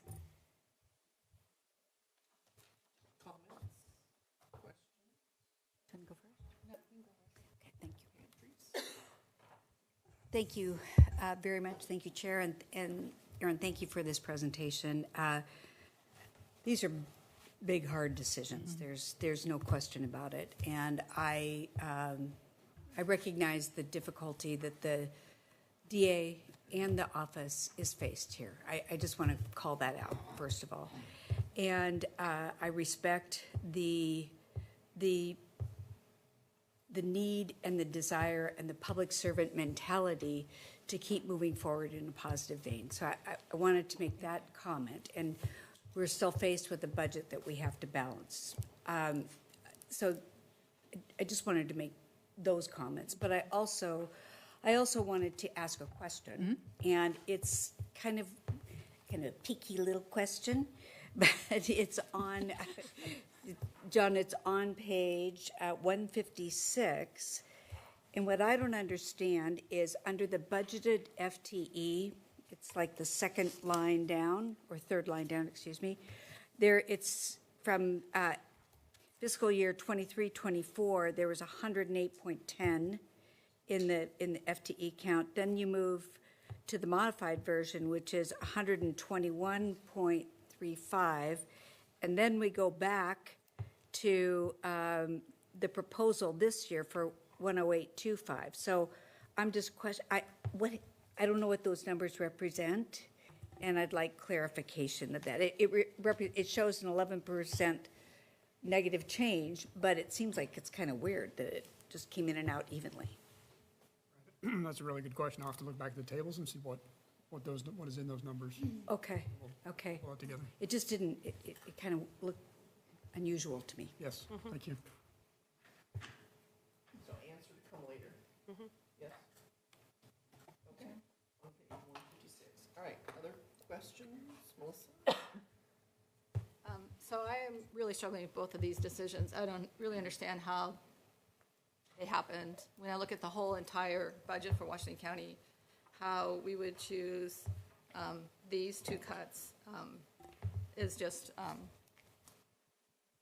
strange to me. Start with the 8 DAs. In my mind, protecting Washington County residents from violent crime, property crime, quality of life crime, by prosecuting misdemeanors and felonies is an essential core service. I think protecting our residents is a number one core service here, and it should be fully funded by the general fund. And also the fact that you mentioned right now, our workload for our DAs and the whole team is twice as much as it is for Multnomah. It means we already have a very, very skinny DA team. And to propose to take 8 of these people, 8 of these headcount, this personnel, and fund it and move it over to the public safety levy, and since there's a gap there, then fund this one-year gap through one-time SIF funding is just doesn't make sense at all. The first off, it should never happen. I mean, we should be funding our core DA services. Thinking that, I think the idea here was we're going to, we have this public safety levy coming up, and we can just use it as an extension to the general fund budget and move some headcount over there. That's not, in my mind, what the use of a levy is about. And even when we went out to test how much money we could put in the levy, when you looked at the wording that they had in there, it said, at some point, Washington County has grown, and there is a need to expand and enhance our public safety resources and court system. Given that, how would you feel about a 65% increase? So the idea in my mind for a public safety levy is to cover the costs of like inflation and population growth, and also to provide additional funding for new capabilities, or maybe a spike in some needs, something's happened in between budget cycles and you want to do it.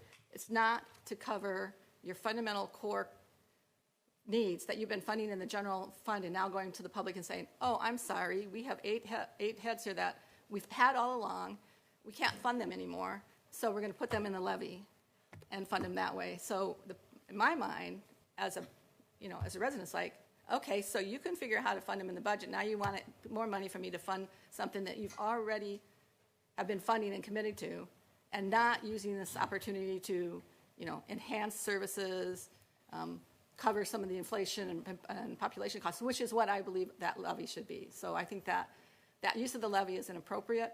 The use of using the SAP funds to cover the gap that you have, which is you want to get them out of the general fund budget this year, but hope and a prayer that they're going to be in the levy in a year from now, using the one-time SIP funds to cover that gap.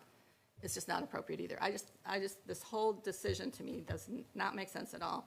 And I'd like to see those heads back in the general fund where they belong. Thank you. I have another one, but it's on a different topic if anybody wants to add to this. Anybody else on the district attorney or what we've heard so far? Yep. Joe. So I was thinking, I mean, I share concerns, but I was just thinking about the elimination of the child support enforcement. I understand personally how that plays a big role in a lot of people's lives, and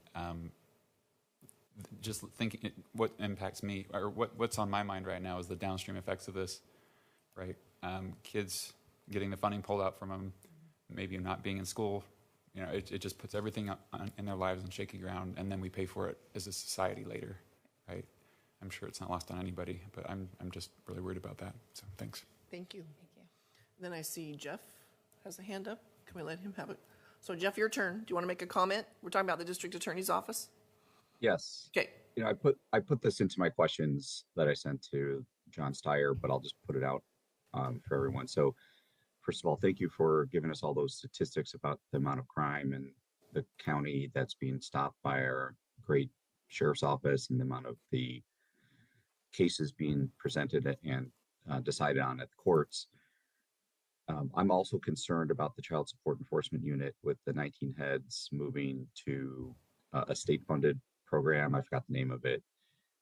But the questions that I was raising was around the issues that Kevin Barton, the DA, put in his letter to the budget committee that really relayed the difference in the collection efforts of Washington County versus the state, and how Washington County's average collection efforts are way higher in terms of its productivity with these people.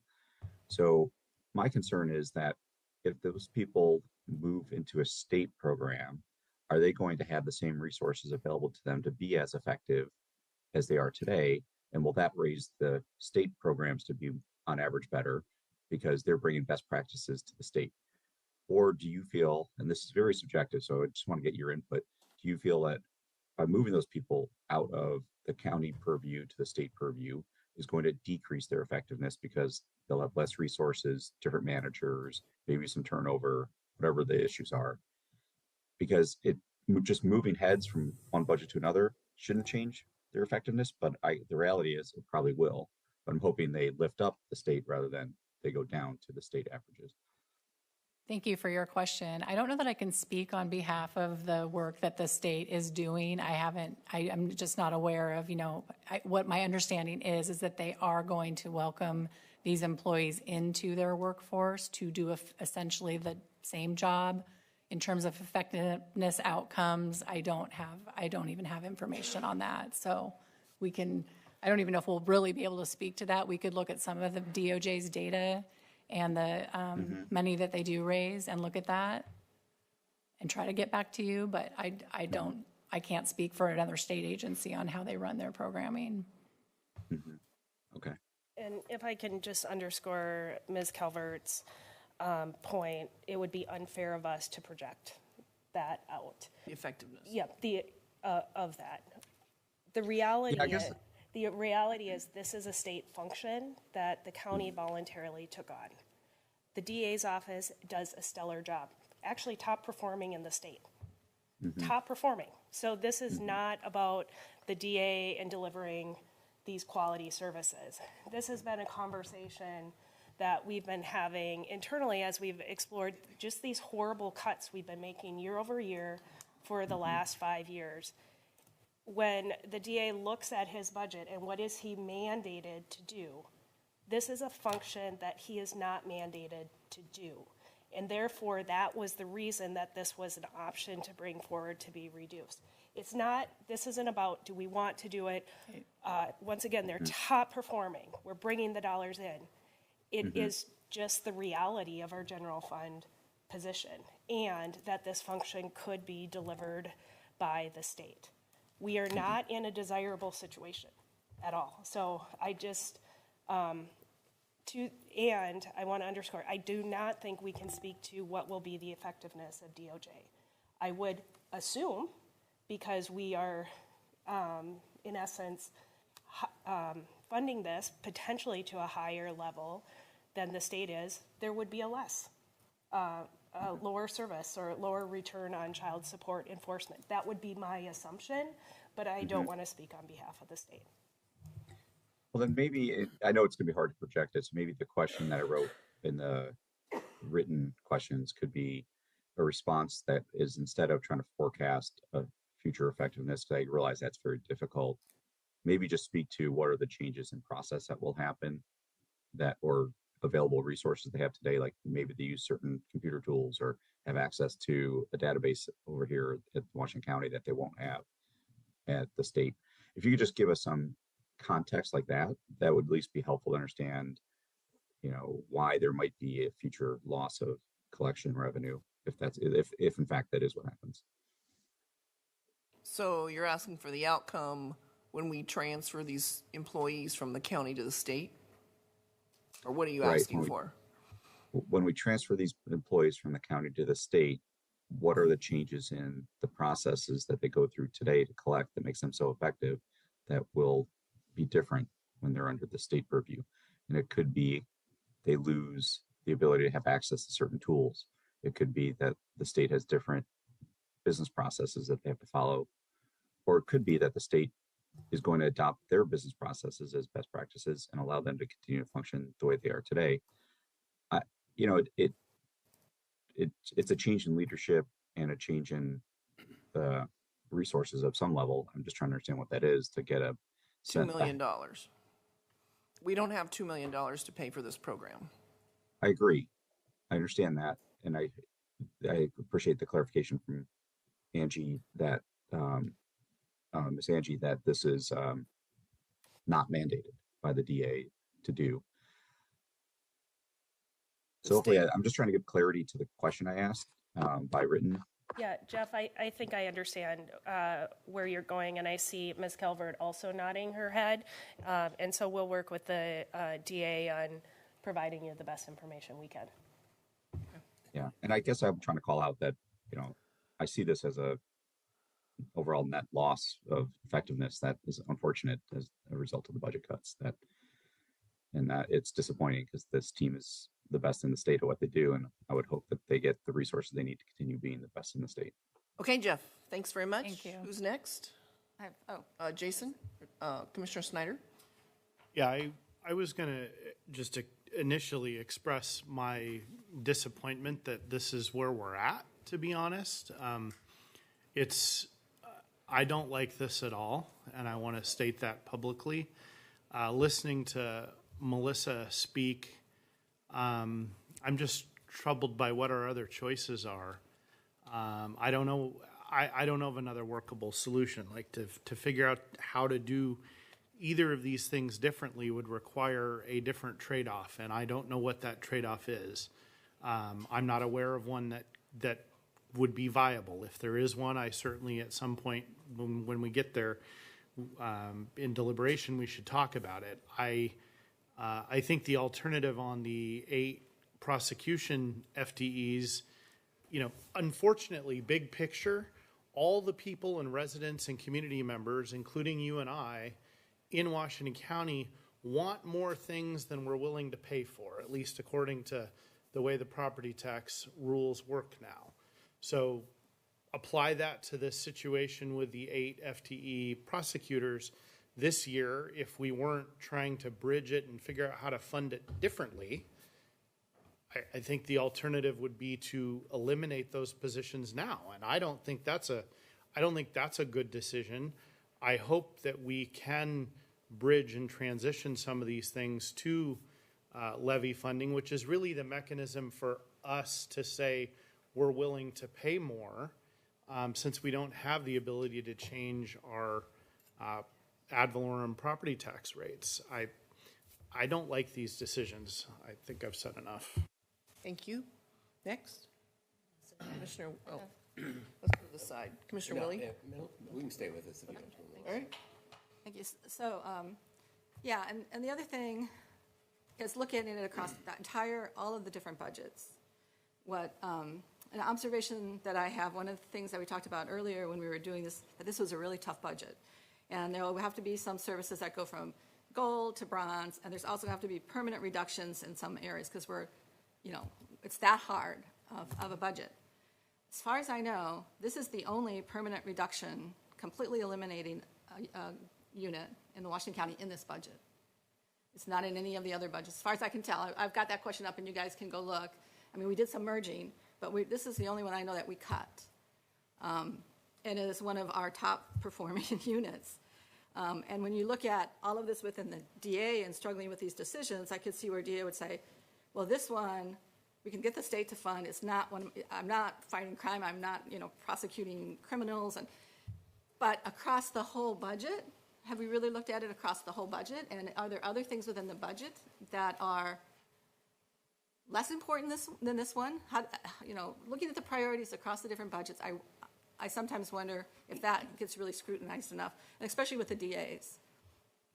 I mean, there is no other, what would be the cuts right below the DA cut that were, considered a higher priority to save than these 8 DAs? It's just these two seem very out of sync when I look across the entire budget. I personally would say I would not have done either one of these two. And I want to find a way to get the 8 FTEs back in the general fund budget where they belong. Okay, thank you. Over here now. Yeah, I guess staying with that, have we ever formally asked the state to pay us for this? Because we've just handed them a $2 million obligation. Now, they may say, well, we're not going to do 13 people, we'll hire 6 of them, because I thought I heard you say we haven't got confirmation that they would hire all 13 of them. They'll hire all 16. There's 16 staff and managers, and then there's 3 deputy district attorneys that are not included in that. So DOJ will take the 16 staff, it's my understanding, and then DA Barton and the team are working on potentially offering the 3 deputy district attorneys and child support enforcement into the prosecution unit if they have vacancies. We're working on that right now. Okay, so. At least offering the job. But according to the budget here, it's a $2 million obligation that we're giving the state. Have we asked them to make a deal? Well, remember, we fund 1/3 from general fund, and then it's a 2/3 reimbursement from the state and federal dollars. Right. So the state are mandated to do this. It is a function of the state, to Ms. Angie's point. And we have agreed for the past 50 plus years, as many and most large counties in Oregon do. And again, to everybody's point, we've had to look at, if we don't do a certain specific job, will somebody else do that? Is it mandated that we do it? And in this case, it's not, and the state would have to take that back. I get that. So then what you're telling me is this $2 million that we're cutting out of our budget on page 156 is 1/3 the cost of that? Since the state reimburses us for 2/3? Yeah, I will the get whole the department. I'll get the exact number for you. We'll come back, but it is less than, because of the 1/3, 2/3, it is less than the full amount. Well, I guess where I'm going with that is if that's 100% of the cost, but there's 2/3 of the reimbursement floating around someplace else, so we're going to take a hit in 2 places. Because Right, we're not but going to have the revenue side of it, and We we're won't not have going the to have the revenue side, expense but side we of won't it. have the expenditure side. So the net is the 2. So I guess I just want to understand that because Okay. because I agree with the conversations that's been made so far. We're pretty good at this, and I'm pretty assured that the state's not going to be able to maintain that success rate. That's all I got.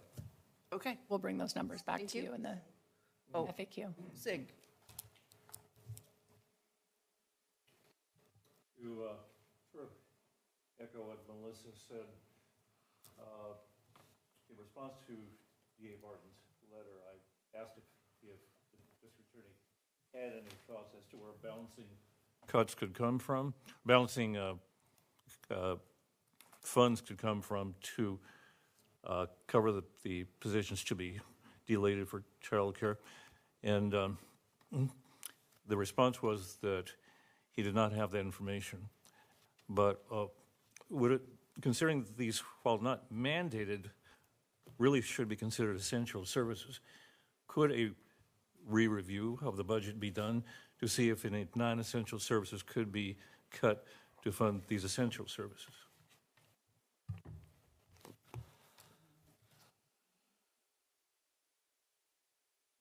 Yeah, I believe that. I mean, I was going to go to the amendment process, Tanya, so. So I want to tie back to my last year's budget message and then this year's. The conversation you are having is the same feeling and conversation that we struggled with for multiple days internally, multiple days. And so I am not surprised by this conversation at all. Last year, I said we are at bone. We are at the point that we are cutting services. We are eliminating other programs. Ms. Laird, you'll hear tomorrow too, HHS example. We heard today, closure of the Sustainability Office, closure of our Economic Development Office. We have bridge funding through ARPA, but that gets us to 2026. And there's other staff positions that are connected in this budget that have significant impacts on the services we deliver. I also, in this conversation, want to connect back to the challenge of even the future and the 26 positions in the sheriff's office. That's a challenge for us moving forward as they fill those positions. So once again, I'm not surprised by this conversation, and this is really hard. This is hard. And I believe that I stand by the proposed budget that is in front of you. And it is now up to the Budget Committee to make recommendations on amendments, and it is in your purview as a Budget Committee to determine what you recommend moving forward. But I just want to, with empathy, say this is hard. And there's impacts. All right. We are at a place where we're going to keep going, I do believe. Yes? Okay, let's keep going. There's more fun ahead. More fun ahead. Thank you. Community Corrections Department, starting on page 144 of your budget book. So the mission of the department is to promote behavior change to enhance community safety. The department's budget is organized around this mission and allocates a combination of funding from the state and the county general fund toward evidence-based, equitable, and mandated practices that target recidivism and community safety. The department accomplishes this work through three main divisions: parole and probation. They provide supervision to justice-involved individuals in the community and focus the most attention on those assessed as high or medium risk to recidivate, using evidence-based practices and strategies to motivate the behavior they want to see and to mitigate additional criminal behavior. The Community Corrections Center is a 215-bed minimum security residential facility for justice-involved individuals. This program provides support, services, and housing for those transitioning back into the community from jail and prison. The program enables greater stabilization and oversight for reentry rather than a straight release back to the community. So sometimes folks just aren't ready and need a little bit more support. The center also serves as a sanctioning option for those on community supervision, which allows people to maintain their employment and treatment appointments and still have an additional level of supervision and support. The center is a congregate care facility, and the capacity diminished greatly during COVID. This current year, the department is focused on opening the center back to full capacity, which has required some facility improvements to the bathrooms, and that has been impacted by slow timelines for construction. But it is underway currently, and we are on track to bringing that program back, along with additional programming so that we can support trauma-informed cognitive behavioral practices, addiction and support for the residents, as well as opportunities to secure employment. Currently, the center capacity is at 114 beds and is averaging about an 80% occupancy, about 91 average daily population. And again, they are on track to be at full capacity during this calendar year. In yet another illustration of a One Washington County effort and the interdependence of the public safety system, the Community Corrections Center staff have been working collaboratively with the Sheriff's Office jail staff to provide additional bed space for pretrial and sentenced individuals, as well as providing space for remote court hearings to reduce the impact on court security unit. So for the right individual after a risk screen, this is particularly helpful as the jail has reduced bed space, as you know, and some of these adults in custody might otherwise become forced releases. The third division in the Community Corrections Unit is the Counseling and Victim Services Program. And this program was established in 1999 and provides victim advocacy and mental health services to victims, justice-involved individuals, as well as the community. The state mandates that victim notification and adhering to victims' rights is a mandated service, but it does not fund post-conviction victim services, which again puts more pressure on the county's general fund. Post-conviction advocates do help ensure the rights are upheld, and staff strive to help crime victims restore their lives by assisting with safety planning, resources and referrals, and advocating on behalf of victims so they're receiving support. The work of Community Corrections is guided by their strategic plan, which prioritizes people, performance, and resources. This means they invest in the people that they're providing the services as well as the people they're supervising. Performance is measured and goals are set for continuous improvement, and they work to provide resources so that they can effectively do their jobs. The department does agree to act as an agency of the state of Oregon to provide community corrections services. No surprise to anyone in this room, state funding has not adequately supported the staffing, tools, and resources that are needed to meet those state increased mandates for contact standards, timely risk assessments, case planning, and the ability to manage an increasingly and ever-changing population. Through board-led legislative priorities and the efforts of the Oregon Association of Community Corrections Directors and our government relations team, we are asking the legislature to fully fund the actual cost study, which more closely funds the true cost of providing services and supervision. The state budget will not be finalized or released until June or July, but the hope is for increased state funding in this way. This will help offset the reduced county's general fund transfer and provide the necessary tools and equipment for staff and programming. These pictures also represent the department in action and capture the work that many of us may not see every day, such as training that happens at the Oregon Department of Public Safety Standards and Training, or the Academy, and must be successfully completed before even being able to work in this field. The top left picture is a recent graduating class ready to start their work in the community, along with supervisors and the director supporting them.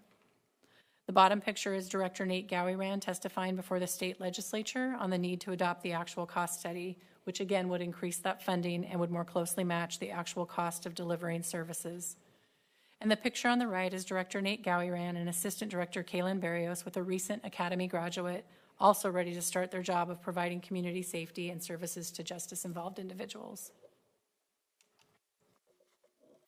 The Community Corrections Department continues to assess and review their key performance indicators around providing assessments, case plans, and contact standards, which they are aligning with state requirements broadly, and then more detailed recommendations from a work group that determined measurable and meaningful contacts for Washington County.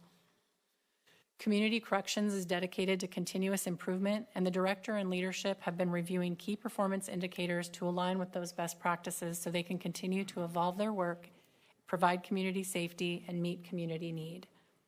They also reviewed their sanctioned data dashboards and discovered a disproportionate impact to individuals of color on supervision. and they are working to align sanctioning practices equitably and addressing the racial disparities which this has become a priority for the department. As you know, building relationships is at the heart of the work of a probation and parole officer, and having shared lived experience with someone feeds connection and trust. For the last 2 years, the department has been operating an Afrocentric caseload and provides culturally responsive supervision to this population. Then they took an additional step of creating a Black, Indigenous, and People of Color, or BIPOC, caseload with a focus on first-generation Hispanic Americans. Despite the specific focuses of each caseload, any adult of color on supervision can opt in to culturally responsive supervision. The only exception is for the supervised caseloads of sex crimes and domestic violence convictions. Those still stay a little bit more specialized. Several community partners, such as Going Home 2, Bridges to Change, and Instituto Latino, have committed to improving the lives of those in the community for underserved populations and individuals of color, and have welcomed the opportunity to work alongside community corrections to improve outcomes for adults of color on supervision. In this coming year, the department continues their work on aligning contact standards with state requirements and implementing recommendations from the local work group to integrate measurable and meaningful contacts into the work, which will include mandatory home visits based on the individual's risk. Increased state mandates for client contacts and field visits at a time when supervised population has higher concentrations of high-risk individuals under their supervision raises safety concern for probation officers. The department is working to enhance their training, practices, and safety equipment so that the parole and probation officers can meet these state mandates, facilitate success for clients, and prioritize their own safety while doing so. This budget includes state funding for additional vehicles and safety equipment. As mentioned previously, efforts to increase the center capacity are underway and on target for this calendar year as the bathroom and facility improvements are made. And the center is also included in the current jail capacity expansion study, as we know that the center is part of the continuum of services in the public safety system and is demonstrated in the utilization of some individuals that are on pretrial supervision and jail sentences that may be a more cost-effective approach in having them at the center versus the jail. And it may be a least restrictive way to utilize that bed space and maintain the jail for those that really compromise community safety and are able to work through supervised services. For reductions, community corrections is facing a 13% general fund reduction. This eliminates 4.70 full-time equivalent staff, all vacant positions at the time. It will eliminate some contracted services and some mentors. The reduction creates potential for increased overtime at the center, so they're monitoring that closely. The reduction also brings some concern to equity impacts and underscores the various needs of the population they serve, which folks that they're serving are often already marginalized within the community and facing really complex challenges around housing, behavioral health, and other acute and complex needs. A reduction in available services, including mentors, could have a negative impact on the community that we serve. There are additions to this budget this year that includes a training coordinator, which will be funded through an increase in state funds. This position will create efficiency in job tasks, which have historically been distributed among several positions. Additionally, it will create some consistency and effectiveness in training, will decrease risk and liability associated with safety and security, could increase employee retention, and improve the key performance indicators by developing the needed skills and the understanding of expectations of the job. The increased state funding will also help the department by providing funding to purchase vehicles as a necessary tool to do their job. There are currently 53 parole and probation officers and only 7 vehicles currently assigned to the department. And they are able to access some of the county fleet, but generally speaking, those cars aren't upfitted into the kind of equipment, safety equipment that POs need to go see their clients. Given the state mandates for contact standards, this will prove challenging for personnel to meet the metrics, but it is achievable. This is an important step in building the fleet and improving the opportunity for the probation and parole officers to engage with their clients in the community. Happy to take questions on community corrections.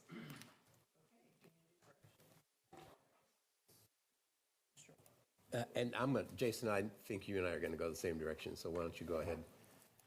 We're talking about the vehicles. Is that the capital outlay that's budgeted, $711,000? Is that for the additional vehicles on page 144? Yeah, we have it as a state, as part of the state revenue, and I believe that covers some of it, Commissioner Willie. Okay, that's in the expenditure category, so somewhere up above in the revenue side is the state money. Is that correct? Yes, and I can get the breakdown for you specifically on that. Okay. All right, thank you.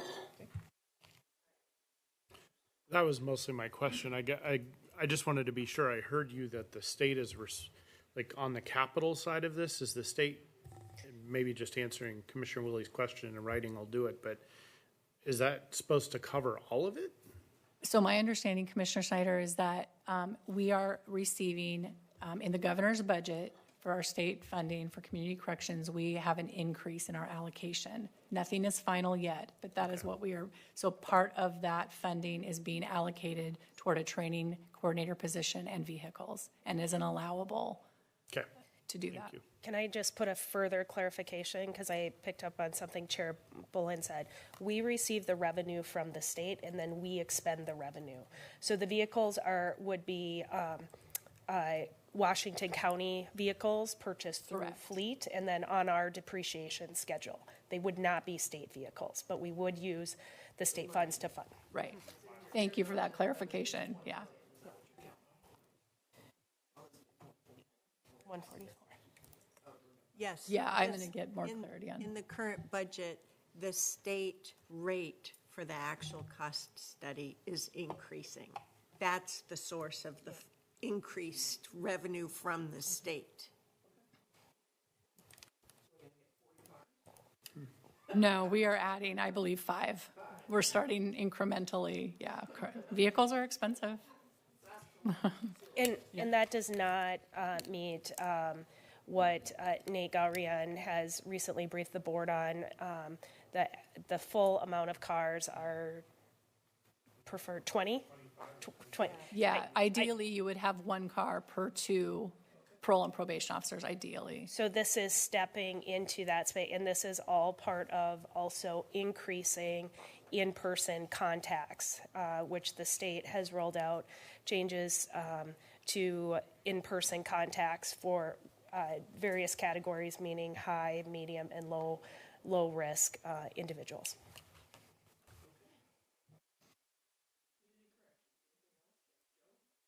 I had a question. This is on page 24. I think this is just my unfamiliar. I'm not so familiar with this area, but there was talk about a reduction in a housing subsidy. Can you explain what that's about? Can you refer to the page again? I'm sorry. Page 24, where we're talking. It basically just gives. One of these ones. So page 24 on community corrections, it's just talking about the reductions for that. It's kind of like the summary of each department, right?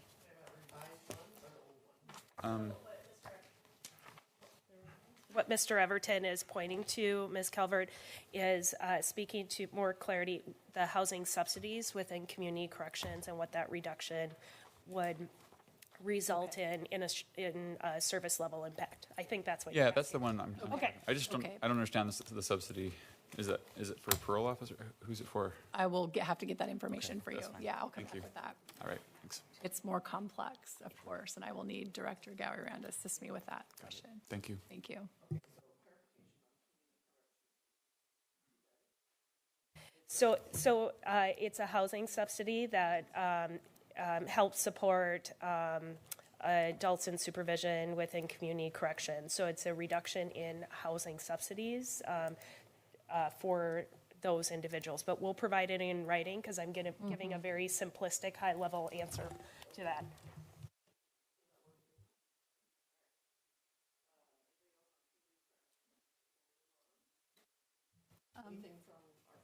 Oh, that's Jeff. No? Okay, go ahead. I just want to make the comment that this just shows to me how important it is to get a lot of our boards and commissions really active and helping us testify and write letters and promote and support this work. I mean, we've tried to up our game in the Public Safety Coordinating Council by, in this front half of the year, going monthly instead of every other month, so we can really focus on what's going on in legislation and work with Pablo on where we can testify and support some of the key bills. Sorry, I was trying to. That are affecting us, like this one is. And we worked on this one and advocating for the full cost of support for the study, both at the public hearing and also wrote letters to the Ways and Means chairs as it passed through there. So it's just, we got to keep thinking about, what are the things in our budget that are going to be, big issues that we're going to fight over for a small amount of money, and how can we get more and more of our community helping advocate to get some more state dollars and push it harder. So I'm just appreciative of the Public Safety Coordinating Committee, and I will tell them Friday when we meet. Thank you. Thank you. That, we're working on some things that are really critical for the budget. Thank you. I just want to add a little bit of context for, and this is partly from my new training and indoctrination as a county elected official. Some of these roles, like the one you're just describing, or this function, is, as I have come to understand it, is actually a state responsibility that they pay counties to do. And so in this example, or in this situation, when we're having to advocate, we're literally having to advocate for them to pay for the thing that they're supposed to be doing and paying for anyway.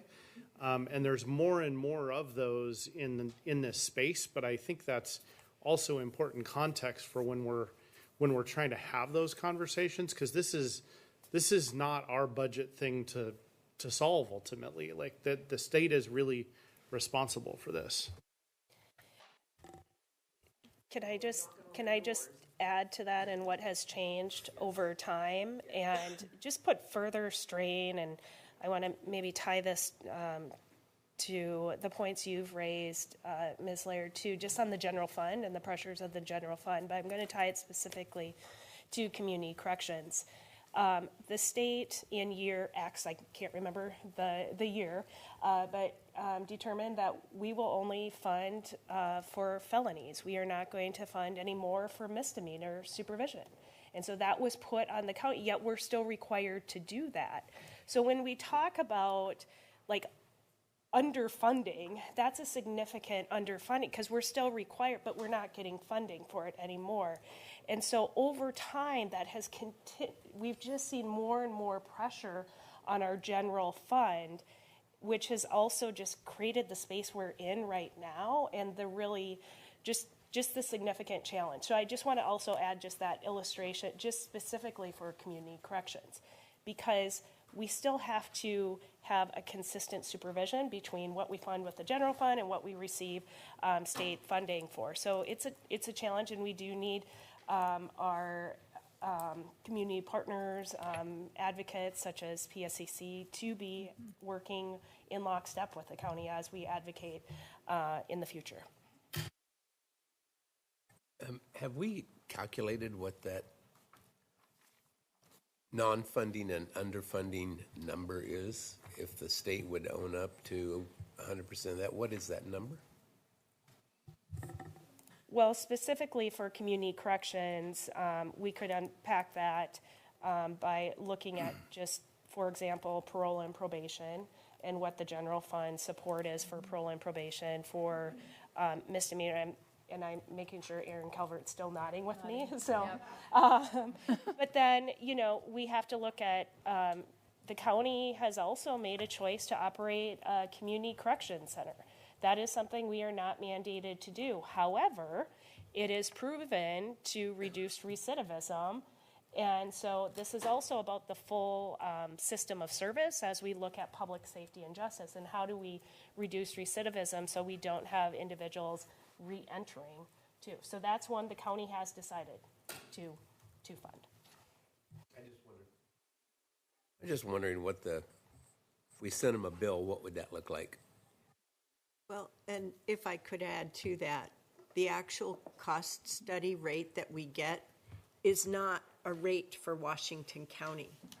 It takes the cost from all 36 counties. So we, as one of, they refer to us as one of the big 5 counties or the big 7,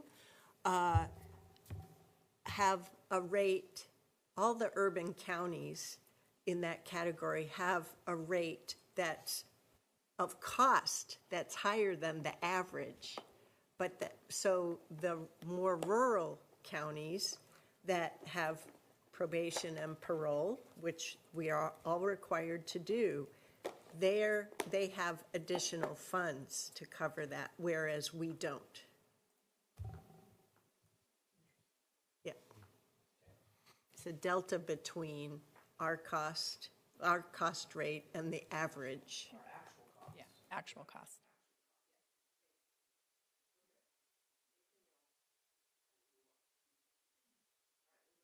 Thank you, Chair Bolin. We were scheduled for a break at this time, but I'm happy to keep going or defer to you.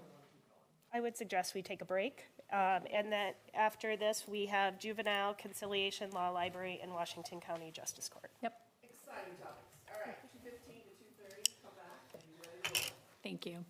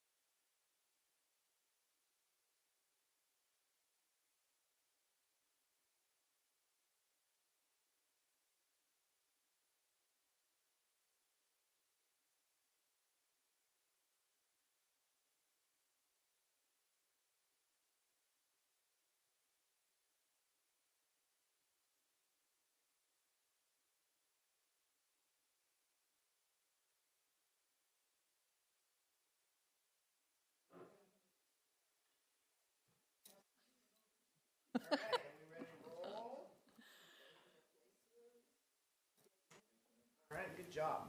All right, Ms. Aaron. Thank please you, continue with Chair the exciting Bolin. topic of Thank juvenile you. I am going to move on to juvenile services and starting on page 172 of your budget book. That's specifically for juvenile administration, and then more detail is on page 176. So the juvenile department protects the public by reducing delinquency and restores victims and community by holding youth accountable.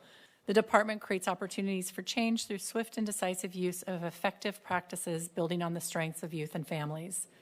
The juvenile department responds to law enforcement referrals of youth ages 12 to 17. In 2024, the juvenile department received 1,492 law enforcement referrals for 1,040 unique youth. The department is broken up by several units that handle youth referrals, and based on validated assessment tools, motivational interviewing, and other best practice interventions, they meet with youth and families, determine risk, needs, strengths, and then develop case plans designed to ensure that the right resources are going to the right youth at the right time. The assessment, court, victim services, and custody teams form what might be thought of as sort of the front end of the juvenile system. They include functions such as assessment, diversion services, services to all victims, court services through adjudication, secure custody management and transport, electronic monitoring, which can be an alternative to secure detention, and community service, which provides opportunities for youth to earn service hours and restitution for their victims. The juvenile department serves nearly 80% of youth outside of the court system. So that means that most youth are diverted away from the court and provided services through community contracts or informal supervision, accountability, and services from the juvenile department staff. The community supervision team provides supervision to youth placed on formal probation in the community, and they do this through regionalized supervision of the youth in the community, meaning they are assigned cases that align with certain areas of Washington County. So, for example, a Beaverton caseload or a caseload out in Tigard, Tualatin, and Sherwood. They have also specialized county-wide teams, such as Breaking the Cycle, which handles youth who sexually offend, and their substance abuse unit, which works with youth who have substance use disorders. And this unit also houses the Keys to Success or Specialty Court Program, which is our juvenile drug court. Harkins House is a 14-bed, short-term, non-secure residential facility for youth who need more structure and support. They are court-ordered to be there and released on conditions by the court to follow, while additional assessments and services are set up for the youth and their family to help them stabilize. The administration team supports services across all of these work units and includes the budget team, the accounts payable, receivable, payroll, and legal specialists who enter data into the statewide juvenile justice system and process expunctions.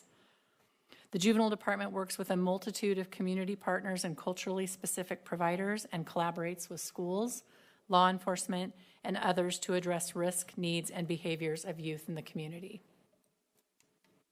We're going to work really hard next year to get you some pictures of the juvenile department in action. It's a little bit trickier to do because of the laws around pictures with juveniles. And so instead, we're going to show you a great slide about recidivism. As juvenile counselors respond to law enforcement referral, whether it's informally or through court process, they work through all the assessments, they determine the right amount of services, they develop case plans for the youth, they apply the right amount of accountability that restores victims in the community, with the overall goal that youth won't commit another offense and will develop additional skills to stay out of the juvenile justice system. One measure of success is called recidivism. Recidivism in this case for juvenile is defined as a new criminal referral. A criminal referral is a law enforcement report to a juvenile department alleging one or more felony or misdemeanor acts or offenses. So this would not include non-criminal offenses.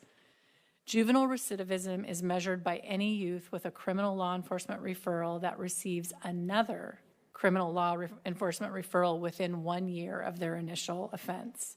If they do that, they're said to have recidivated. This graph shows you the overall recidivism for 2023. And just a reminder, but by the definition of 1 year, we had to wait fully for 2024 to happen to be able to get this data. On the left side of the graph, that is showing you the recidivism rate for youth who are ordered onto formal probation. So the youth on probation are generally high and medium risk, and through case planning and supervision, this is where the highest level of resources are placed. and the youth who are the highest risk of doing more crime. Because of the level of supervision and intervention that they place in supporting youth in the community, there was a 9.5% rate of recidivism. This is really good. Said another way, it means that 91.5% of all youth on probation do not recidivate within that year. This is a really great data point and a measure of success and something for the juvenile department to be proud of. The graph on the right is the recidivism rate of all youth. So it may be youth who are handled informally, maybe youth who are being processed through the court system on their initial offense. It could be the youth on probation. And that recidivism rate is 28.1%, which is just slightly higher than the state average, but similarly situated to comparably sized counties. For reference, Multnomah County's recidivism rate for 2023 was 28.8%, and Marion County was 30%. Clackamas County was 19.3%. Oops. I don't know if it's slow or it didn't. Okay. The last 2 years have been an incredible time of change for the juvenile department and included big shifts in department leadership.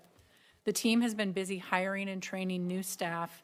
They filled 14 permanent staff and 16 variable hour staff who assist in coverage for the 24/7 programs that the juvenile department runs.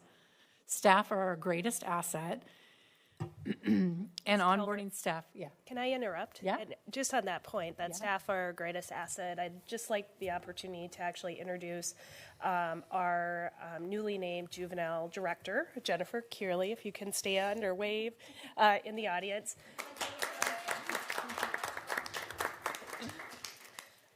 Jennifer has been with the county and serving in the interim capacity and has really brought human-centered leadership to the department with a focus on data and informing our work. And so in addition to the data that Erin has shared, while the recidivism rate is positive, in a presentation to the board approximately 6 months ago or so that Ms. Kearley had presented, we are actually, there's about 50% more youth that we could actually be serving in Washington County. And so there is still unmet need while we do champion our successful recidivism rates. And she also really likes this type of attention. That is why I walked back there and told her I was going to do this. I've worked with her long enough to know. Thank you, Miss Angie. So just hiring this amount of staff really takes a lot of work. They have to create new training program. It also shifts existing caseload into more senior staff, and so they're absorbing a little bit more while everybody's working together to ensure that staff are trained and ready to kind of have their own caseload. The department also spent time over the last year completing a culture survey. Sometimes with big change like this, you got to kind of get in and figure out how people are doing, what's going on, and so that's given us some really good information, and Director Kearley in moving forward this next year. Last year also brought a successful program evaluation of a diversion program for middle school youth that's run by a community-based organization in partnership with the juvenile department. This evaluation showed that youth who successfully completed the program had overall lower risk, lower recidivism, and higher strength indicators than same-age peers that did not participate in the program.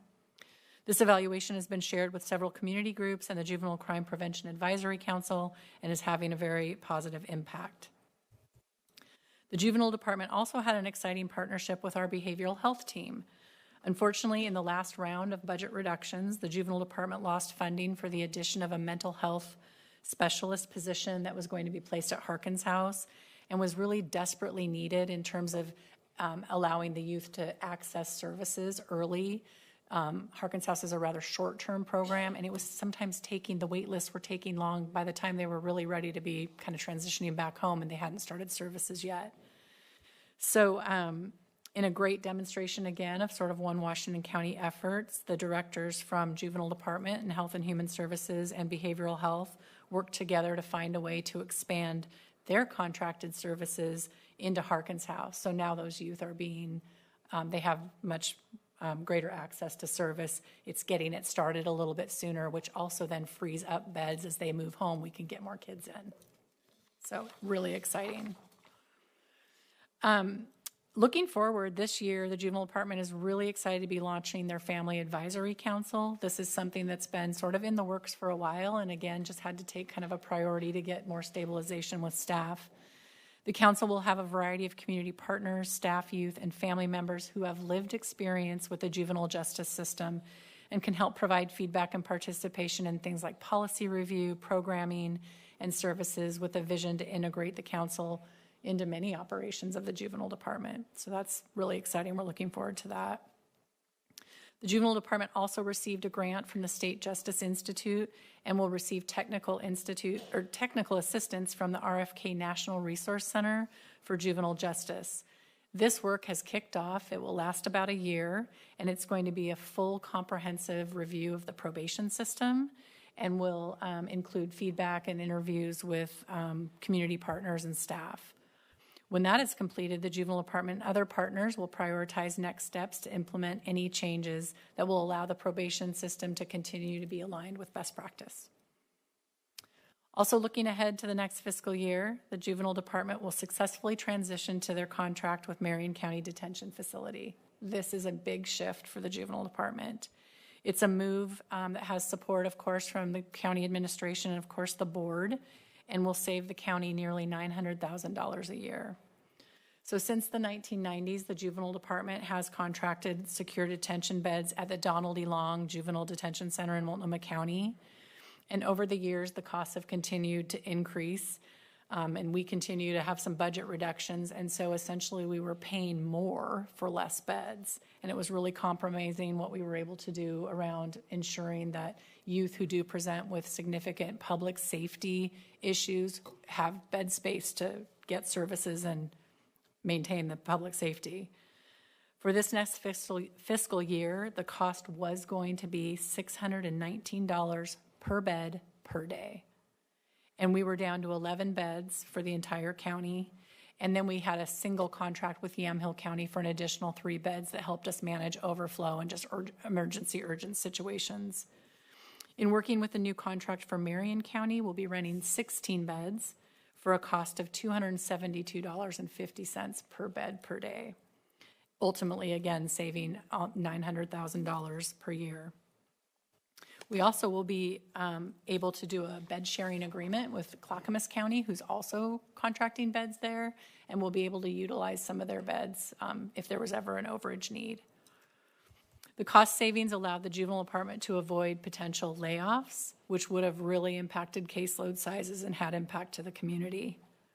One of the key goals in this next year, and one that the Juvenile Department is currently working through as we work on the contract with Marion County, is just to ensure that we have some form of transportation assistance, whether that's us driving a van down or supplement with gas cards or something, so that families continue to have access to visitation for their youth. And then we do use technology for court hearings and visitation, but I think we'll have to enhance some of that so that attorneys have access to their youth as well. As you know, depending on traffic, Salem seems a lot farther away. It is, but sometimes going to East I-84 Donald E. Long facility might just even take a little bit longer than driving to Marion County, Salem. So we're looking at that as well. To meet the Juvenile Department's reductions, they are at 10% to their general fund. And again, the move for detention saved a number of potential positions and layoffs, but they did lose a vacant bilingual juvenile counselor 2 is eliminated, and they lost a 1.0 FTE administrative assistant. Both will have impacts. The juvenile counselor 2 does impact caseload sizes. Clearly that was a bilingual position, and so they're working kind of to reassign and reassess what the caseload numbers will be. And with that, I'm happy to answer any questions about the Juvenile Department. Yeah, on page 177, they're talking about requirements by program and the allocation there. It looks to me like home detention was just about eliminated. It went from 191,000 to 3,500. So is that a program that we... I'm going to have to look at that. I don't. Where are you looking? I see it. I see it, Commissioner Willie, but I'm not sure I'm gonna have to get back to you on that. Well, if we're shipping them all to Salem, then there's not gonna be a lot of stuff at home. Our home detention program manages the alternative, like the electronic home monitoring and like the alternative to detention. And so let me get back to you on that. Okay. Details. I have a question. I have a question. It's on page 178, and it was in regard to the Family Advisory Council that's proposed there. Is that going to be a program that would be similar to any of our boards and commissions where the board would approve the participation? I'm just curious. I don't believe it's designed to be. I think it's just a departmental Perfect. group. Okay. Yeah. Yeah, It's not proposed as advisory to us. Right. Jason It's might wanna advisory answer to the this. department. To the department, Yeah. correct. Okay. Yeah. Oh, no, I had this up, I'm just waiting.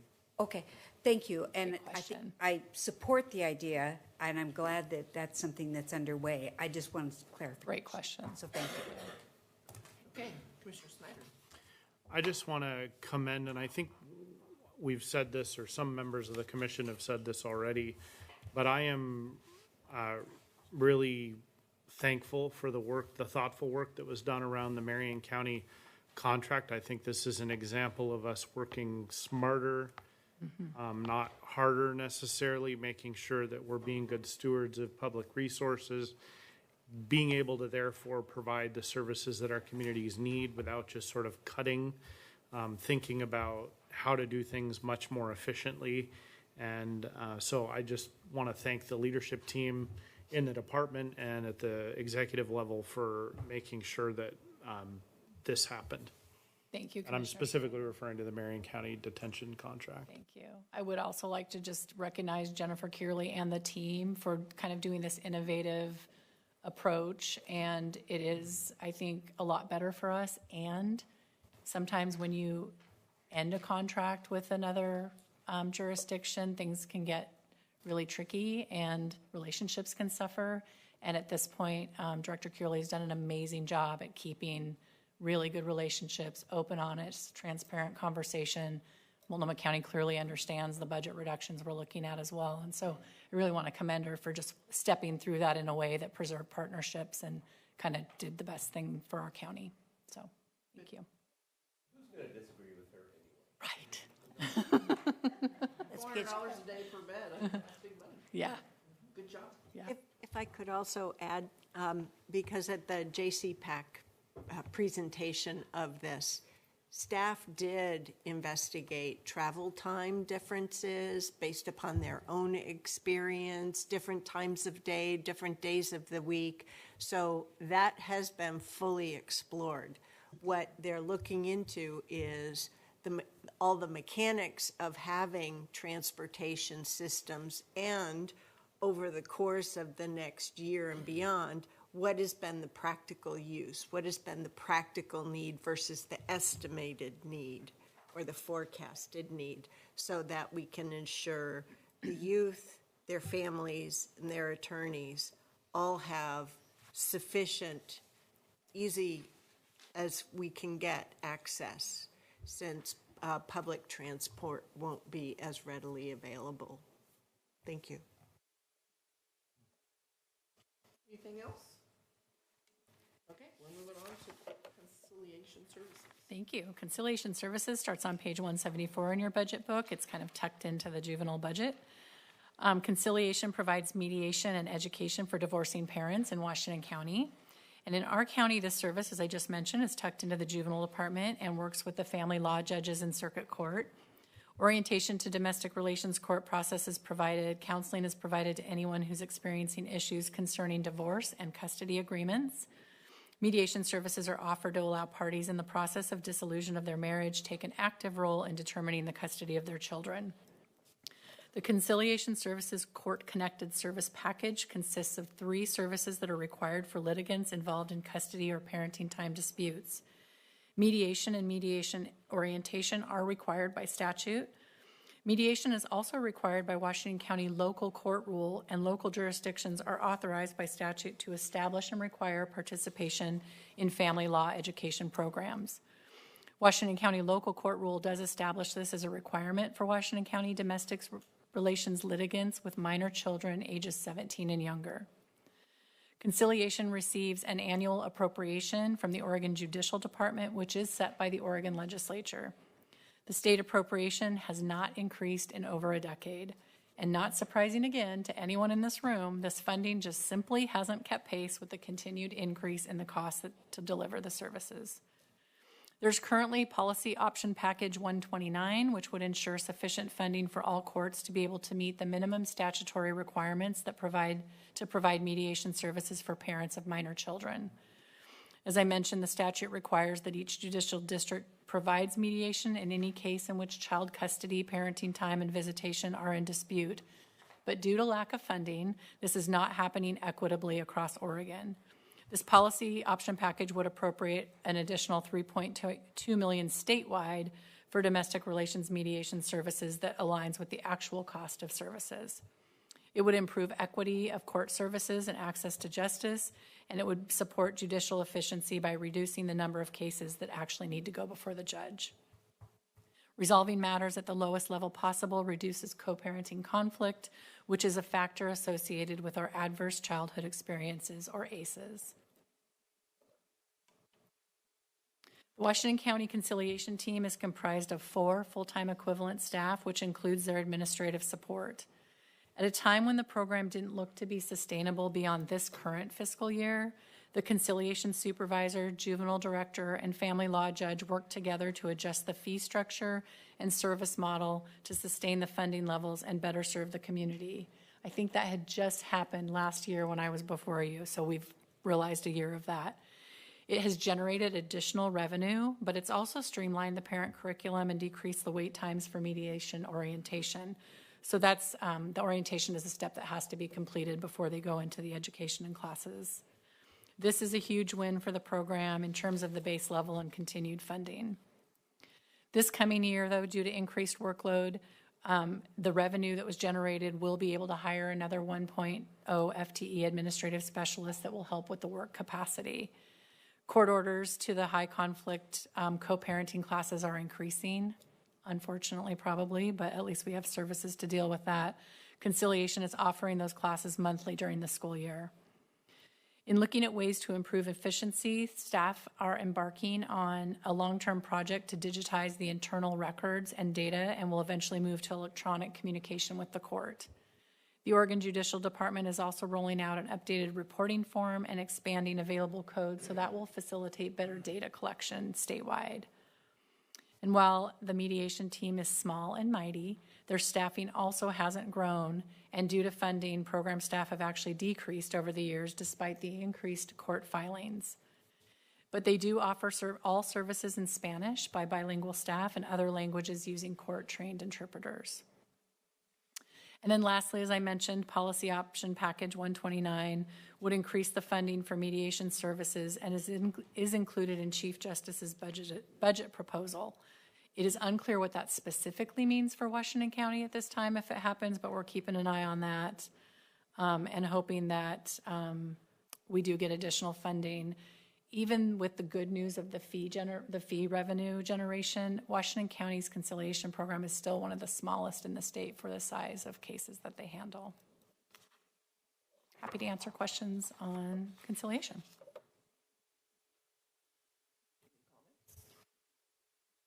Okay, thank you. Law Library. Okay, it starts on page 188 of your budget book. And the Oregon Revised Statute requires each county to provide free law library services. Our law library is governed by the Washington County Board of Commissioners in consultation with the presiding judge and advised by the Washington County Bar Association's Law Library Committee.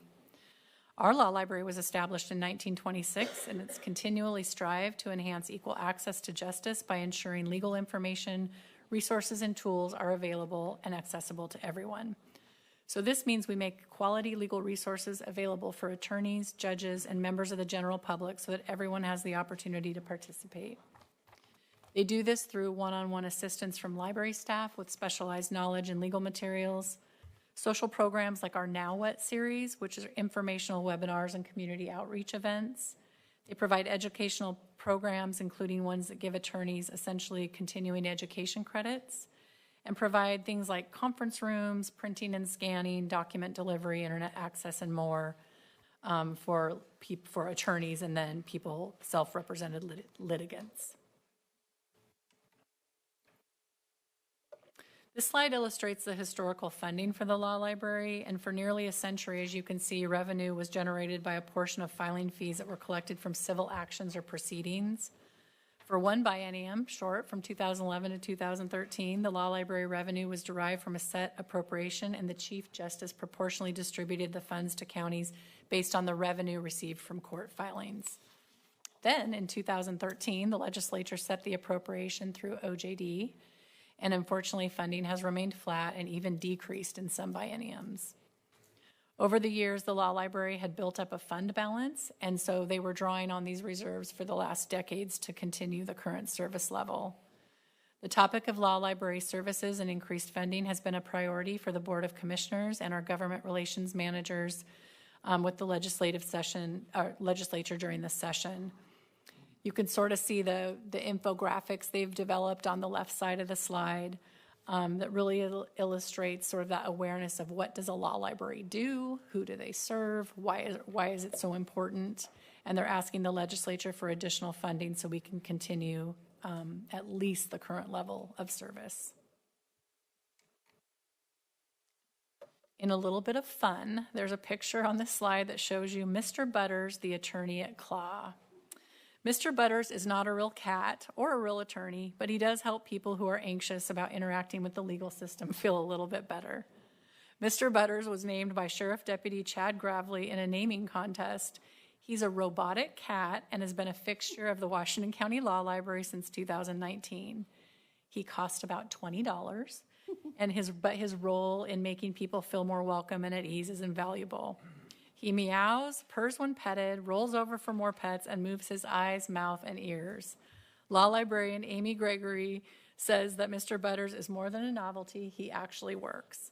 She recalls a time when a woman was having a particularly hard time through a deposition and relied on his calming presence. He is somewhat emblematic of what the law library is all about, providing equitable access to law services in a welcoming environment. Right? Go see Mr. Butters. In looking at this last year, the law library was actually set to run out of funding during this current fiscal year. So I think some of you might remember me at this table saying this was it. But due to the incredibly strategic decisions of our law librarian and some of the decisions she made around filling vacancies, we will be able to complete this fiscal year. But unless the legislature provides additional funding for the next biennium, we will run out of funding this next fiscal year, and we'll have to make some decisions around service levels and planning. The Law Library has several innovative programs and services available, like the Now What Education series, as I mentioned. They do offer continuing education credits or CLEs for the attorneys, which is really an important service in ensuring that attorneys and judges have access to new and involving legal information and material. 2026 initiatives include continuing access to the digital collection, which is made possible by a grant funding from the Library Foundation. And of course, Amy's strategic work in hiring variable hour employees to staff allows for various skill sets to come in to do project completion, also utilize their expertise in helping patrons, and then save funding as well. Our law librarian has some amazing ideas on enhancing services and developing even better partnerships with the circuit court, but these innovations take time, staff, and resources, which at this time the law library does not have. The team is working really hard on securing additional funding so that law library services can continue at the current level, and perhaps some programming and services could be added. And again, I'll just reiterate, without any additional funding, the law library will be unable to continue current service level beyond this fiscal year. Any questions? Yeah, so I'm looking at this, and based on your last comment there, so what are our revenue sources? Because it doesn't look like we are providing any general fund Correct. sources. So what are the charge for services, the revenues line? What are those two? Because that's 900,000 and change. It's just the state appropriation. There's no general fund support for the law library. Okay, so, but is the state going to continue to do that? So in Well, other words, that is the big question. oh, I see, So- okay. So essentially, they have not increased funding in a decade. The reason we've been able to continue current service level is because the fund balance that was established years and years ago, and they've been drawing on that every year to maintain current service level, and that's gone. That will be gone. Okay, so I guess what I'm trying to see is, because, yeah, they have zero ending balance projected. So, yeah, okay, so I'm envisioning a program that looks like $656,000 to run at its current level, reducing that down to 300,000 or 400,000, or just plain closing it. It means that we may have to take a look at that. Perhaps we could be open part-time. Perhaps we could go down to one law librarian staff, no variable hour. Perhaps we provide remote services only, nothing in person. So I think we would have to come back to the board and have this discussion about what service level looks like and how we navigate our funding. Okay, thank you. You're welcome. And there's a decision of, do you want the existing service level? And if so, then you need a revenue offset for that, general fund or another funding source. Just so we're clear, there is not a, what if any mandate is there around providing a service? We have to have one, but it doesn't say what or how exactly it Correct. has to function. Correct. Yeah, so even if we provide 8 hours of law library service, we are providing, yeah. You gotta keep that in mind. Yes. I see that Jeff is online with a question. So Jeff, do you want to go ahead and ask your question? We're on law library, yeah? Yes, thanks. I appreciate all the work that the law library people provide and the service it provides to the people in the county. Mr. Butters is the best thing I've heard all day. It's refreshing. But here's the question. I asked a similar question last year, and I wanted to follow up to see if the law library has taken any of these recommendations to research further. Is it possible for the law library to receive donations from outside government entities?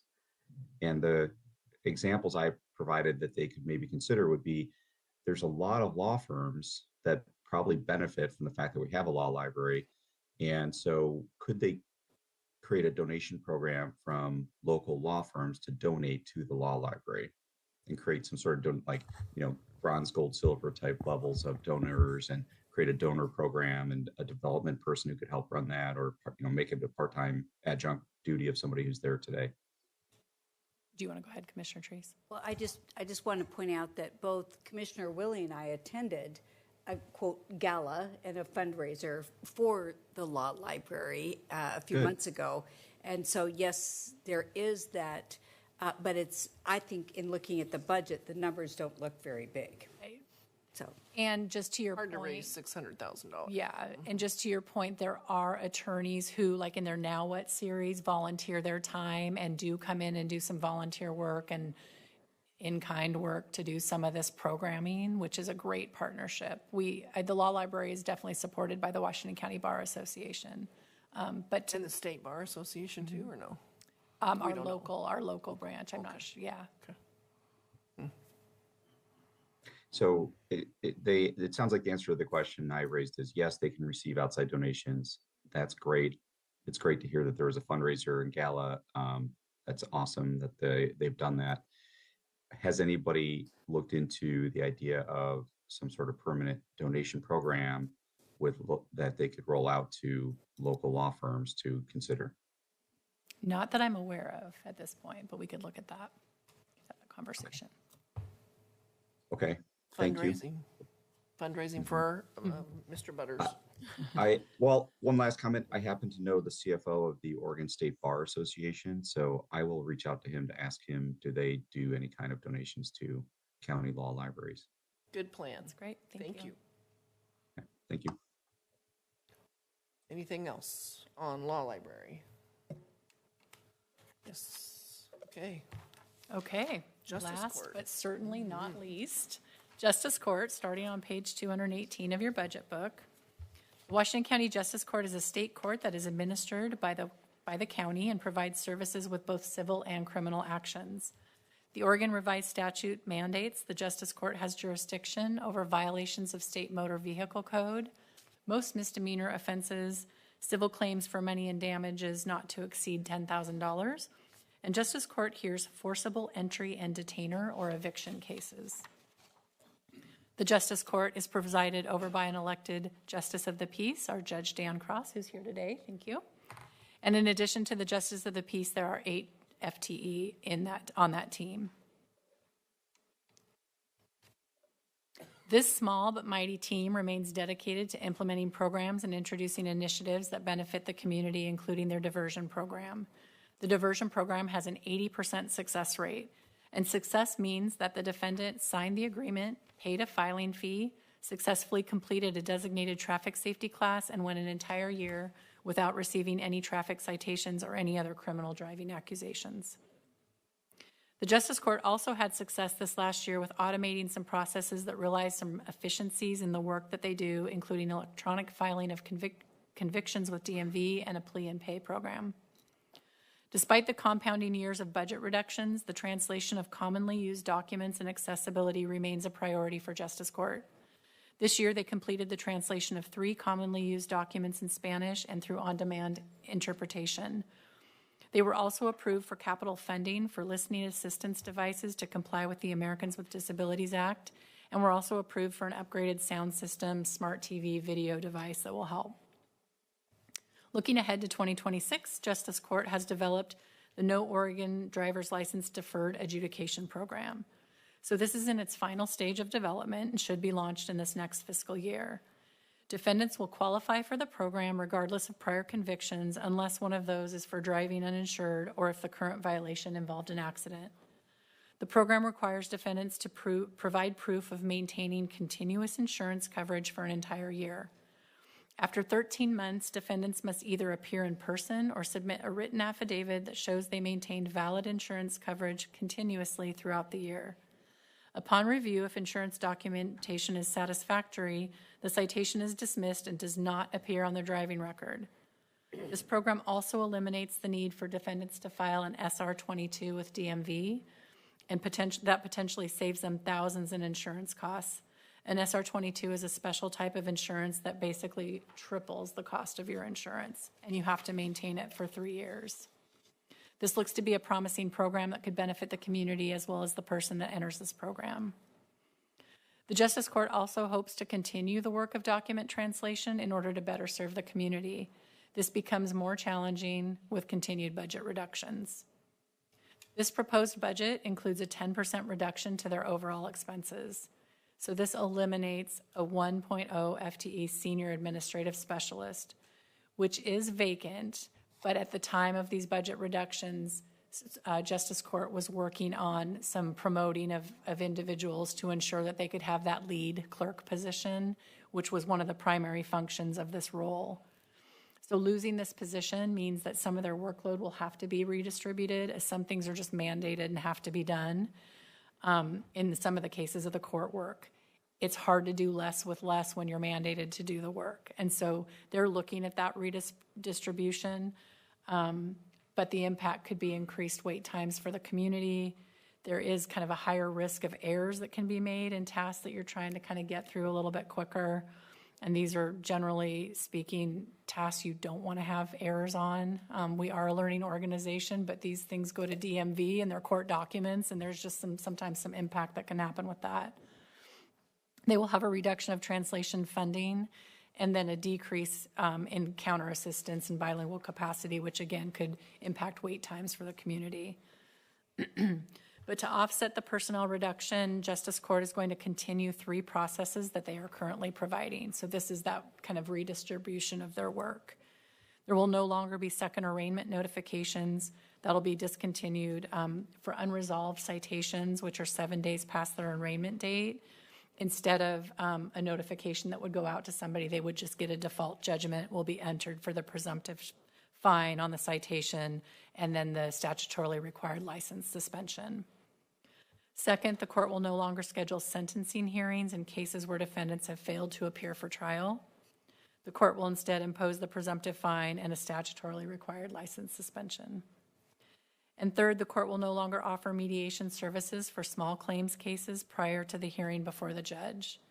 The community impact of this, of course, is that parties will not have that opportunity to settle or resolve a case without going to trial. So the program reductions are impactful to the community and not what the Justice Court team would have chosen, of course, to do if budget scenarios were different. But they are going to focus their change on the current capacity on the remaining service areas. And with that, I'm happy to answer any questions. Okay, Commissioner Willie. Can I just, before, Go ahead. Commissioner, Aaron had mentioned this. This is a small but mighty team. Remind me the total FTE? Eight. Eight. The judge plus 8, yeah. So just for the board's awareness, and the board has not been briefed on this, this is an example of a really small work group that is focused on mandated services. And employees have lives. And we're not just machines or robots. And so sometimes employees need to go out on protected leave for whatever reason. And this is an area that Aaron Calvert's working with the judge because we are actually at a critical point. And it may require, because they don't have even any budget dust for temp or overfill, that we are going to have to come back with some type of budget supplemental because we're in a really challenging position. So I just want to also share, we're talking about reducing of FTE, but for these mandated areas, once we get so tight, and we've cut contractual, we've cut other pieces, we are going to be in positions that we are going to have to be coming back to the board with budget supplemental so that we're continuing with mandated services. But I hope I spoke to that accurately. Okay, Commissioner Willie. Yeah, who oversees this? What department is this under? Public safety, and it's the, So, but who, I mean, you oversee the public safety area, yeah, but, so Judge Cross is our Okay. presiding justice of the peace, Okay. and so we liaison as I do with the other elected department heads. okay.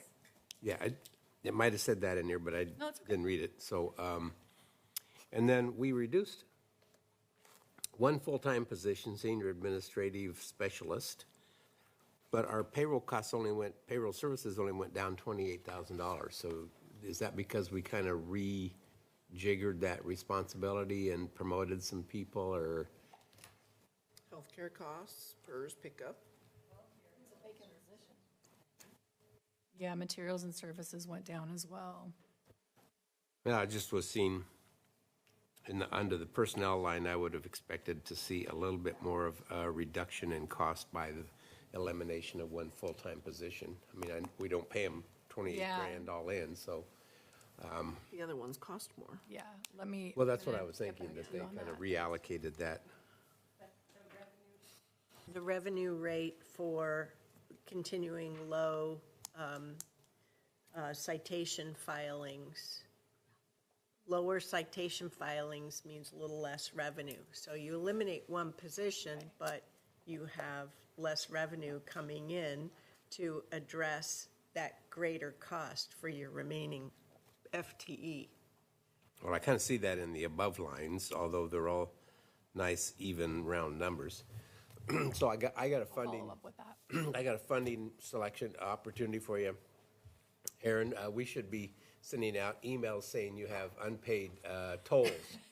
And so, see if anybody bites on that one. The spam emails? Spam emails for unpaid Yeah. parking tickets or something, I don't know. I'm getting those. We are working in partnership with the sheriff's office to work on just training, things changed in COVID, we're out of COVID, but just truly training on some of the traffic enforcement and looking at ways that we can enhance maybe the justice court revenue and just making sure that we're keeping our community safe and sending things to justice court. And do we send things US mail or we send things electronic? Most of it is electronic. Yeah. Yeah. Okay. Interesting. Okay. Anything else? Oh, yes, Commissioner Snyder. So I want to understand, I think I know the answer to this, but I want to confirm it. People can file small claims in Washington County Circuit Court as well. And this change to eliminate mediation services for, it says civil cases here, but you said small claims. I'm assuming it is small claims in the Justice Court only? The proposal is not, we're not discussing something that would change the functioning of Not circuit court, of small claims at circuit court. correct. Okay. Under the purview of justice. I will just say. Commissioner Snyder, if I could just, for Sure. members of the public, that may, Sure. we do not have any oversight or jurisdiction over circuit court. So the county's jurisdiction is over justice court. Understood. I think for the public, they both see them in Washington County and they both have Washington County in their name. And this will now be a fairly significant depart. I mean, they have offered mediation as well, or required mediation. I've unfortunately, as a landlord over the last 25 years, ended up in small claims a couple times. And I will just say that I think not having mediation there, most of the groups that show up for those are not prepared to go to trial. And so I'm not sure how, this sounds like it could turn into a bit of a messy situation in the court, but I'm sure the judge has considered that. I'm not sure it's great. I don't know how much it saves, and I understand we probably can't afford to keep doing it. I get that, but I'm not sure how it'll end up. Let's put it that way. We'll take your question back and we'll build that out a little bit better for response for the budget committee. So the question was, if we eliminate mediation, what does that do? Is that the question? What's it going to look like? What's it going to look like? That's the question? Yeah. Okay.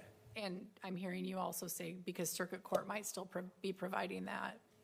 We should probably confirm that that's still the process, because that's now going to start to be a fairly different, I mean, people can go either direction, and that may create some unintended consequences in other places too.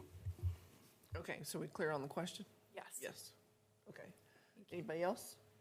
Comments? I have a question, but Okay. not on this. Oh, well, is there anything else on justice court before we go? All right, so then what do you want to talk about? Well, I must have fell asleep during a part of it. I know that it's been a riveting presentation. It has been, of course. Aaron's done a fabulous job. Crushing Thank you, me. Aaron. Funny is you're falling asleep, you want to charge tolls. I know. I'm an active budget person with creativity. But I want to go back to deflection just to make sure I understand the deflection program. On page 139, we've budgeted $682,000, it looks like, for that. That is our cost, right? That is the unfunded portion of the deflection program. Budget committee member Willie, you did not fall asleep. You are actually just looking ahead to tomorrow. So we will actually cover deflection tomorrow at approximately 11:20. But in All right, all see- fairness, Yep. it's in three different Yep. locations Exactly. of the budget, so. It was mentioned in both sheriff's office and Yep. the DA's office Yeah. because they have positions, but we house deflection in our health and human services. So Marnie, Kyle, and I tomorrow will tell you all the things Okay. you want to know about But it. all the revenue comes from this. A collaborative program between law Good enforcement. to know that I didn't take a didn't fall nap during asleep. your presentation. Yep, Yes. thank you. I'm relieved. We have something to look forward to tomorrow. We're still not certain, but that's. Okay, so it's 3:20. Yes, did you have anything else you wanted to say? Are we ready? Anybody else before we go to public comment? Will there be a general wrap-up? Because I have questions. Let's see if there's public comment, and then we'll come back, and we'll finish up, and then we'll go. All right, so anybody here or wants to talk? Do we know? All right, is there any member in the auditorium that wishes to provide public comment to the Budget Committee for up to 2 minutes on any topic you've heard today? Not seeing anyone raise their hands or coming forward. We do have one hand online, Mr. Dale Feek. Dale, can you hear us? Dale? I can. Can you hear me, Kevin? Yes, we can. Please go ahead for up to 2 minutes. I appreciate the tenacity and the energy that all of you have taken to go through this budget meeting today. That's quite a workout for everybody. So thank you for sticking with it. Couple comments. I really appreciate what Ann Orber, I think it was Ann Orber that talked about the climate area and how the sustainability department is, at least the director of that, has been eliminated, but yet it's going to be incorporated within all the departments. And I appreciate the commitment and the people you hire that are still working on preserving the earth for future generations. So I much appreciate that. I also appreciate hiring people that are committed to a mission. In attending the Environmental Equality Commission meeting on May 8th and 9th, they also talked about how they hire people that might not necessarily make more money, but they're really committed to preserving and enhancing the air, water, and quality of the state of Oregon. So I consider now, and listening to what's happened today, similar in the way of my support of the people that are administrating, overseeing, and doing the work. So I much appreciate that. I also want to change my point of view based upon the work session that I attended, and Nate Gurian, I don't see his last name, and I talked with him after the work session, and I was in favor of not arming the patrol officers. But after meeting with my chief of police, Henry Ryman, in Forest Grove after that, and talking with him, he was on the fence about that. But based upon how things have changed, he said, maybe it's a good idea. But the one thing he says, make sure they're well trained in using guns. And I surely want to emphasize that. Make sure they're well trained in using guns and do it appropriately. Thank you for your hard work. Thank you, Mr. Felk. We appreciate your comments. Right, is there any other member online that wish to provide public comment for up to 2 minutes? Give you just a second to utilize the raise hand function. Not seeing any other hands. Chair Bullen. Okay, so public comment is over. We're going to go back and do a wrap up. I would like to go around the table and just have everybody make a comment if everybody's interested. Start with Commissioner Fye, kind of where we're at and what your thoughts are, and get ready for tomorrow. I'll be ready tomorrow. I did a lot of listening. Thank you. Great presentation. A lot of good information, both you and Ann and Marnie shared. So thank you. Good. Thank you. I'll adjust my questions and. You're saving up for tomorrow. Yeah. All right, Joe, next. Sure. I just want to say I appreciate the difficulty of some of these decisions that we're having to make. I'm sure there's going to be more tomorrow. I'm just, it's frustrating, the mandates, and then it makes me question, have we got, I know that these discussions have been had before, right? So it's, I don't know.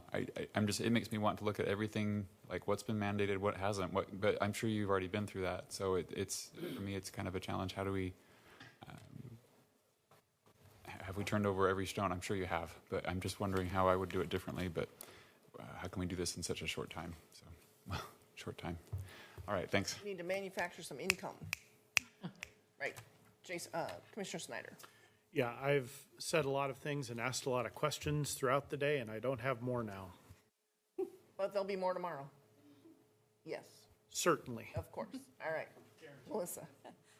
So in looking at the possibility of finding some budget amendments and making some proposals, the budget amendments you want them due requested at noon on Friday. However, I don't think the answers to our questions are coming until Friday, and there's some key answers to questions that I think will be helpful in trying to put together a budget amendment, because they're going to be hard, right? Everybody's looked at these 10 million times, but one more view to see if you can't find something different. So when are we going to get the questions, and can we have some time between the answers? When are we going to get the answers to the questions, and can we have some time between that and when the budget amendments are due, so we can actually take that information and include it in our thoughts about how to craft a good budget amendment? Committee member Laird, thank you for that question. I'll respond to that when we open tomorrow, because I just want to work with the staff team. And I am open, and in the past I've met with budget committee members. If you have idea that you're percolating, you can have those conversations with me. I don't share those with other budget committee members at this point. It's just what you personally are exploring. So happy to do that even after the meeting if that's helpful. Great, thank you. Thank you for the offer. Commissioner. Thank you, Chair. First of all, thank you for running the meeting. You did a nice job, and we're pretty close. Yeah, we're real close to time. I also want to express my appreciation to my fellow Budget Committee members here. We've asked hard questions, we've asked insightful questions, expressed strong opinions, and I appreciate the fact that we've been able to do that together and in a respectful way. So with that, I just want to say thank you, and I look forward to continuing our discussion tomorrow. The staff has done a great job in getting this ready for us, and so thank you for your preparedness and you're willing to take our questions as well. Thanks. Okay. So my only comment is this is painful, and every organization, nonprofit, and government is all going through this, so we're not alone. And there is no magic answer, and we saw at the beginning when the other orientation, when you have revenues that are here and expenses that are there, you got to fill in that gap. And we need to come up with a way to get more income. So I think that's the thing that needs to happen in the next year is we got to find some more income, whatever that looks like. So there you go. Mr. Willie, Commissioner Willie? Yeah, so following on with that, everybody remember to bring in your bottles for bottle deposit tomorrow. We're trying to gather Pepperoni some money up. sticks, That's right. yep. You got to start somewhere. You know. Girl Scout cookies. Yeah, because Tanya's turned all over the couch cushions. There's no money in the couches. We got to go find some.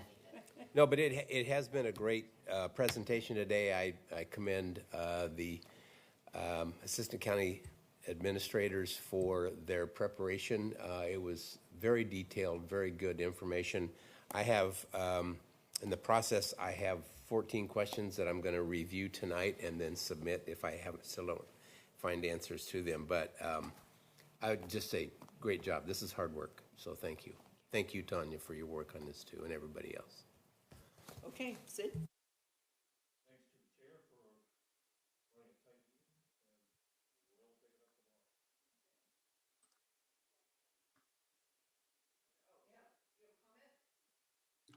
This is Jeff. Can I have a moment to make a comment? Your turn. Go ahead and have your turn. Thank you. First off, I want to say thank you to the rest of the members of the committee. It's been a good learning experience, and hearing a lot of different points of view from everyone has also helped in forming decisions. And a special thank you to the staff. It is not easy to create such a large budget and hundreds of pages of data for us to go through. And thank you to the presenters, because everybody was well prepared and had lots of insightful information. It was asked of me earlier to submit additional questions that I asked today. So I have submitted that by email to Mr. John Steyer. So that is my submission number 2 of questions. And I would like to take Tanya up on her offer to meet with her to help me craft a budget amendment that I would like to present. So I don't know when you're available, Tanya. I'm available after this meeting for the duration of the working hours of today. I know I'm remote, so if you wanted to find a time to call me, I'll send my mobile phone number over to Mr. Steyer to provide to you if that's available. Please or send, I will be in person tomorrow. Jeff, please send that to John, and then we'll start connection by text. Okay. Anything else, Jeff? No, thank you. And where are you? I'm in Seattle. Seattle. Okay. I had a business event up here That's yesterday, fine. and I couldn't get back. I was in just time. curious. All right. Yeah. Commissioner Harrington. Thank you, Chair Bolin. First, I want to thank the Budget Committee members from our community for returning and serving another year. This year is even harder than last year, but the good news is I think it will get better. Well, financially, maybe not better, but as you can see, the narrative is much better this year, and maybe we can have some more time for reviewing the information next year, given the move to new software. Which takes me to my second comment. I want to thank staff for putting together the proposed budget. Last year, they broke the software. This year, they broke the software too, which was incredibly hard on them. Also to staff, I really appreciate the expanded narrative that's in the document this year, just about what the different services are, and why these choices, how they went about the specific choices, and what the new service level provides or doesn't provide. But also information on the source of mandates or the source of requirements. Is it fully funded, partially funded, general fund funded? Just incredible clarity. So onward ho we go to day 2 tomorrow. Such exciting reading. Yeah. You're doing a great job. Oh, thank you. I appreciate it. All right, Miss Angie. So I'm sitting here chuckling because Jeff's view is the same view that I had of the board when I had my first virtual interview for the county administrator. So it's taking me back, to COVID and interview. Well, I just want to empathize. And you're still here. It's really actually hard to participate virtually because you can't really see the faces or the body language in the room. But I want to underscore just the appreciation for all the budget committee members. This is a lot of time, and the questions you've submitted and also during this time together is just really thoughtful. And I'm just inspired by how much you care. And that just is coming through with each of the comments. And from staff are here because we care too. And so that shared commitment can really build a stronger future. Great. Mr. Steiner. I would just echo that. We have committee members coming back. It really helps. You have a good experience. And so helping us make the process better after this year will even help more. So thank you very much for what you do for the county on doing that. Also, thank you for the support to the staff. Staff does work hard. We try to respond and be responsive, so thank you. Good. You've done an amazing job for your first year. Anything else for the good of the order before we adjourn? Anything else? Gone. We're adjourned until 9 a.m. tomorrow morning.